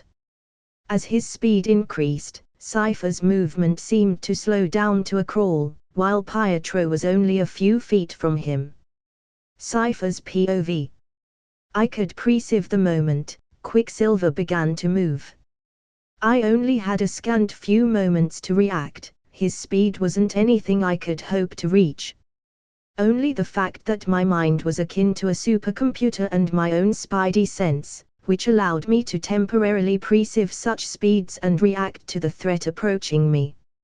Although I couldn't move at such speeds, there was still something I could do. Thankfully, all it took to control my symbiote was a thought. And, as I saw his fist approaching, my face mask rematerialized, giving me enough time to see his eyes widen in shock. Asterisk crack asterisk. Pietro. Wanda screamed, as he fell to the ground, holding his arm and howling in pain. Ah! Wanda ran up to her brother, trying to calm him down. He was screaming and cursing at me, while he held onto his arm that almost looked pulverized. High-speed movement and vibranium didn't mix well. especially when the force of the impact was absorbed and reflected back onto his arm, breaking every single bone up to his elbow. Normally, the energy would be absorbed and released on command, but somehow the bonding process between the symbiote and the vibranium nanites caused the suit to react instinctively and release all the absorbed energy. Wanda looked up at me as red strands of energy swirled around her. Her eyes started to glow red. "You hurt my brother, Dot." I sighed. Technically he hurt himself, or did you expect me to just stand there as he pummeled me? She didn't seem to like my answer, judging by the red energy swirls surrounding her. I was a bit wary, since strong emotions and magic could be an incredibly dangerous combination. Especially her brand of chaos magic. But that didn't mean I was afraid. "Bring it on, Scarlet Witch," I challenged. Chapter end. For 10+ advanced chapters of Ultimate Cypher, check out my Patreon /Anubis Creations. Comment. 21 comments. Vote. Chapter 117, Unholy Trinity. Hey guys. Long time no see. I'm finally back. Sorry for disappearing for the past 3 months. I was severely ill and ended up having several surgeries done on my back. The past 6 months have been a real pain in the ass, one I hope to never experience again. Now, in regards to Ultimate Cypher, I brainstormed for a while and managed to come up with some interesting things. Primarily the direction I intend my story to go towards and how things will go down in the future. My other story, Altered Mind, MHA, will also continue, as I already had a rough outline on what to do with it. And will be updated along with Ultimate Cypher. Anyways, enough talking. I hope you enjoy today's chapter. When I first started learning about magic, I remembered reading about the ways one could gain control and have access to magic. One way was to get it from a higher entity, like a demon or a god of some sort. You give them something they want, like sacrifices, favors, or just worship, and they give you access to powers. Which was basically what most demon worshippers or evil sorcerers used to power their spells. The second way was to use personal magic. But it was usually weaker than the power given from a higher being and also much harder to do. Its advantage though was that it wasn't limited by the whims and moods of some kind of supernatural being. Not to mention quite rare, to the degree only a few beings such as Loki and Odin were able to use it to power their spells. Granted, their own personal magic was heavily augmented and strengthened by their own god force. Finally, the last way. Dimensional magic. Which most masters of the mystic arts utilized, to varying degrees of success. It mainly relied on their talent, the strength of their connection to said dimension, and their own comprehension. All dimensional magic was linked to the energy and concept of the dimension in question, and depending on the dimension it can be channeled to power spells of similar concepts and symbolism. Usually a sorcerer needs to be familiar with the dimension in question to be able to access the power, unless they are innately connected to said dimension, like how some metahumans were. What I was staring at though? It was an unholy combination of all 3 types. Wanda was both a metahuman as well as a human of a magical birthright, which meant she possessed the ability to innately manipulate magic. She had the ability to tap and channel energies from other dimensions as well as mystical and non-mystical entities, and partially got her power from the powerful demon Cthulhu. It was a complicated dynamic. And it was all possible because of her particular brand of magic. Chaos magic. A magic so powerful that it was thought to be extinct. A magic that could manipulate, warp, and reconstruct the fabric of existence and reality to the user's very whims, and bring about total destruction to the cosmos. Thankfully, it didn't seem she was aware of her birthright. A sorcerer wasn't only judged by the amount of power he could channel, but by the amount of knowledge and spells he managed to accumulate over his or her lifetime. The swirling mass of energy revolving around Wanda seemed to ebb and flow as she rose into the air. Raw magical power eager to be used. With her eyes trained on me, she sent a red bolt of chaos magic at me. In response, my own magic responded, and with a gesture a 5-foot circular mandala shield sprang up to block it. "You're going to have to do better than that, if you plan on taking me down," I said. Her eyes momentarily widened in surprise, before she snarled and sent another bolt of chaos magic at me. This time she didn't wait for me to block, as she used her magic to grab a hold of the earth around her. Several chunks of earth were ripped out of the ground, and I calmly responded with another shield, and transmutated the earth around me into a massive wall. With another gesture of my hand, the earth wall turned to earth spikes which I promptly sent at her with a considerable amount of force. The projectiles whistled as they flew towards her, and after a few close calls, she quickly teleported out of the way. My eyes flickered around trying to see where she went, when I felt a tingle at the back of my neck. She appeared right behind me with her hands stretched out trying to grab a hold of my head.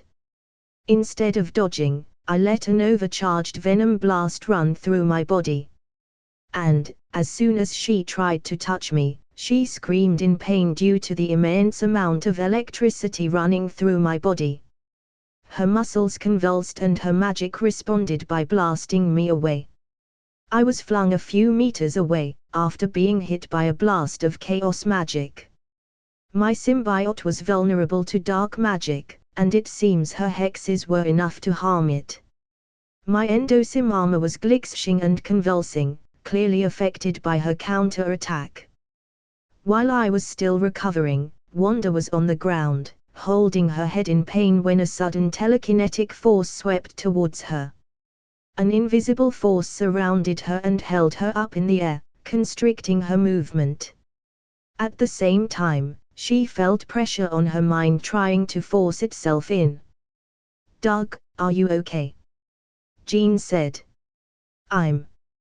"Ow," I said, as my armor writhed and contracted over my body. I caught her while she was distracted and I'm trying to knock her out, but I think she's resisting somehow," Jean said. "It's because of her chaos magic. She's still a novice, otherwise we would have had a much harder fight on our hands. I think it's responding to her emotions," I said, as I finally flushed out the chaos magic trying to run rampant. The light force dimension's power helped me cleanse any remnants left of it, and before I knew it I was moving towards them. Wanda's magic was clashing against Jean's telekinetic grip and I could see Jean struggling to hold her down. "Whatever you're going to do, do it quickly. She's strong," Jean said. I started reciting an incantation, as runes started appearing around us. They floated in the air, and with each rune Wanda's magic started to weaken until she was being suppressed by about a dozen runes. With another gesture of my hand, the runes flew towards Wanda and surrounded her hands, binding and restricting her magic. Wanda fell on her knees, panting as a sensation of weakness overcame her. A look of fear struck her face as she realized she couldn't break free. "This isn't supposed to happen. He promised me this won't happen again," Wanda said, in a disbelieving tone. "Power is not your problem, Wanda. I trained for years, learning about all different kinds of magic. Knowledge. That's the true measure of a sorcerer," I said. "Magic?" she said, giving me an incredulous look. "Yes, and if your brother hadn't jumped the gun and decided to attack me, I would have told you all about it. Believe it or not, we came here to talk, not fight, I said. Off to the side, Quicksilver was holding on to his arm, his face twisted in pain. I took pity on him and decided to knock him out with a sleeping spell. Come on, let's get out of here. I promise to get your brother's arm fixed up. But, you have to promise not to attack us, I said. Wanda studied my face for a while, and I could see her eyes flickering from me to her brother and back to Jean. Finally, having figured out she was outnumbered, she slowly nodded her head. Wise choice, I said, heading towards her brother. Jean lifted him off the ground with her telekinesis, since it would be too much of a hassle to carry him. Xavier, and the rest of the X-Men who were watching our fight, started to slowly approach us. I'm surprised you didn't try to interfere, I said. I may not believe in violence, but, over the years I learned sometimes it's best to let some things run their course. I knew you and Jean could handle it without anybody getting hurt, Xavier said. The fact he also didn't want to risk his students getting injured went unsaid. Jean and I may have been able to handle it, but that was only because of how much we've grown over the years. A few moments later, we saw Logan and Scott walking up to us. And, it seems that they had also run into some trouble. Logan, who is that? Beast asked, with slight apprehension. Logan huffed in annoyance as he put down the passed-out woman he was carrying over his shoulder. We ran into a bit of trouble, after we were done with Fatso, Scott said. The bitch ran me through with an energy sword. Ruined my favorite jacket. Logan growled out, clearly upset. Yeah, instead of dying. Logan started cursing her out for ruining his jacket. She was so shocked, I managed to clip her with a concussive blast. Scott said, tapping the side of his visors. So, is there anyone we haven't accounted for? Jean asked. They all shook their heads. I'm afraid we have much to discuss, things might prove troublesome. Especially with Eric getting his powers back, Xavier said. I sighed. I knew I should have killed that guy, but I would have ended up alienating half the X-Men if I did that. Most of them didn't believe in killing, and even if Logan and quite possibly Auro could have gotten over it, Xavier would have thrown a hissy fit over me killing his friend/enemy. At the time, the best I was able to do was deactivate Magneto and Azazel's X gene using my symbiote. Yes, I knew there was a possibility it could activate once again. But, that was easier said than done. It would have required his body to undergo immense amounts of stress. But, supposedly that amount of stress would have outright killed him, before he got his powers back. I mean, the guy was getting pretty old. I figured I was going to have to ask Wanda some pointed questions, mainly about her long-lost father.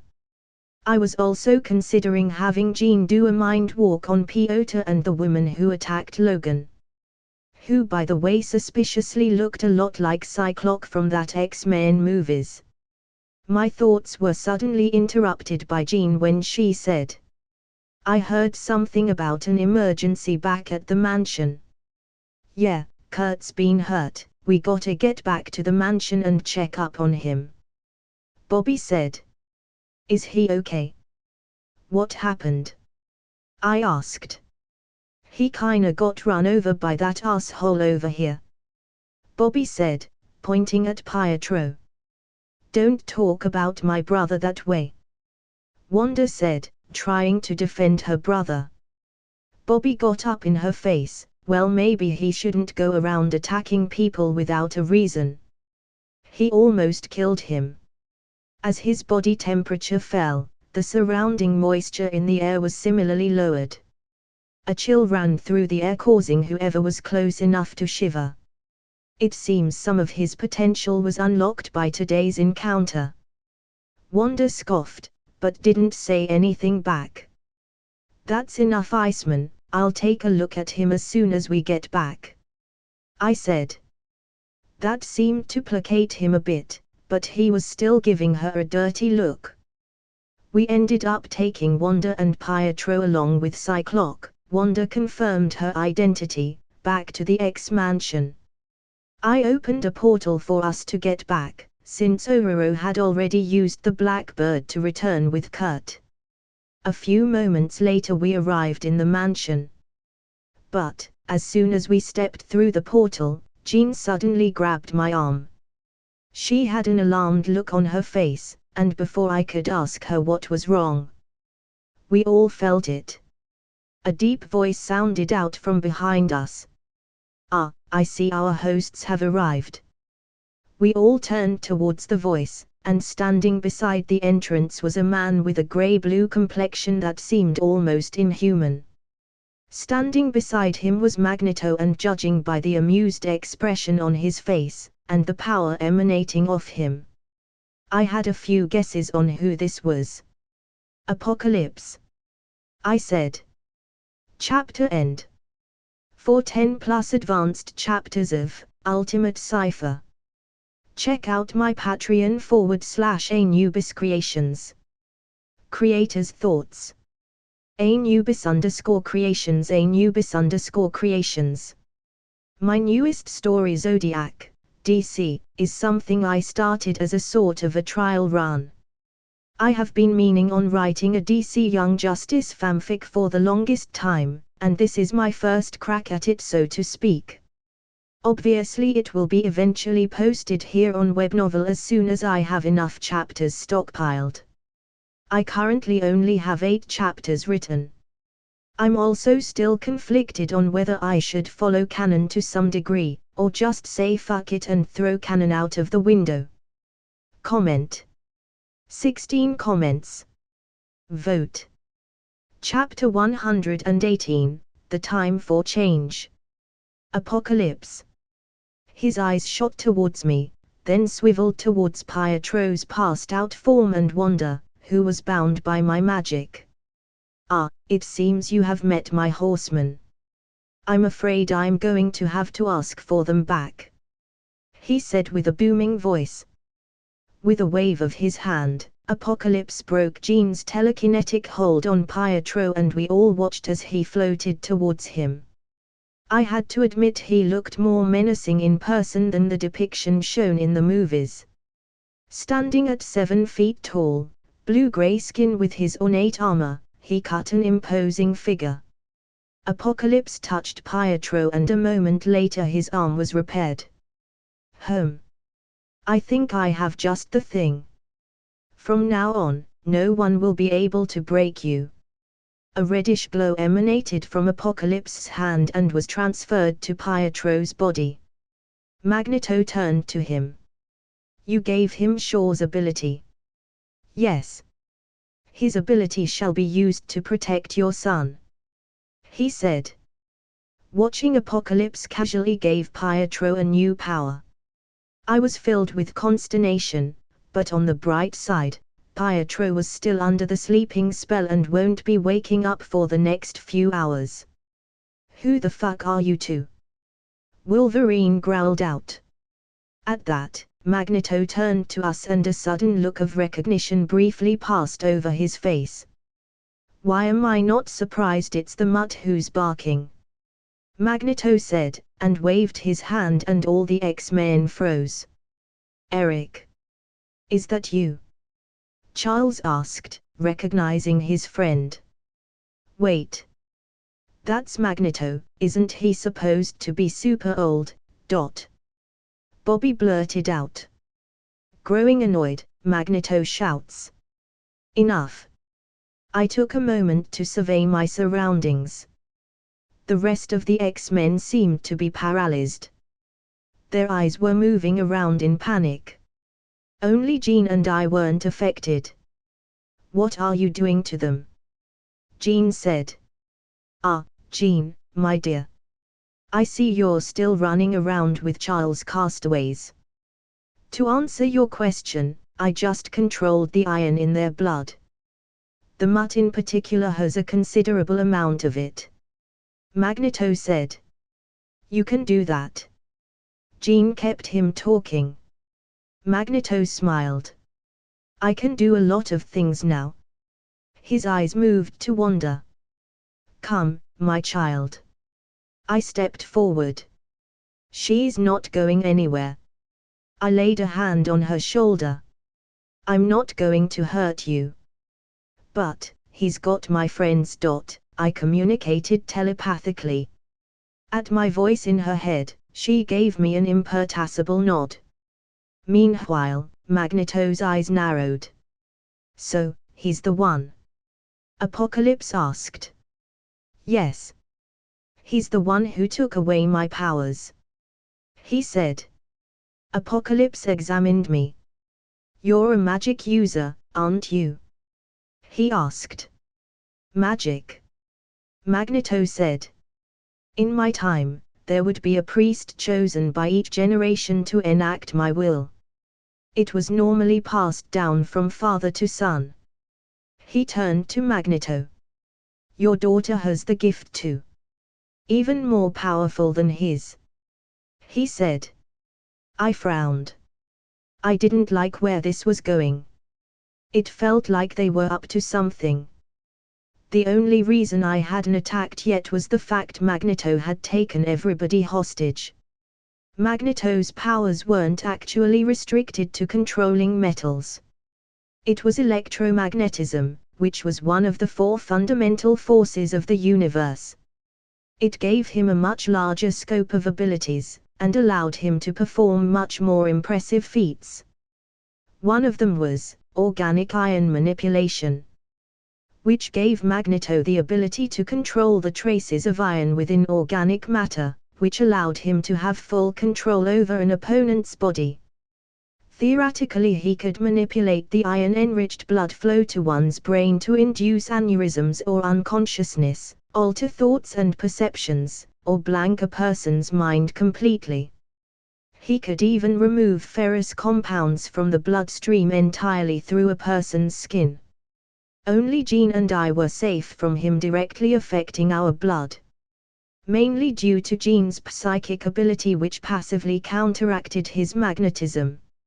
And my own endosim armor, which was made of a vibranium symbiote nanoweave. It worked because vibranium wasn't ferrous, and with its vibratory and energy absorption components it prevented him from simply using the iron in my blood to rip me to shreds. Which I suspected he was actively trying to do, judging by his glare. Let me make this clear. Release her. Or, I'll start removing limbs. He threatened. At his words, Scott cried out in pain as Magneto pulled him out of the group and held him in the air in front of us. Ironically, Magneto picked Scott, who, if I were to be honest, wasn't a good bargaining chip. I mean, I wouldn't let him die. Especially in front of Jean. But, still, I wouldn't lose any sleep over it. Honestly, Ororo would have been a better choice, if she had been here. She was still in the Blackbird heading towards the mansion with Kurt, who was injured. Jean, seeing one of her friends being threatened, grew furious before strength radiated from the burning phoenix flame that suddenly sprung up from her body. They all flinched from the sudden brightness, but I had already started moving. Taking advantage of the distraction caused by Jean, I ran up to them, and using the Space Stone's power, I teleported us out of the mansion. There were too many things that could go wrong. And, both Magneto and Apocalypse had the advantage since they practically ambushed us. My first objective was getting those two away from the mansion. I couldn't let this escalate in a school full of kids. My second objective was to get Magneto as far away as possible from anything metallic. So, I created a portal large enough to fit Apocalypse, Magneto and me, while simultaneously using a binding spell on Magneto and Apocalypse. And, with that we disappeared.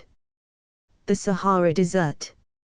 I was still reeling from the strain of forcibly binding and teleporting Apocalypse and Magneto to the middle of the desert, when I was suddenly hit by an attack. A concussive blast of raw destructive energy hit me, and threw me a ways off. Apocalypse's enraged voice bellowed. "Did you think I wouldn't sense your magic binding me, sorcerer?" I was trying to stand, the air having been knocked out of me. The suit absorbed most of the energy blast, otherwise it would have been much worse. There was still a limit to how much my suit could absorb. And Apocalypse wasn't holding back. "It doesn't matter if you know about it. The point is to keep you occupied. Long enough for me to finish you off," I said. "What did he do?" Magneto asked. "His magic isn't allowing me to teleport, but I can break it with a little time." Seeing an opening, my eyes glowed in an ominous light. As I activated my Chi mode, boosting my strength and speed to 3 times its normal level. It's been a while since anyone pushed me enough for me to use it. 2 long black stingers grew out of my wrists, and both were instantly coated by a layer of vibranium as the nanites dug themselves in and sharpened them. I rushed towards him without fear.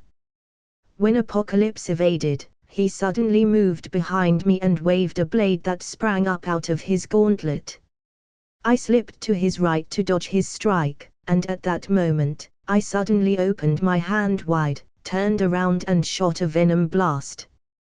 The shot got him right in the face and he stepped back and grimaced in pain.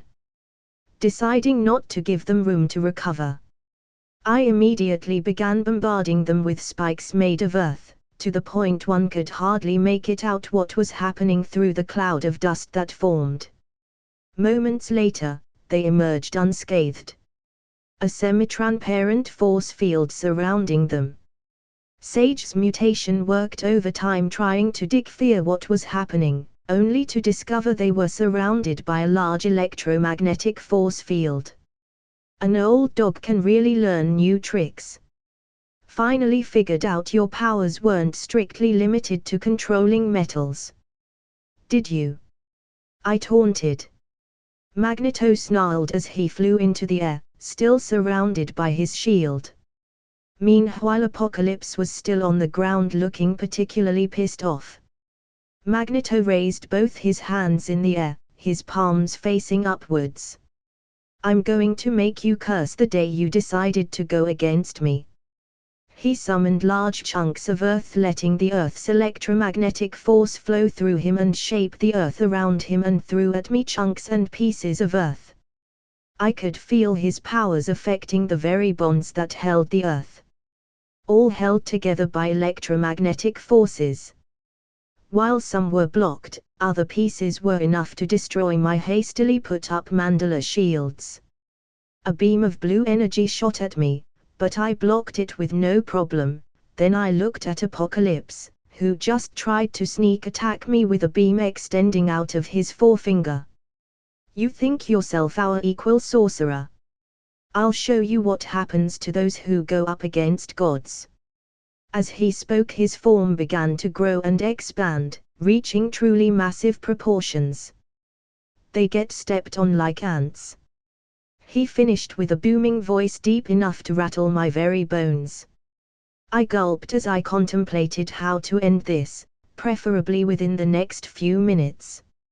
I didn't like how fast Magneto seemed to be adapting. Not to mention Apocalypse himself. He was surprisingly fast, and doing a great impression of an enraged Godzilla. He stomped on the ground, trying to crush me. But I zipped around faster than he could keep track of. I wasn't as fast as Pietro, but I was certainly faster than him. I briefly contemplated taking them to the mirror dimension, but I knew Magneto would be wary of such an attack, and with Apocalypse covering his back. It would be that much harder to catch them by surprise.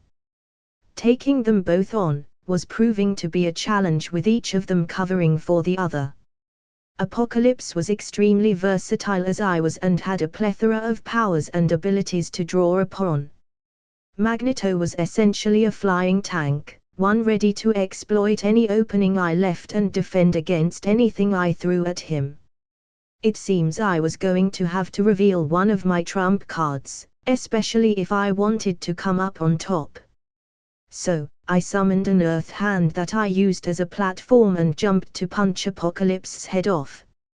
Using my Grav reactor core to increase my mass, I shot off and hit Apocalypse hard enough to knock him down while still in his Titan form.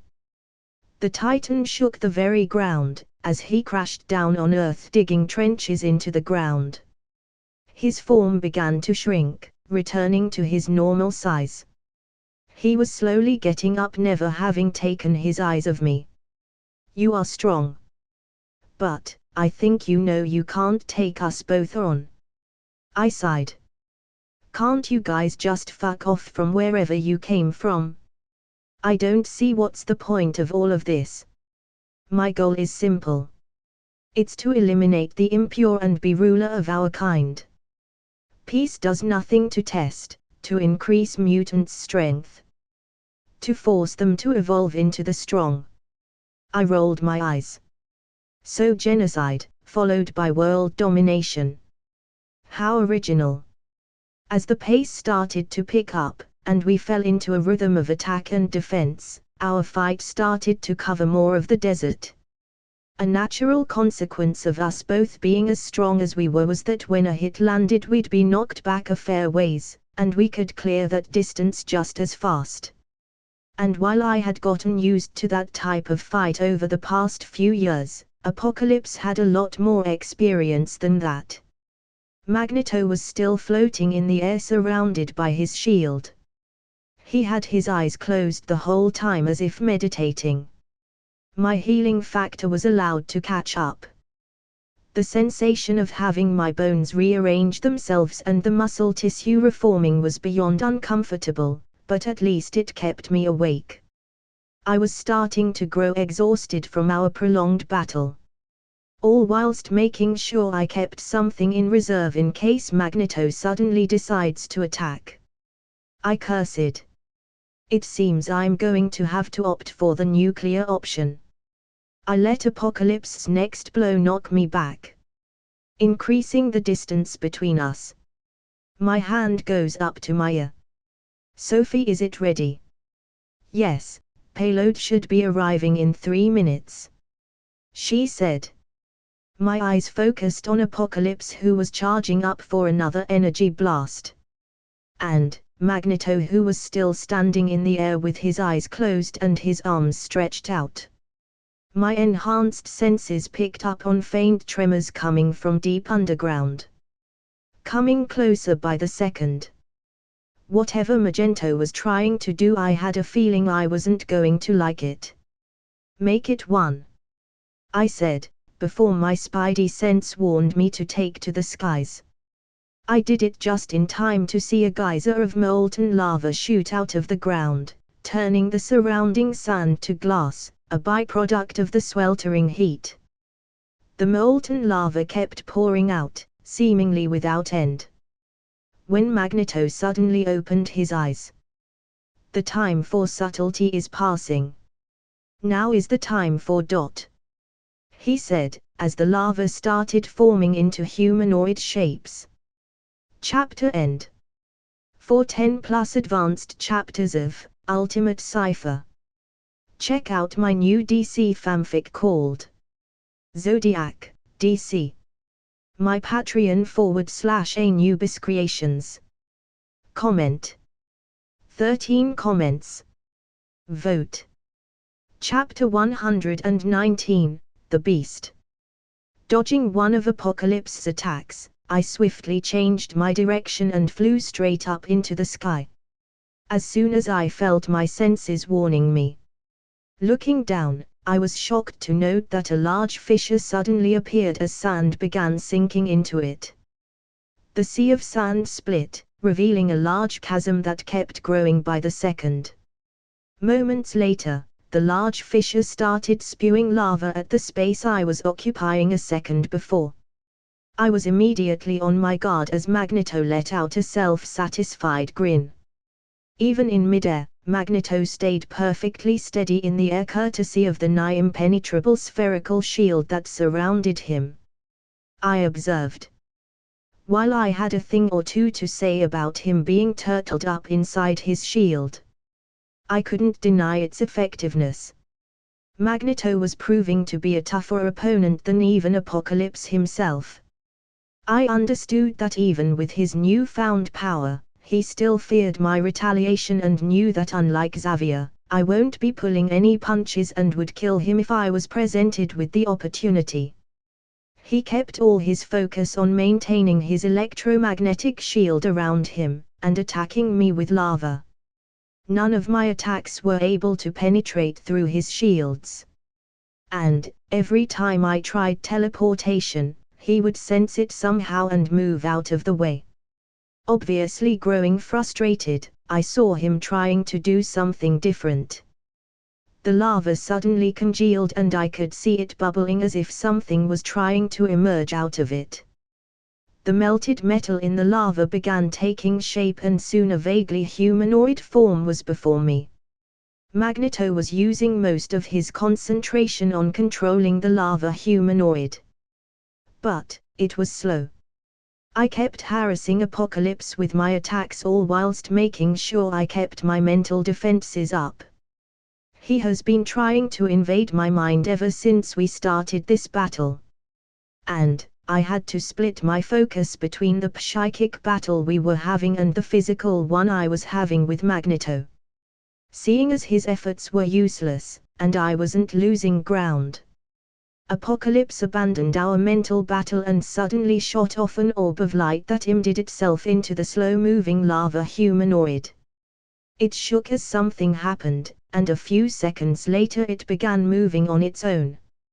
Surprised by what just happened, curses slipped out of my mouth. I imbued my will into it. Apocalypse declared. Both of you distract him, and I'll weaken his mind. Magneto watched the beast as if he was studying him. With a deep breath, he looked over at me. Shit, did they just create a pseudo-fire elemental? Kill him. As if he lit a fire under it, it crouched down onto all fours with a smile stretched across his covered face. With pleasure. The damn thing kept regenerating every time I tried damaging it with my attacks. And, it also didn't seem to be slowing down no matter what I did to it. It would harass me with attacks, all whilst trying to drown me in what now looked like a fiery pit of hell.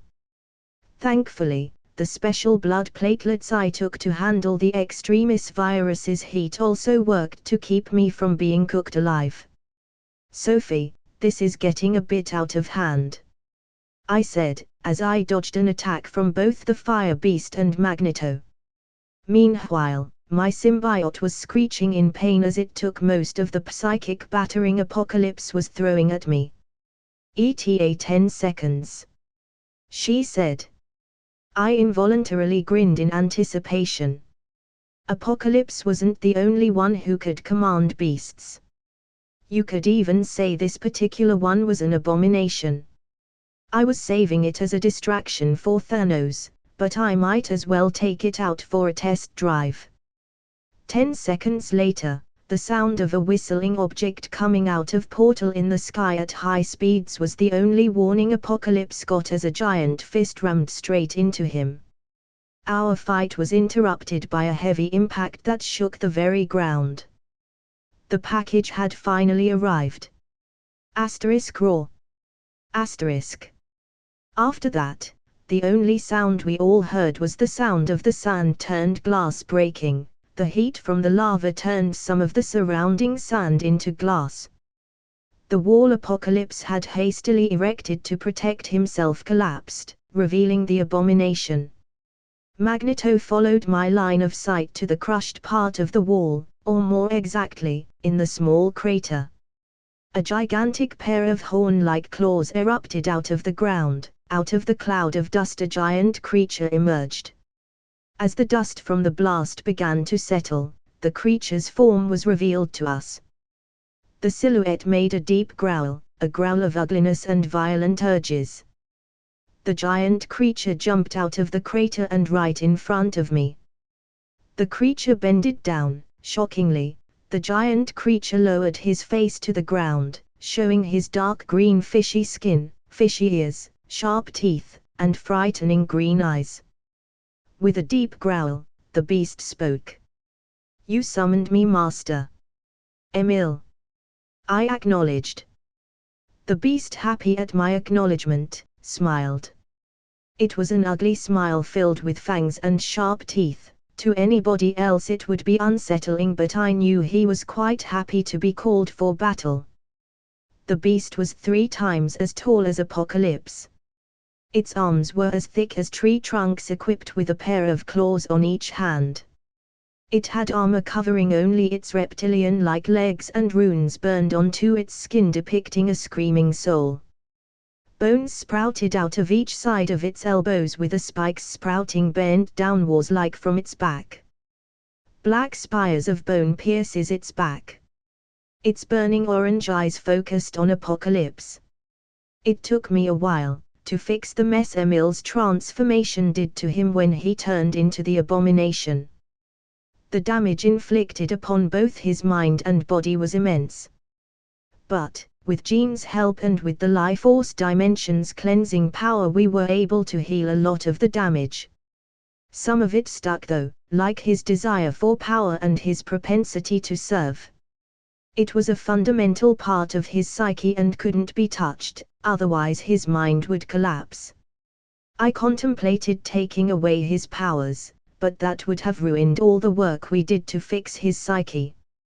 So, if I couldn't change it, might as well direct it. Taking inspiration from Belasco's magical library and a favorite anime of mine, I bound Emil to me using a blood contract. One taken from Belasco's library and modified to suit my needs. The original one was too brutal and would have reduced him into a mindless beast. But, since I had no use for such things, I altered it. I used my blood to draw a rune and summoned him from the lab, where he was recovering from his last treatment. His body also had a bunch of runic symbols tattooed on him. Ones that linked him to me and could also detect any kind of ill intent directed at me, so any plans of betrayal against me would be easily revealed. They were a prototype of a set of runes I planned on giving to those who planned on being soldiers like Castiel and the others. They were designed to offer protection to both the mind and the body, and would give them a resistance to physical trauma and most kinds of mental manipulations. Their biggest advantage, though, was their ability to enhance the attributes already there. So, magic users would get a boost in magic, while mill fighters would get a boost to their physical abilities. Castiel already got his, and a few of his brethren were currently training back at Limbo to earn theirs. Although quite useful, they were also quite taxing, and would require someone to have a certain amount of stamina and a special constitution to handle them and make use of their full ability. Having said that, I knew I had to give Emil another boost.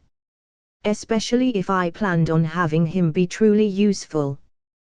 Thanos had several powerful generals and commanders in his army, and I would certainly need my own. Abomination would be the leader of my shock troops, designed to break the enemy lines. With his immense strength and ludicrous regeneration ability, he would be a truly dangerous foe, especially after his most recent treatment. He was in the process of acclimating from a special serum, one concocted to complement the original Hulk serum he so foolishly injected himself with. Dr. Parker was especially invaluable. Thanks to him we were able to use the research I took from Oscorp in regards to human-animal hybridization. specifically reptiles, and managed to merge it with what we already knew to come up with the reptile serum. Out of the crater Apocalypse crawled out. He was clearly angered and quite injured, but I could see his healing factor taking care of it. "You think a beast can take me down?" he bellowed. "Well, as you can see, this is no normal beast. And, after the modifications I did to him, he's much more. He's quite the abomination." Emil grinned at that. For some reason he would get a bloodthirsty grin every time he heard his chosen moniker. Apocalypse roared in anger as his body expanded and matched Emil's bulk.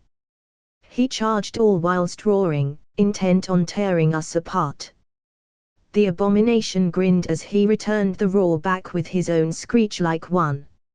And, as he dived at Apocalypse, he was tackled by a burning form. The battle was just getting started. Chapter end. For 10+ advanced chapters of Ultimate Cypher, check out my Patreon /Anubis Creations. I also have 11 chapters of my new DC fanfic, Zodiac, DC. Comment. 10 comments. Vote. Chapter 120, A Fiery Disaster. Back at the mansion. Jean's POV. As I watched Magneto threaten the lives of my friends and loved ones, I could feel unbridled rage running through my veins. My tenuous hold on the Phoenix quickly slipped, and before I knew it I became a passenger in my own body, the Phoenix's instincts having taken over. I barely caught a flash of blue and quick movement from the corner of my eye. And, seconds later, I could hear distant voices calling out for me. It all felt like a haze, their sounds drowned out by the feeling of power coursing through my body. It was simply intoxicating, and any attempt at focusing was forgotten in the face of basking in this feeling of superiority. But, I was suddenly wrenched back to reality by the professor's telepathic voice. "What the hell just happened?" Bobby said. I was panting, trying to gain control of myself, while the ring Doug had gifted me, inscribed with warding runes, was glowing bright. The sudden spike of power overwhelmed the wards, turning it into half-molten slag. The ring was designed to block off my empathic powers as well as keep the Phoenix in check. Especially after the events following the mutant research facility and the Phoenix's emergence when it fought the Shadow King. I turned to Bobby. Doug just decided to take on all the risk as he normally does. "We need to find them, before it's too late," I said, as the ring finally slipped off my finger and onto the floor. It may have been reckless, but I believe Douglas' swift actions may have saved us all. "I've never felt such power before." The mutant who was with Eric. "Who is he?" the professor asked, turning his question towards the only person with an answer. We all looked towards Wanda, kneeling beside her brother's passed-out form. Thankfully, the sleeping spell cast on Pietro was still active, as well as the wards that sealed Wanda's magic and powers. Noticing our gazes on her, she grimaced and said, "What? Am I supposed to be a good little hostage now, and answer your questions? Surely you are worried about what he has done to your brother. From what he said, we don't know if your Pietro can handle a second mutation," Hank said. Her eyebrows drew up in worry and a hint of uncertainty. "Pietro will be fine. Apocalypse won't hurt his horsemen." Logan scoffed. "Didn't seem like the caring kind of guy. Are you willing to bet your brother's life on it though?" She stayed silent, and moments later, with great reluctance said, "I won't say anything until I'm sure my brother is okay. Take us to a hospital and I'll talk." "Don't worry, my dear. Dr. McCoy is both a doctor and a geneticist and, dare I say, the world's most leading expert on mutants." the professor said. Minutes later Dr. McCoy was examining Petro in the X-Mansion's med lab, while the rest of the team and I were busy integrating Wanda about Apocalypse and his powers. Wait. I still don't get it. Bobby said. Well, I can explain it to you, but I can't understand it for you. Wanda said. Admittedly, Wanda's explanation was both hard to believe and only raised more questions than it answered. Hard as it may be to believe, I think there may be some truth to what she says. I've known Eric for years, and I've never seen him this powerful before. The professor said. Doug won't be able to take on both of them together. He needs backup. Logan stated. Hate to break it you, but I don't think you're going to be much help. Scott said. Logan growled, you're calling me useless glasses. Scott has a point, your skeleton is practically metal. He'd rip you to shreds. I interrupted before it escalated to an argument. Logan scoffed, but stayed silent.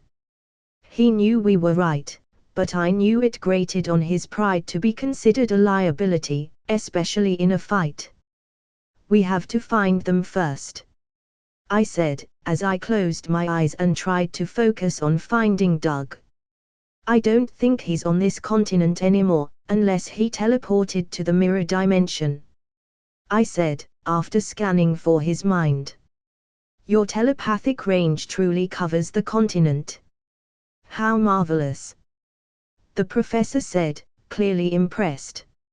I can scan further, but I am wary of expanding my range right now. My mental barriers are a bit worn out, and I don't have another ring to help hold the Phoenix back if it flares back up again, I said. Then I think a visit to Cerebo should help us avoid any unnecessary trouble, the professor said. Sahara Desert. What? What are you? He choked out. I was standing over Apocalypse's bleeding form. Our battle ended, as he lay before me on the ground mortally injured. He was missing a few limbs, practically torn to pieces. Abomination's arrival gave me the reprieve I needed to come up with a plan. One that eventually ended with me trapping myself and Apocalypse inside the mirror dimension. Emil with his new upgrades was a force to be reckoned with. He was a juggernaut, through and through, one that showed his value in today's battle. His physical strength and heavily irradiated body prevented Magneto from directly affecting his blood. And while Emil was busy acting as distraction to both the pseudo-elemental and Magneto, I fought Apocalypse. Admittedly, I was spent. I can't remember a time where I have ever been pushed this far, both mentally and physically. My regeneration was pushed to its limits from the copious amounts of damage it had to repair, but in the end, in this battle of iteration, I was victorious. Countless sigils and archaic symbols surrounded him, each one shone with untold power and meaning. They firmly attached themselves to his broken body, halting his regeneration, as well as any attempts of calling upon any of his powers. The mirror dimension was a place where you can warp reality and conjure dangerous spells. It was a testing ground for a sorcerer. Normally one couldn't escape without a sling ring. The warping of the surrounding and the surfaces was due to the magic being used in the dimension. But, with everything made out of sand, and apparently one of his powers being able to control sand, I didn't have that big of advantage as I normally would have. I was actually starting to wonder how many powers Apocalypse truly hid. So far, I've seen regeneration, energy manipulation, size alteration, telepathy, telekinesis and sand control, just to name a few. I suspected there was more, and maybe Apocalypse himself failed to use most of them in our battle. He did strike me as the brutish type though, which went to explain his propensity to relying on physical combat instead of long-range attacks unless he was at a disadvantage, paired with his tactic of attacking the mind as well as the body. It was no surprise he hardly met those he couldn't defeat. Our battle escalated to the point, one would struggle to call it just that. More of a slugfest / who can take the most beating and attacks before the other's healing factor gave up. Although I won, it wasn't without cost.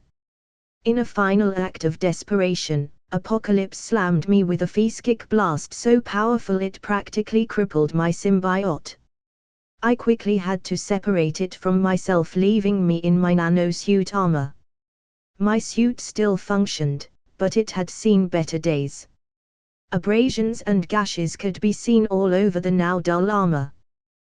The nanomachines struggling to reform.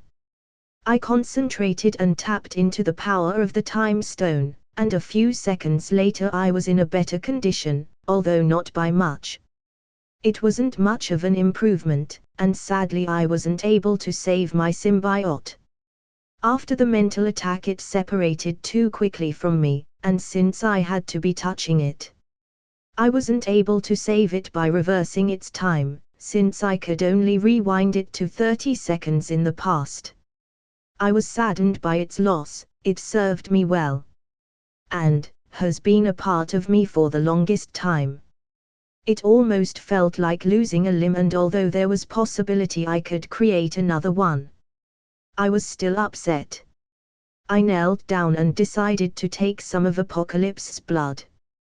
This battle had cost me, and I wasn't going to let the chance to analyze his DNA go by. I exited the mirror dimension only to be met by the sight of Magneto still fighting with the abomination.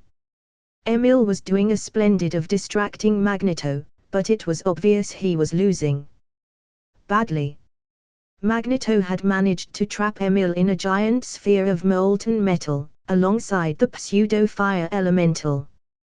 He was also drawing up more liquid metal, and judging by the giant rotating disc forming above him, I think he planned on making Emil a few inches shorter by cutting him into size. I should have killed that bastard when I had the chance, I thought as I prepared to open a portal in front of the attack headed towards Emil. Die, you abomination! Magneto snarled, as he flung the rotating disc of liquid metal at Emil, trying to decapitate him. Thankfully my plan worked and a portal opened right in front of the attack, sending it a few miles away from us. Magneto furiously spun around, and if glares could kill, I reckon I'd be dead a dozen times over, judging by the sheer intensity of the hatred being directed at me. Hey Maggie. Miss me? I asked. You. What did you to Apocalypse? Where is he? He said, noticing his absence. You mean the oversized Smurf? Eh?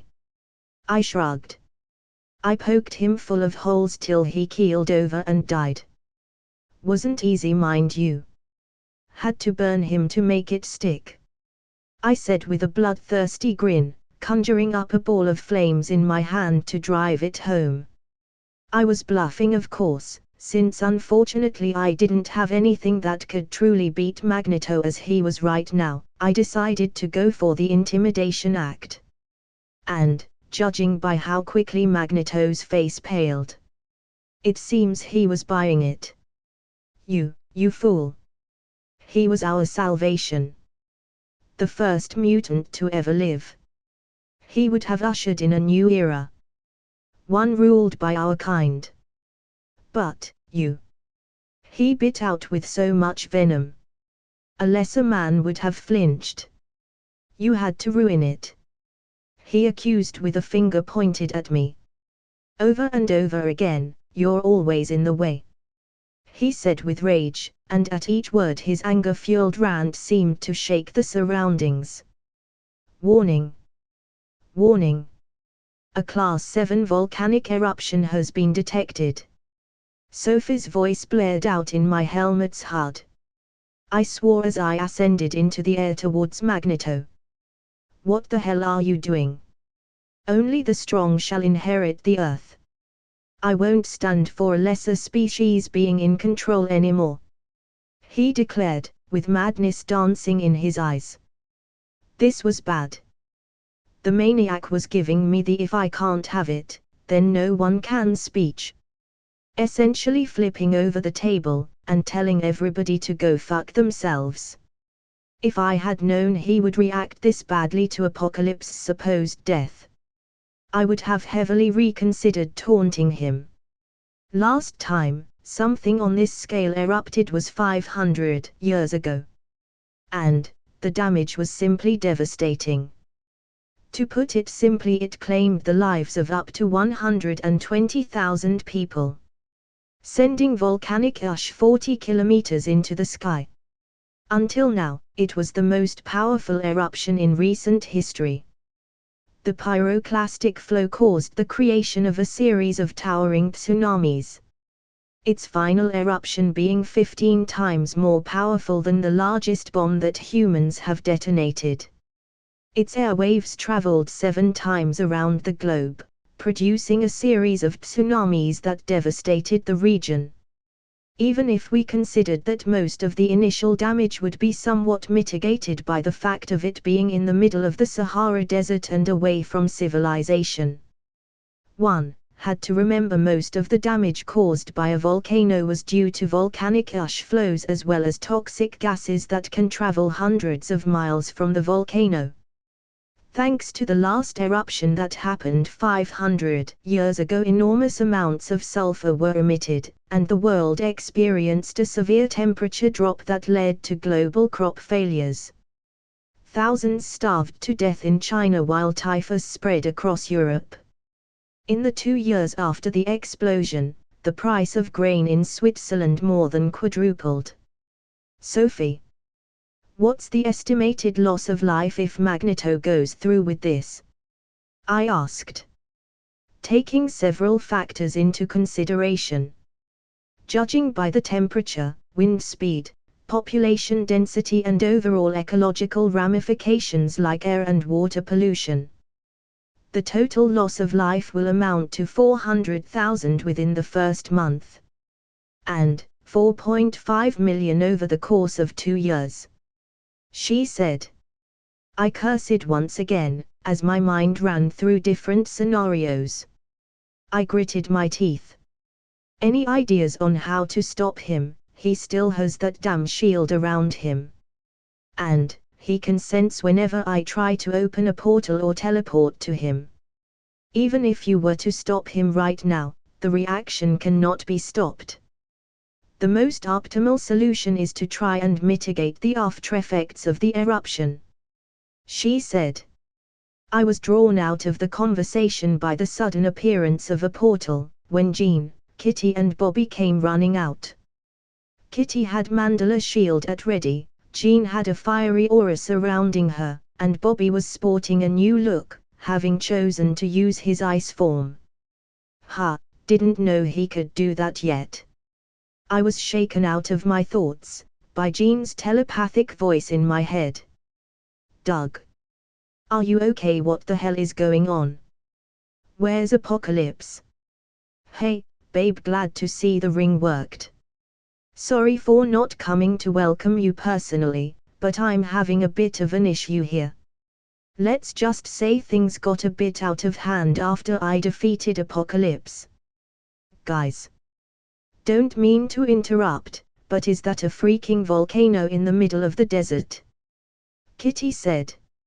Actually, they're more common than you think. I started. She hissed. What's happening? Long story short, Magneto got a power boost from Apocalypse. Got upset when I defeated Apocalypse. Decided to set off a super volcano. And, even if we stop him now, it's already too late, since the reaction has already started. Oh, and Sophie says, if we don't figure out a plan in say the next 10 minutes. Sophie helpfully supplied, through that telepathic interface that connected her to me. Millions of people are going to die. I finished. Isn't that like really bad? Bobby said. I snorted. Understatement of the century. So, any ideas? Run away and fight another day. Bobby suggested helpfully. Like hell. I didn't become a sorcerer, so I can run away when faced with danger. Plus I swore an oath to protect humanity. And, if I'm being honest, it feels like it's kind of my fault that Magneto's lost it. I said. I'm not going to lie, guys. I became an X-Man so I can help people, but I'm not sure fighting a supervolcano is even something that can be done. He said, obvious fear and worry lacing his voice. Bobby. If it comes down to it, I'll make sure you guys get out of here alive. This is my mess to clean. I said. No.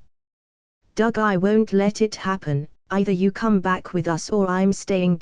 Jean stubbornly said. I sighed. Fine. Then let's make sure we all get out of this alive. Knowing Jean, as soon as she sets her mind on something it's practically impossible to change it. So, best I can hope, is that I don't monumentally screw this up and make sure we all survive this. After all, I didn't become a sorcerer to be censored by mere reality. Chapter end. 49+ advanced chapters of Ultimate Cypher. Check out my Patreon /Anubis Creations. I also have 11 chapters of my new DC fanfic. Zodiac, DC. Comment. 18 comments. Vote. Chapter 121, Vision of Hell. Okay. Here's the plan. Jean, try and take down Magneto. We don't want him to try and sabotage us while we're trying to stop this from being a complete disaster. I said. Leave him to me. Jean nods and takes off towards Magneto. I turned towards Kitty. Find Storm and bring her here. We might not be able to stop this, but we may able to divert the ash and toxic gas from doing more damage.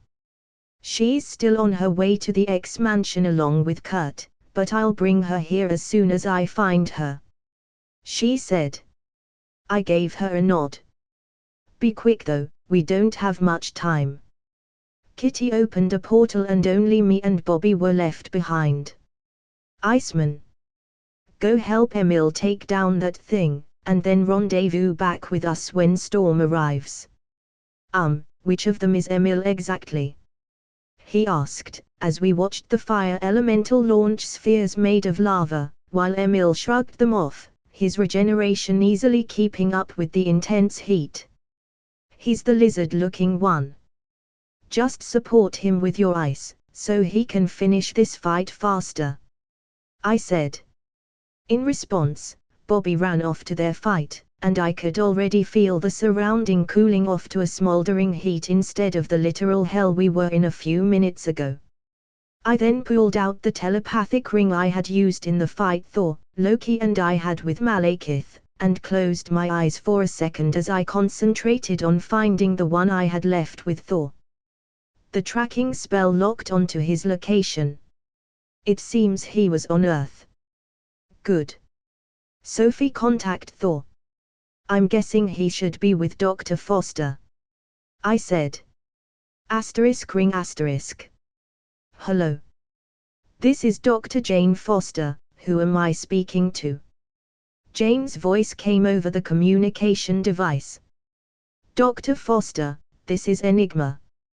Can you please put Thor on the phone?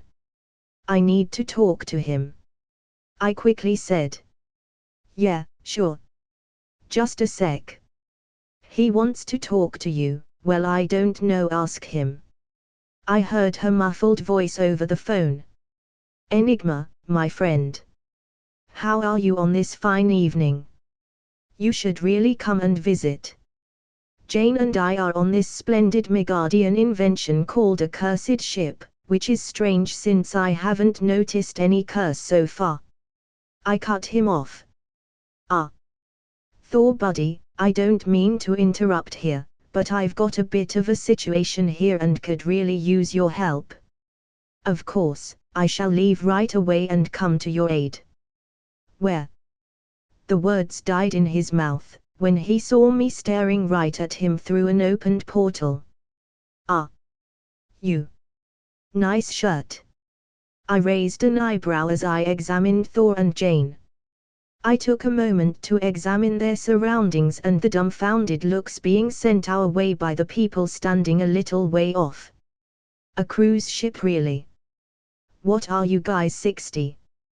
I said, amused with the idea of the god of thunder going around on a cruise ship. Jane getting her bearings. Darcy won it in a competition. She had 2 extra seats, and invited us. Sounds like her. Look. I promised to return him within the hour. Ready big guy? I said. Just give me a moment. Thor said, as he held out his hand.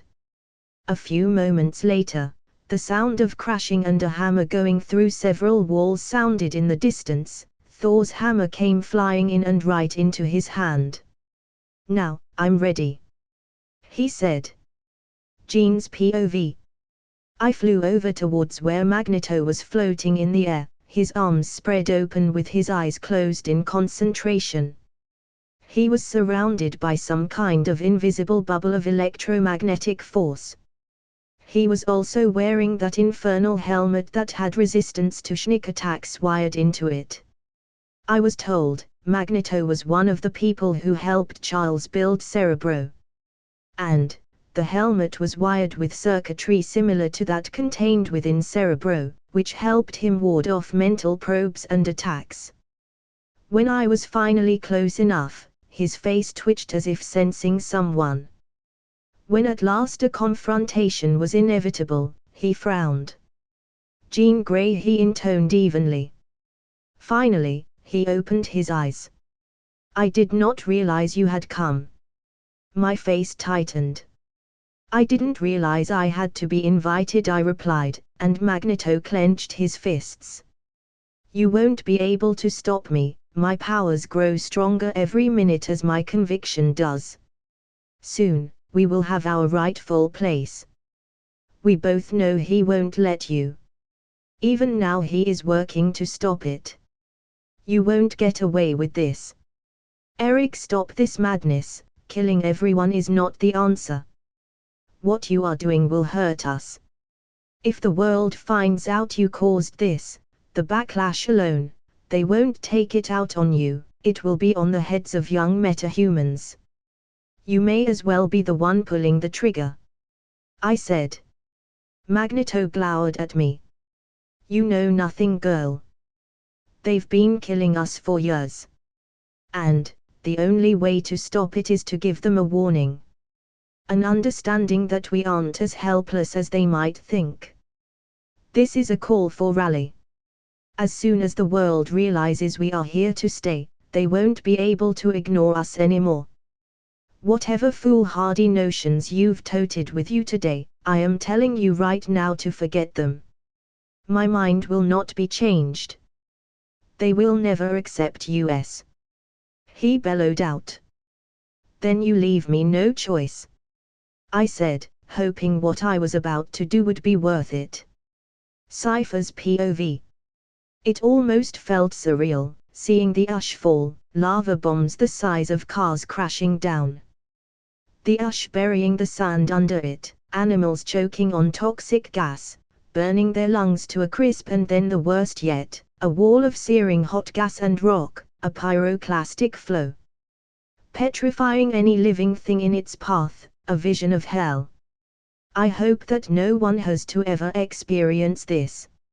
A loud bird-like screech echoed in the distance and drew my attention to the sky. It seems Jean has loosened her mental shields, and was using a larger portion of the Phoenix's power. I could even see its visage, easily making out its distinct form. I cursed in my mind, as I hoped Jean would be okay.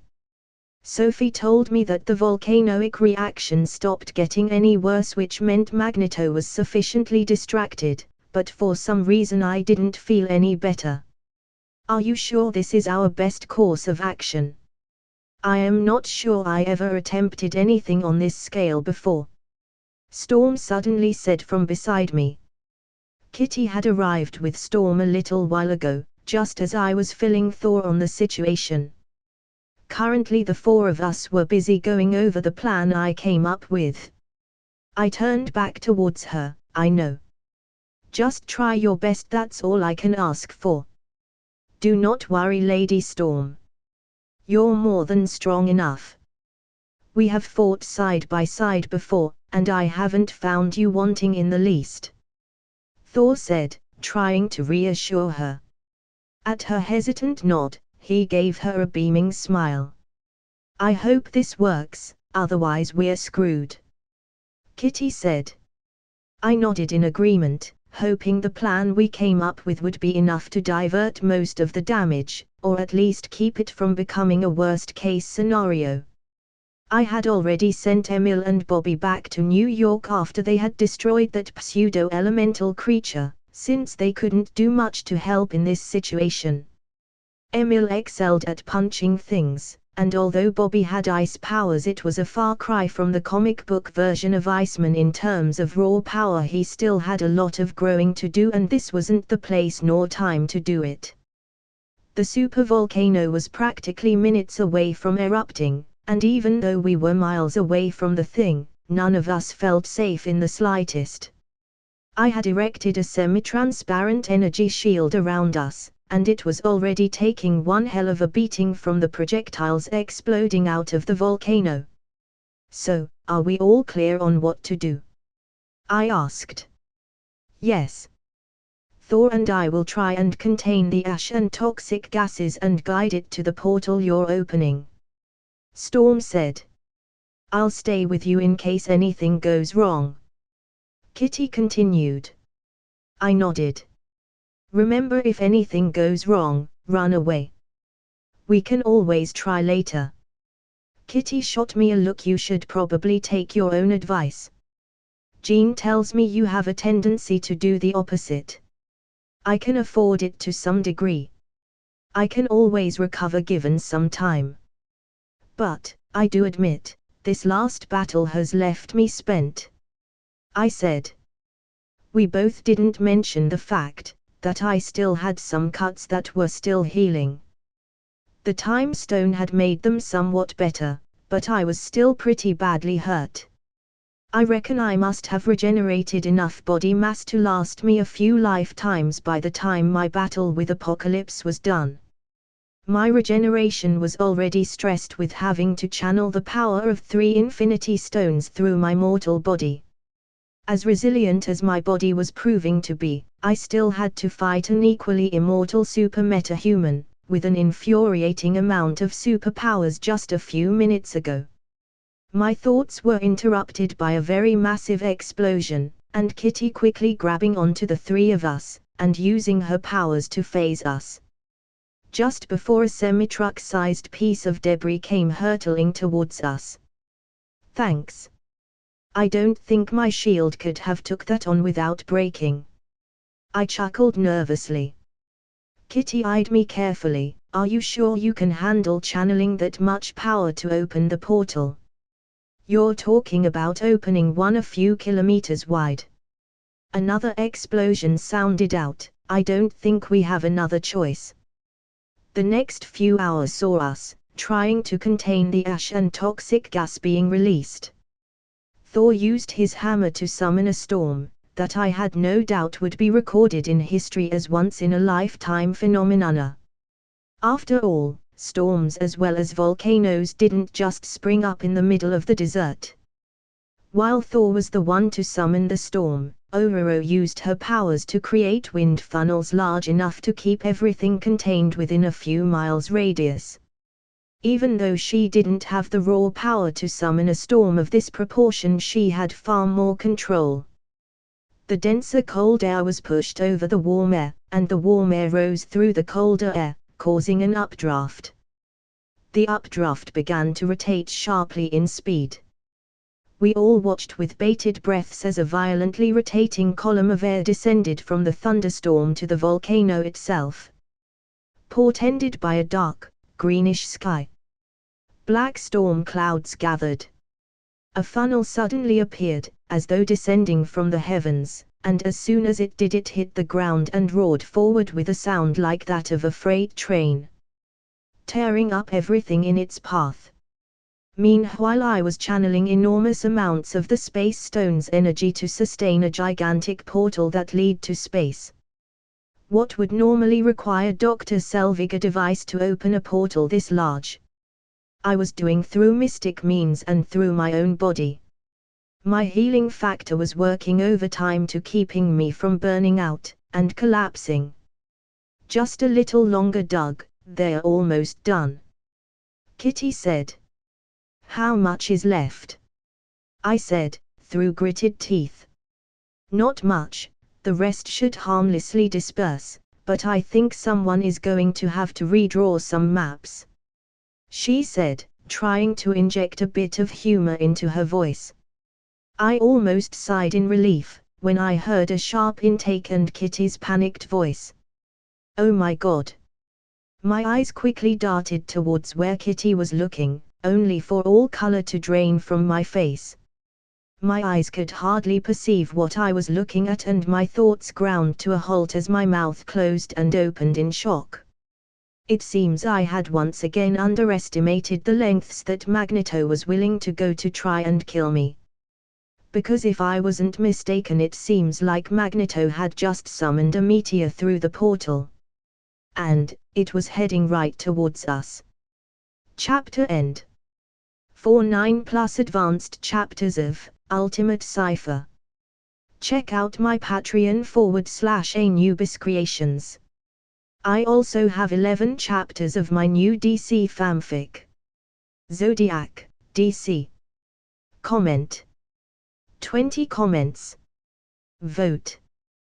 Chapter 122, Firestorm. Magneto's POV.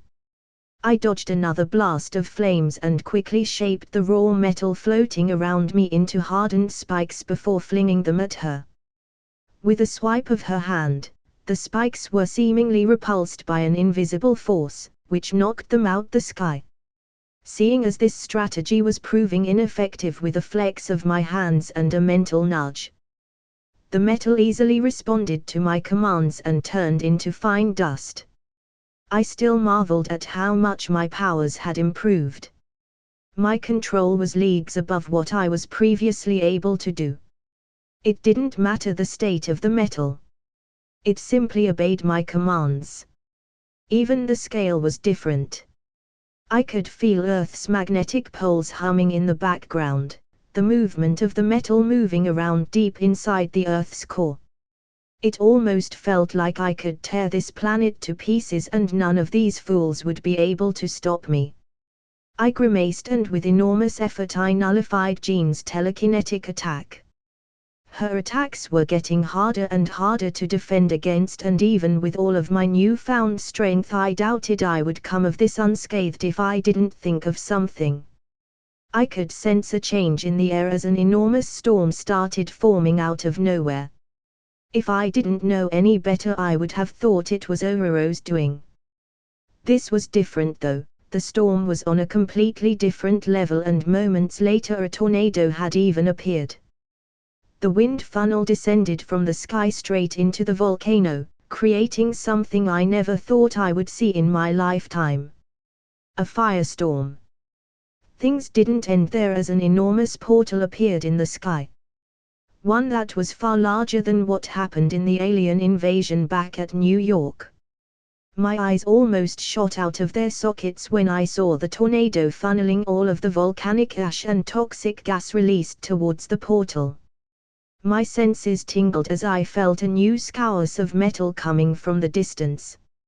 I grew confused for a moment before I suddenly realized where it was coming from.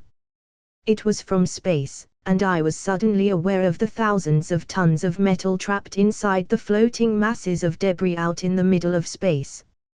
A grin made its way on my face, as one of the rocks felt of something I had never felt before. I don't think I have ever felt metal as dense as this. It almost seemed to be calling out for me. So, in turn I responded and used my electromagnetism to urge it towards me. In the meantime, I had an enraged phoenix to handle. POV end. Magneto was pulling a Madara. Which normally would be a cool thing to do if it wasn't for the fact it was headed right towards us.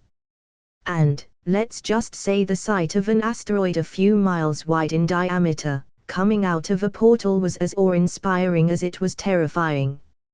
It wasn't enough that by the rules of physics, Magneto should be unable to pull half of the bullshit he was doing. Like moving iron that was hundreds of degrees below the melting point, which was ionized and hence lacks the electron properties to be ferromagnetic. However, logic had apparently taken a vacation since clearly that hasn't been the case. Not only was he able to move the iron in the hemoglobin in his own blood, in order to levitate forward/fly, as well as things which ought to be non-magnetic, even metals other than iron and steel, never mind non-magnetic stainless alloys. The only explanation I could come up with was that he was somehow using induced current loops to provide the reaction, hence allowing him to move anything conductive at the cost of a great energy expenditure and resistance heating from hysteresis losses, which was kind of ridiculous. Storm. We have to close the portal, Magneto is pulling a fucking asteroid out of space. Just a few more minutes. Storm said, obviously strained. I don't think we have a few minutes. I said. The asteroid was already halfway out of the portal and only seemed to be gaining more speed. My body was feeling the strain of today's events and I was beginning to wonder if I should just risk it and close the portal early. 90% of the expected damage from the volcanoic eruption has now been averted. I heard Sophie's angelic voice say, "Get ready, I'm closing the portal," I hastily announced. With a final grunt of effort, I let go of the hold I had on the Space Stone's power. I didn't fancy doing this again anytime soon, I thought as I laid on the sand completely tapped out. I should probably go for infinite stamina if that power exists. I couldn't help but think. Doug, we have to go, Kitty said. I lifted my head up only to see the asteroid being hit by a hammer-shaped projectile. And, with a mighty blow, the hammer struck the asteroid, only for nothing to happen. It only took me a few moments to realize what had just happened. When moments later Thor's hammer floated towards Magneto, then shot back towards Thor, slamming into him, knocking him out of the sky. Well, that's not good. In the end, it took the combined effort of me, Jean and Storm working in tandem to finally defeat Magneto. Thor was out of the account, taken out early on by his own hammer no less. Which must have hurt his pride, judging by how much he was pouting. He managed to call it back after Magneto had run off with it, but Magneto didn't waste any time in running off with the asteroid, which I now suspected contained raw unmined vibranium. Which I guess now answered the question if Magneto was capable of controlling the rare metal. His new upgrade also allowed him to escape Sophie's eyes, since he could just scramble any sensors or tracking methods aimed at his person. Even magical rituals were giving me nothing on his location, which leads me to believe he had been in contact with magic users.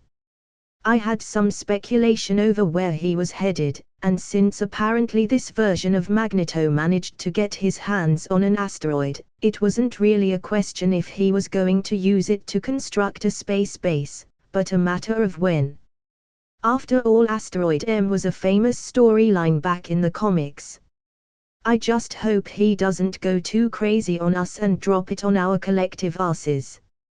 Now that the crisis was averted at least until Magneto emerges out of hiding, I sent Thor back to his cruise ship, while Jean, Storm, Kitty and I went back to the X-Mansion with Apocalypse in tow. I still had a Scarlet Witch and a Silver Speedster to take care of. Welp. Time to convince two orphans not to kill a playboy billionaire. After we arrived at the X-Mansion, I asked to be led to where Wanda and her brother Pietro were being kept. It turns out they were at the medbay, and I found Wanda sitting beside Pietro, who was still knocked out. Before she could say anything, I casted a power suppression spell on Pietro. One not too dissimilar to the one I used on Apocalypse. After I was done, I quickly woke him up. Ouch, why do I feel like I've been run over by a truck? And, why do I feel so slow? Pietro said. Pietro. You're finally awake. Wanda exclaimed. Hate to interrupt, but I need to talk to you guys. I said. You.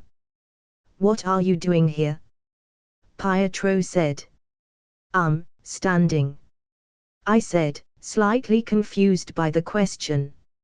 I mean, did he really think I was just going to let them go after he tried to kill me, and Apocalypse gave him a second mutation? It's okay, Pietro. We're at America, they brought us here after we fought. Wanda said. America. How long was I asleep? He asked. Just a few hours. I used a portal. I said. His eyes shot back to me, and boy was he not in a good mood. I wasn't talking to you. He snarled. He suddenly tried to do something, but grew confused a few moments later. My powers. Why aren't they working? It's because of him. Wanda said, ratting me out. It's for everybody's safety. You guys were colluding with a known terrorist. One that you helped break out of prison.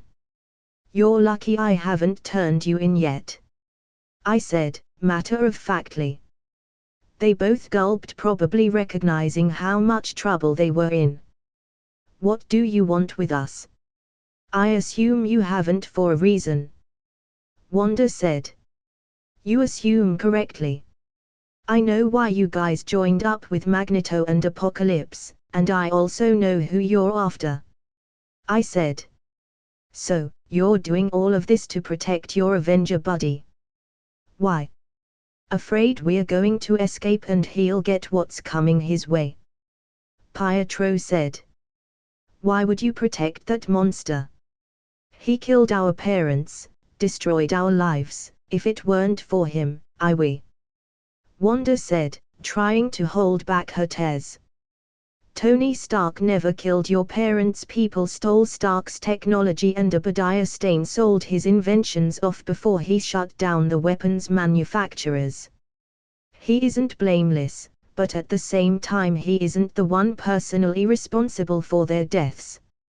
I said as I threw them a file I had compiled for this moment. It was his name who was written on that bomb. We were trapped for days under the rubble, waiting for it to kill us. Wanda refuted. Regardless of who sold it to who, Stark was still the one who developed that technology, and invented those weapons. Weapons whose sole function was to destroy things. To explode. To kill people. And that's why we hate him. Pietro said. I see your point, and I somewhat agree. Tony is an arrogant prick. And, had he stayed that way, you would have been justified in your revenge. But, you have to keep in mind. Since then things have changed. Pietro snorted at my words. I was there at the Battle of New York. Tony personally put his life on the line and was prepared to sacrifice himself to save millions of people. I might not like him, but I respect him. I said. You mean after he'd been kidnapped and personally hurt by the types of nefarious goons who'd been causing havoc with his weapons for years by that point? It was only after he himself suffered from the repercussions of his actions that he decided to take full responsibility for them. The question of how much he knew and when he knew it is almost irrelevant in how it pertains to us. Because the simple fact is, he didn't care to know. He never even thought to look into it. He just buried his head in the sand and continued to create more and more dangerous devices while carelessly assuming that none were finding their way into hands they shouldn't be in. Wanda said. I sighed. Seeing as I was getting nowhere with this, I decided to use my final card. You know, Tony's parents were killed when he was younger. Hydra sent an assassin after their heads, and they were killed on their way home. Only he thinks it's an accident and has no one to blame but himself. They both grew silent at that, and judging by their looks I had their undivided attention. There's a fine line between revenge and justice. You want to get justice, fine by me, but at the end of the day killing him won't bring back your parents. I said. I left them both to stew on that fact, while I left to take care of the mess Magneto's latest stunt left us. Wanda was too much of an amateur at magic to even attempt and break the sealing runes I placed on her, while Pietro was just as stuck, having no magic of his own. I opened a portal to Limbo, specifically to a dungeon underneath the castle I had claimed after I defeated Belasco. I took my unlucky passenger with me, since it wasn't wise to delay. Apocalypse was a hard bastard to kill, and unless I planned on having Jean execute him using her Phoenix Fire, doing what the ancients did seemed as good idea as any. So, I take it this isn't what you had in mind when you woke up this century. I said. Apocalypse was currently restrained by about a few dozen runic arrays and stuck in the middle of a tomb I had made especially for him. Apocalypse was powerful all right, but he didn't have any magical powers, which is how I reckon he was defeated and sealed 5,000 years ago. Being mutant Jesus, I don't think he ever bothered to learn. Or more accurately, I don't think anyone was willing to teach him magic. I briefly considered throwing him into the sun, but ran into some logistical issues. Like the fact even if I managed a portal to the sun, the heat and gravity was just as likely to harm me as soon as I opened the portal. I mean, I could potentially shrug it off like I do most things, but I didn't have a death wish. How Thor managed it though was another thing all on its own, probably a combination of bullshit divine magical powers and his Asgardian physique. I was taken out of my thoughts when I felt Apocalypse straining against his bindings. I didn't want to disappoint him, and tell him it was useless. Since I don't think he'll appreciate the fact I tied the runes to my own life force to keep them intact. I basically ended up pulling an Odin, but on a lesser scale. Since Hela had an actual divinity and couldn't be compared to the blue man reject I had stashed in the dungeons. So far, I've sealed an evil demon sorcerer and probably the first mutant to walk the earth. From one perspective it almost seemed like I was starting some kind of fucked up collection. More like trouble waiting to happen, if you ask me. I should really find a weapon that can put down immortal beings for good. Maybe I should ask the Ancient One if that sword Dragonfang can do the trick. Last time I saw it, she had it on display in one of the showrooms back at the Sanctum. Chapter End. For 9+ advanced chapters of Ultimate Cypher. Check out my Patreon /Anubis Creations. I also have 11 chapters of my new DC fanfic. Zodiac, DC. Comment. 7 comments. Vote. Chapter 123, The Lost Cosmonaut. A few days had passed ever since our battle with Magneto. He was still nowhere to be found, but that didn't stop me from having over a dozen search protocols up and ready for when he inevitably resurfaced. Jean had gone to the sanctum along with Kitty to try and retighten the seals placed on her by the Ancient One. The seals, unlike the ones applied by Xavier, were only meant to limit the power output Jean could safely channel as she gradually adapts to the Phoenix's power. Channeling enormous amounts of the Phoenix's power was dangerous since it could potentially overwhelm Jean's psyche. Cosmic entities such as the Phoenix had a habit of frying their hosts' brains if one wasn't careful whilst using their power. I mean, look at what happened to Juggernaut. The guy was filled with nothing but rage and battle lust as a consequence of recklessly using his patron's power. It was why I was wary of relying too much on channeling power from elder gods, which severely limited my abilities as a sorcerer. Having a few infinity stones on hand though made that fact negligible, since the stones didn't have a will of their own. At least the ones I had in my possession. The Wonder Twins had decided to stay with the X-Men for now, since they had a bit of thinking to do. I had no doubt they would have immediately bounced. You know, if it weren't for the fact I had sealed their powers. So, with no powers and nowhere to go, they technically didn't have any money or even a passport. Since they got here with a portal, I decided to have them cool off for a bit and contemplate their life choices and whatnot. They were still kids at the end of the day, confused and angry ones for sure. Still, they did lose their parents at a young age, which was something I could sympathize with, having lost my own in my previous life. Also, Magneto was still out there, and I didn't fancy him getting his hands on them. There were already no signs of Blob, Pyclock or even Mystique. None of her usual identities had been used in a while, and I was actually starting to get a bit paranoid of where she had possibly gone to.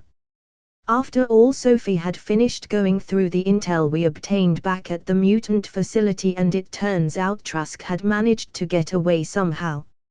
I faintly remembered something about Trask using her DNA to somehow improve his sentinels, and with both of them unaccounted for, things didn't bode well for those of us with an X gene. Master Doug, it seems Director Fury had gone missing, and both Steve Rogers and Natasha Romanoff had gone AWOL. Sophie suddenly announced. What? When did that happen? I asked. A few days ago. S.H.I.E.L.D. deliberately suppressed the news, and I only just discovered it due to the bug you left in their systems back at the events of the invasion. She said. Ah yes, unlike Tony, who had temporarily hacked their systems, I had opted for a more thorough approach and left a bug in their system that would leave me with a backdoor into their files, and would also automatically send information packets every other week with information which was deemed high priority or needed a high access level. So, it seems the events of the Winter Soldier had already started. I thought to myself, is Hydra still going forward with Project Insight? I asked. It seems so. The helicarriers are scheduled to launch in 2 days. She said. Good. I wouldn't want anything to happen to our plan. All that's left is just to stop Rogers from screwing everything up. I said. Send a message to Kitty and have her suit up. Call in Callisto and Madrox and make sure they're here and ready within the hour. In the meantime, I'll go and check over Mikhail, I said, before opening a portal. After Doug had gone to check over Mikhail, it didn't take long before Callisto, Madrox and Kitty had arrived to the mission room, where they would get briefed whenever an important mission had popped out. Usually they consisted of rescue missions, or retrieval missions for young metahumans who were in danger. But this time things seemed a bit different, since other members such as Shanghai, Colossus or even some of the other meters who joined them were not present. As always, Sophie was responsible for mission assignments since Douglas would be usually busy with research or running the company. Currently 3 members of the Cypher Corps were standing in a room lit up by a holographic screen, whilst a hard light construct of Sophie was busy updating them on their mission parameters. They were all suited up in their stealth suits, which could turn invisible on command and had several other useful functions. It utilized some of the stealth tech taken from the Quinjet but miniaturized to fit the suit, as well as some specialized equipment, like a hacking tool and a sound silencing field. Project Insight is a secret SHIELD operation initiated as a direct response to the Battle of New York. The project involves 3 helicarriers that would patrol Earth and, with the use of an algorithm that evaluated an individual's behavior, eliminate individuals who posed a possible threat. Sophie said. So, other than it being completely fucked up, why are we getting involved in the government's business? Madrox questioned, the advanced AI. If you would just shut up for a minute and stop interrupting. I'm sure we'll get to find out. Callisto snapped out. Guys, I'm sure there's more to it than that, otherwise we wouldn't get involved. Kitty said. That would be correct, Miss Pride. Hydra has infiltrated S.H.I.E.L.D. and is currently attempting to enforce a new world order, by using Project Insight to eliminate any who could potentially pose a threat to them. Several notable figures as well as metahumans are included in that list. Sophie said. Aren't Hydra those Nazi fucks that fought Captain America back in WW2? Madrox said. Affirmative. Hydra was the scientific branch of Nazism in Germany under the leadership of Johann Schmidt. Sophie said. So, what's our mission? Are we supposed to stop them? Callisto asked. Negative. Your mission is to infiltrate the Triskeleton and install a Trojan inside the systems of the Insight project. Sophie said. Kitty raised an eyebrow. If it's just that, I can do it on my own. Why are these guys here? No offense. None taken, short stack. Yeah, what she said. Madrox said, while Callisto just rolled her eyes. Several individuals by the name of Steve Rogers, Natasha Romanoff, Sam Wilson, Maria Hill and company are also trying to stop the project from launching. Your mission is to intercept them, and make sure they don't interfere. Sophie said. Wait, are you telling me, our mission is to help the bad guys? You also want us to fight Captain America? Are you out of your mind? Or did you knock a few chips loose? Madrox said, clearly agitated. Master Douglas has a plan and it's imperative these individuals do not interfere. If this plan succeeds, Hydra will cease to be a threat. Naturally, this mission is undercover, so any identifying items should be discarded and your identities cannot be revealed. Sophie concluded. I guess that means I won't get to use my suit. Kitty said, clearly disappointed. Madrox snorted. At least you got a suit, all we get is standard issue mission equipment. Don't mind him, he's just jealous he didn't get to fight in the invasion. Callisto said. Really? Didn't take you for the hero type? Kitty said. He's not, he just wanted to ask for a raise after the battle. Callisto said. Naturally, Madrox just flipped her off and said. I'll definitely ask for a raise after this. Still can't believe we're going up against Captain America. Callisto just ignored him, and turned towards Kitty, and handed her a device. We'll rendezvous with you after you upload the Trojan. Sophie already sent you the schematics for the Triskeleton. We'll meet you after you set up the teleportation marker. Kitty nodded and activated her suit's invisibility function before, opening a portal and going through it. Meanwhile I was busy examining Mikhail while Pyotr hovered over us with clear worry. Ilyana was also present but wasn't as seemingly concerned as her older brother. I couldn't blame her really, he was basically a stranger and she had only seen pictures of him in family photos. Pyotr on the other hand, idolized his brother the cosmonaut, the hero of their country who was supposed to bring honor to them. It all came crashing down though when he went missing 10 years ago along with his team and never got to complete their mission. It just as I expected. Your brother is also a metahuman, I said, after I finished doing my examination. Ilyana, who was zoning out, suddenly came to attention and focused on my words. Our brother is also a mutant?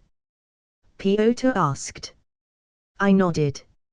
It's how he has been able to survive.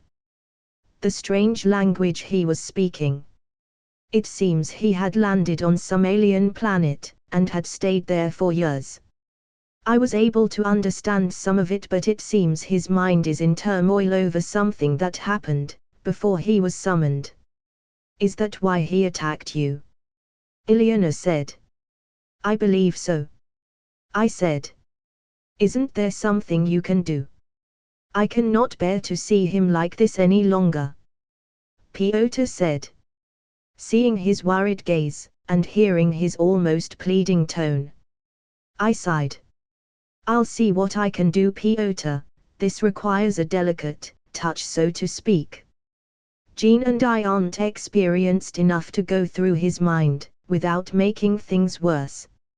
So, I'll try and get in touch with someone who might be able to help, I said.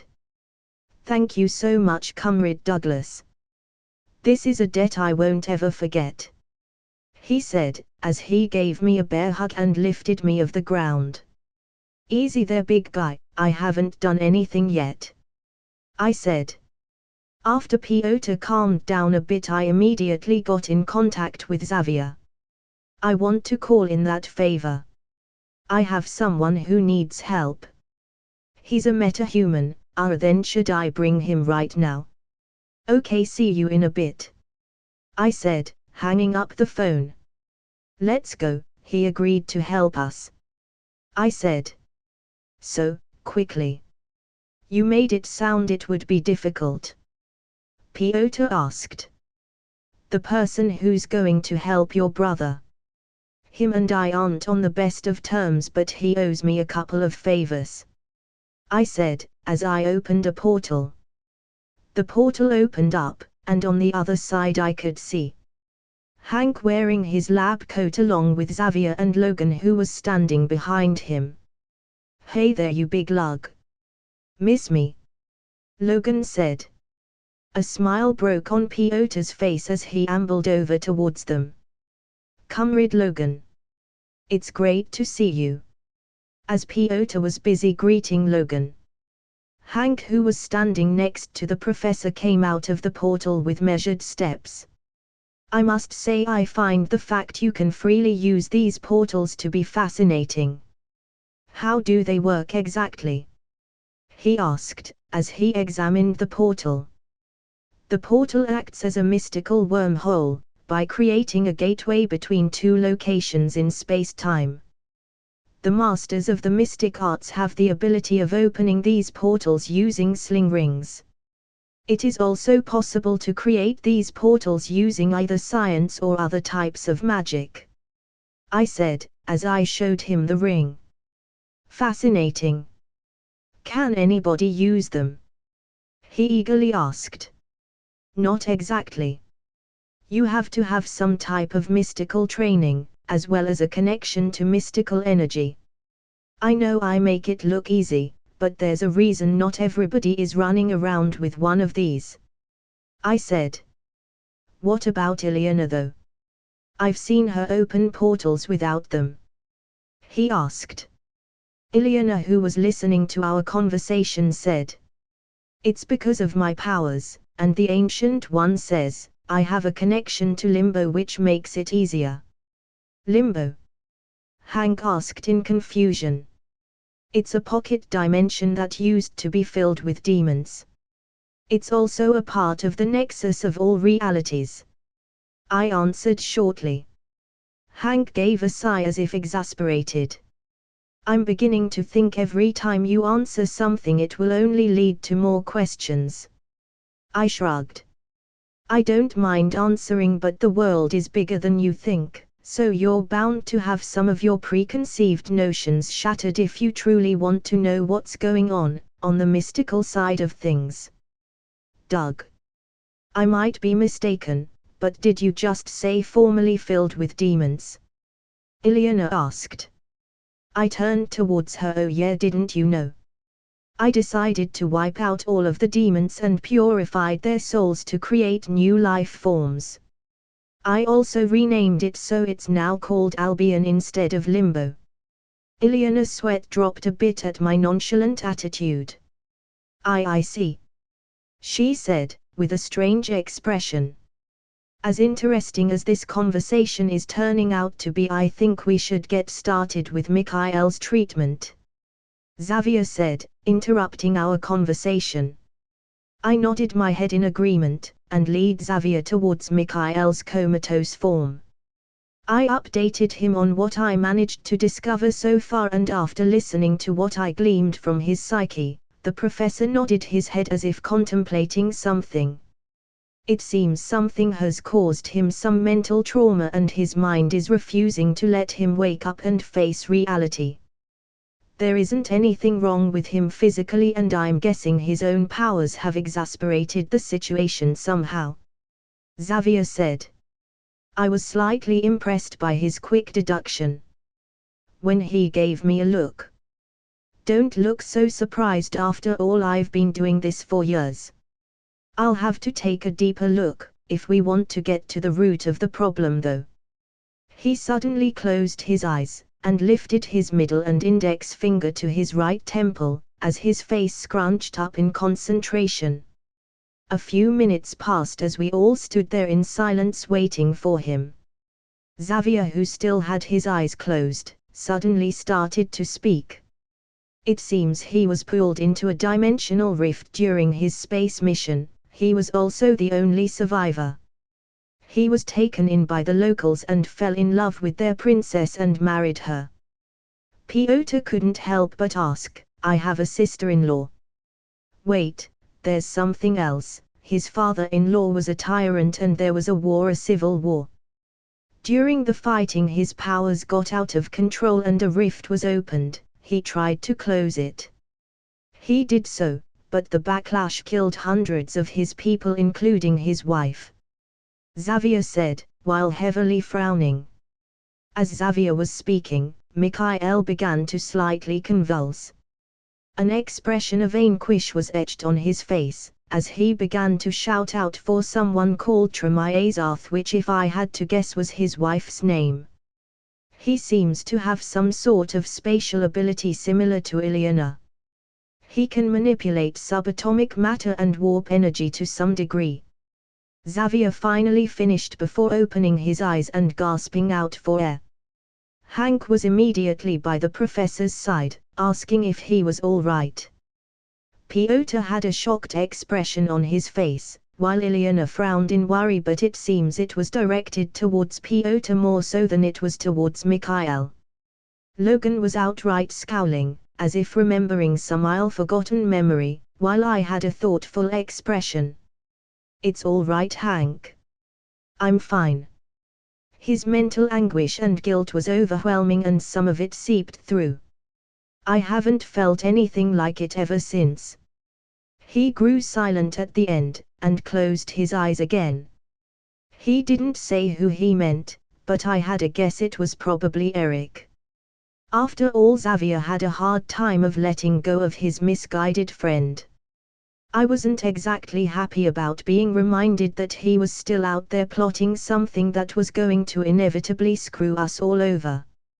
So, instead I decided to switch gears and ask about something relevant to our current situation. So, are you going to be able to wake him up? I asked. As if broken out of a spell, Piotr instantly refocused on Xavier. Please, tell me my brother will be all right. The professor sighed. It's going to take some time, but I think I can do it. The problem is I'm afraid of what will happen after. I suspect he might lash out as soon as he wakes. His mental state is highly unstable, and judging by what I saw and what Douglas has already told me, I do not know if there is anything we can do to help him truly recover. Piotr went silent, as his head hung down in disappointment. Ilyana reached out a hand and put it on his shoulder in an attempt to provide him with some comfort, after receiving the news of possibly losing his brother for a second time. Xavier seemed a bit hesitant as he discreetly shot me nervous looks which I pretended to not notice. There's something we can try. I could possibly try and erase his memories of everything that happened after he went missing. It would as he had never left Earth. Seeing a ray of hope, Piotr's eyes suddenly shot up towards the professor. Truly? You can do that? He gave him a nod. I tried this method with a few soldiers who suffered from PTSD before, and their condition was alleviated and they were able to get back to their normal lives.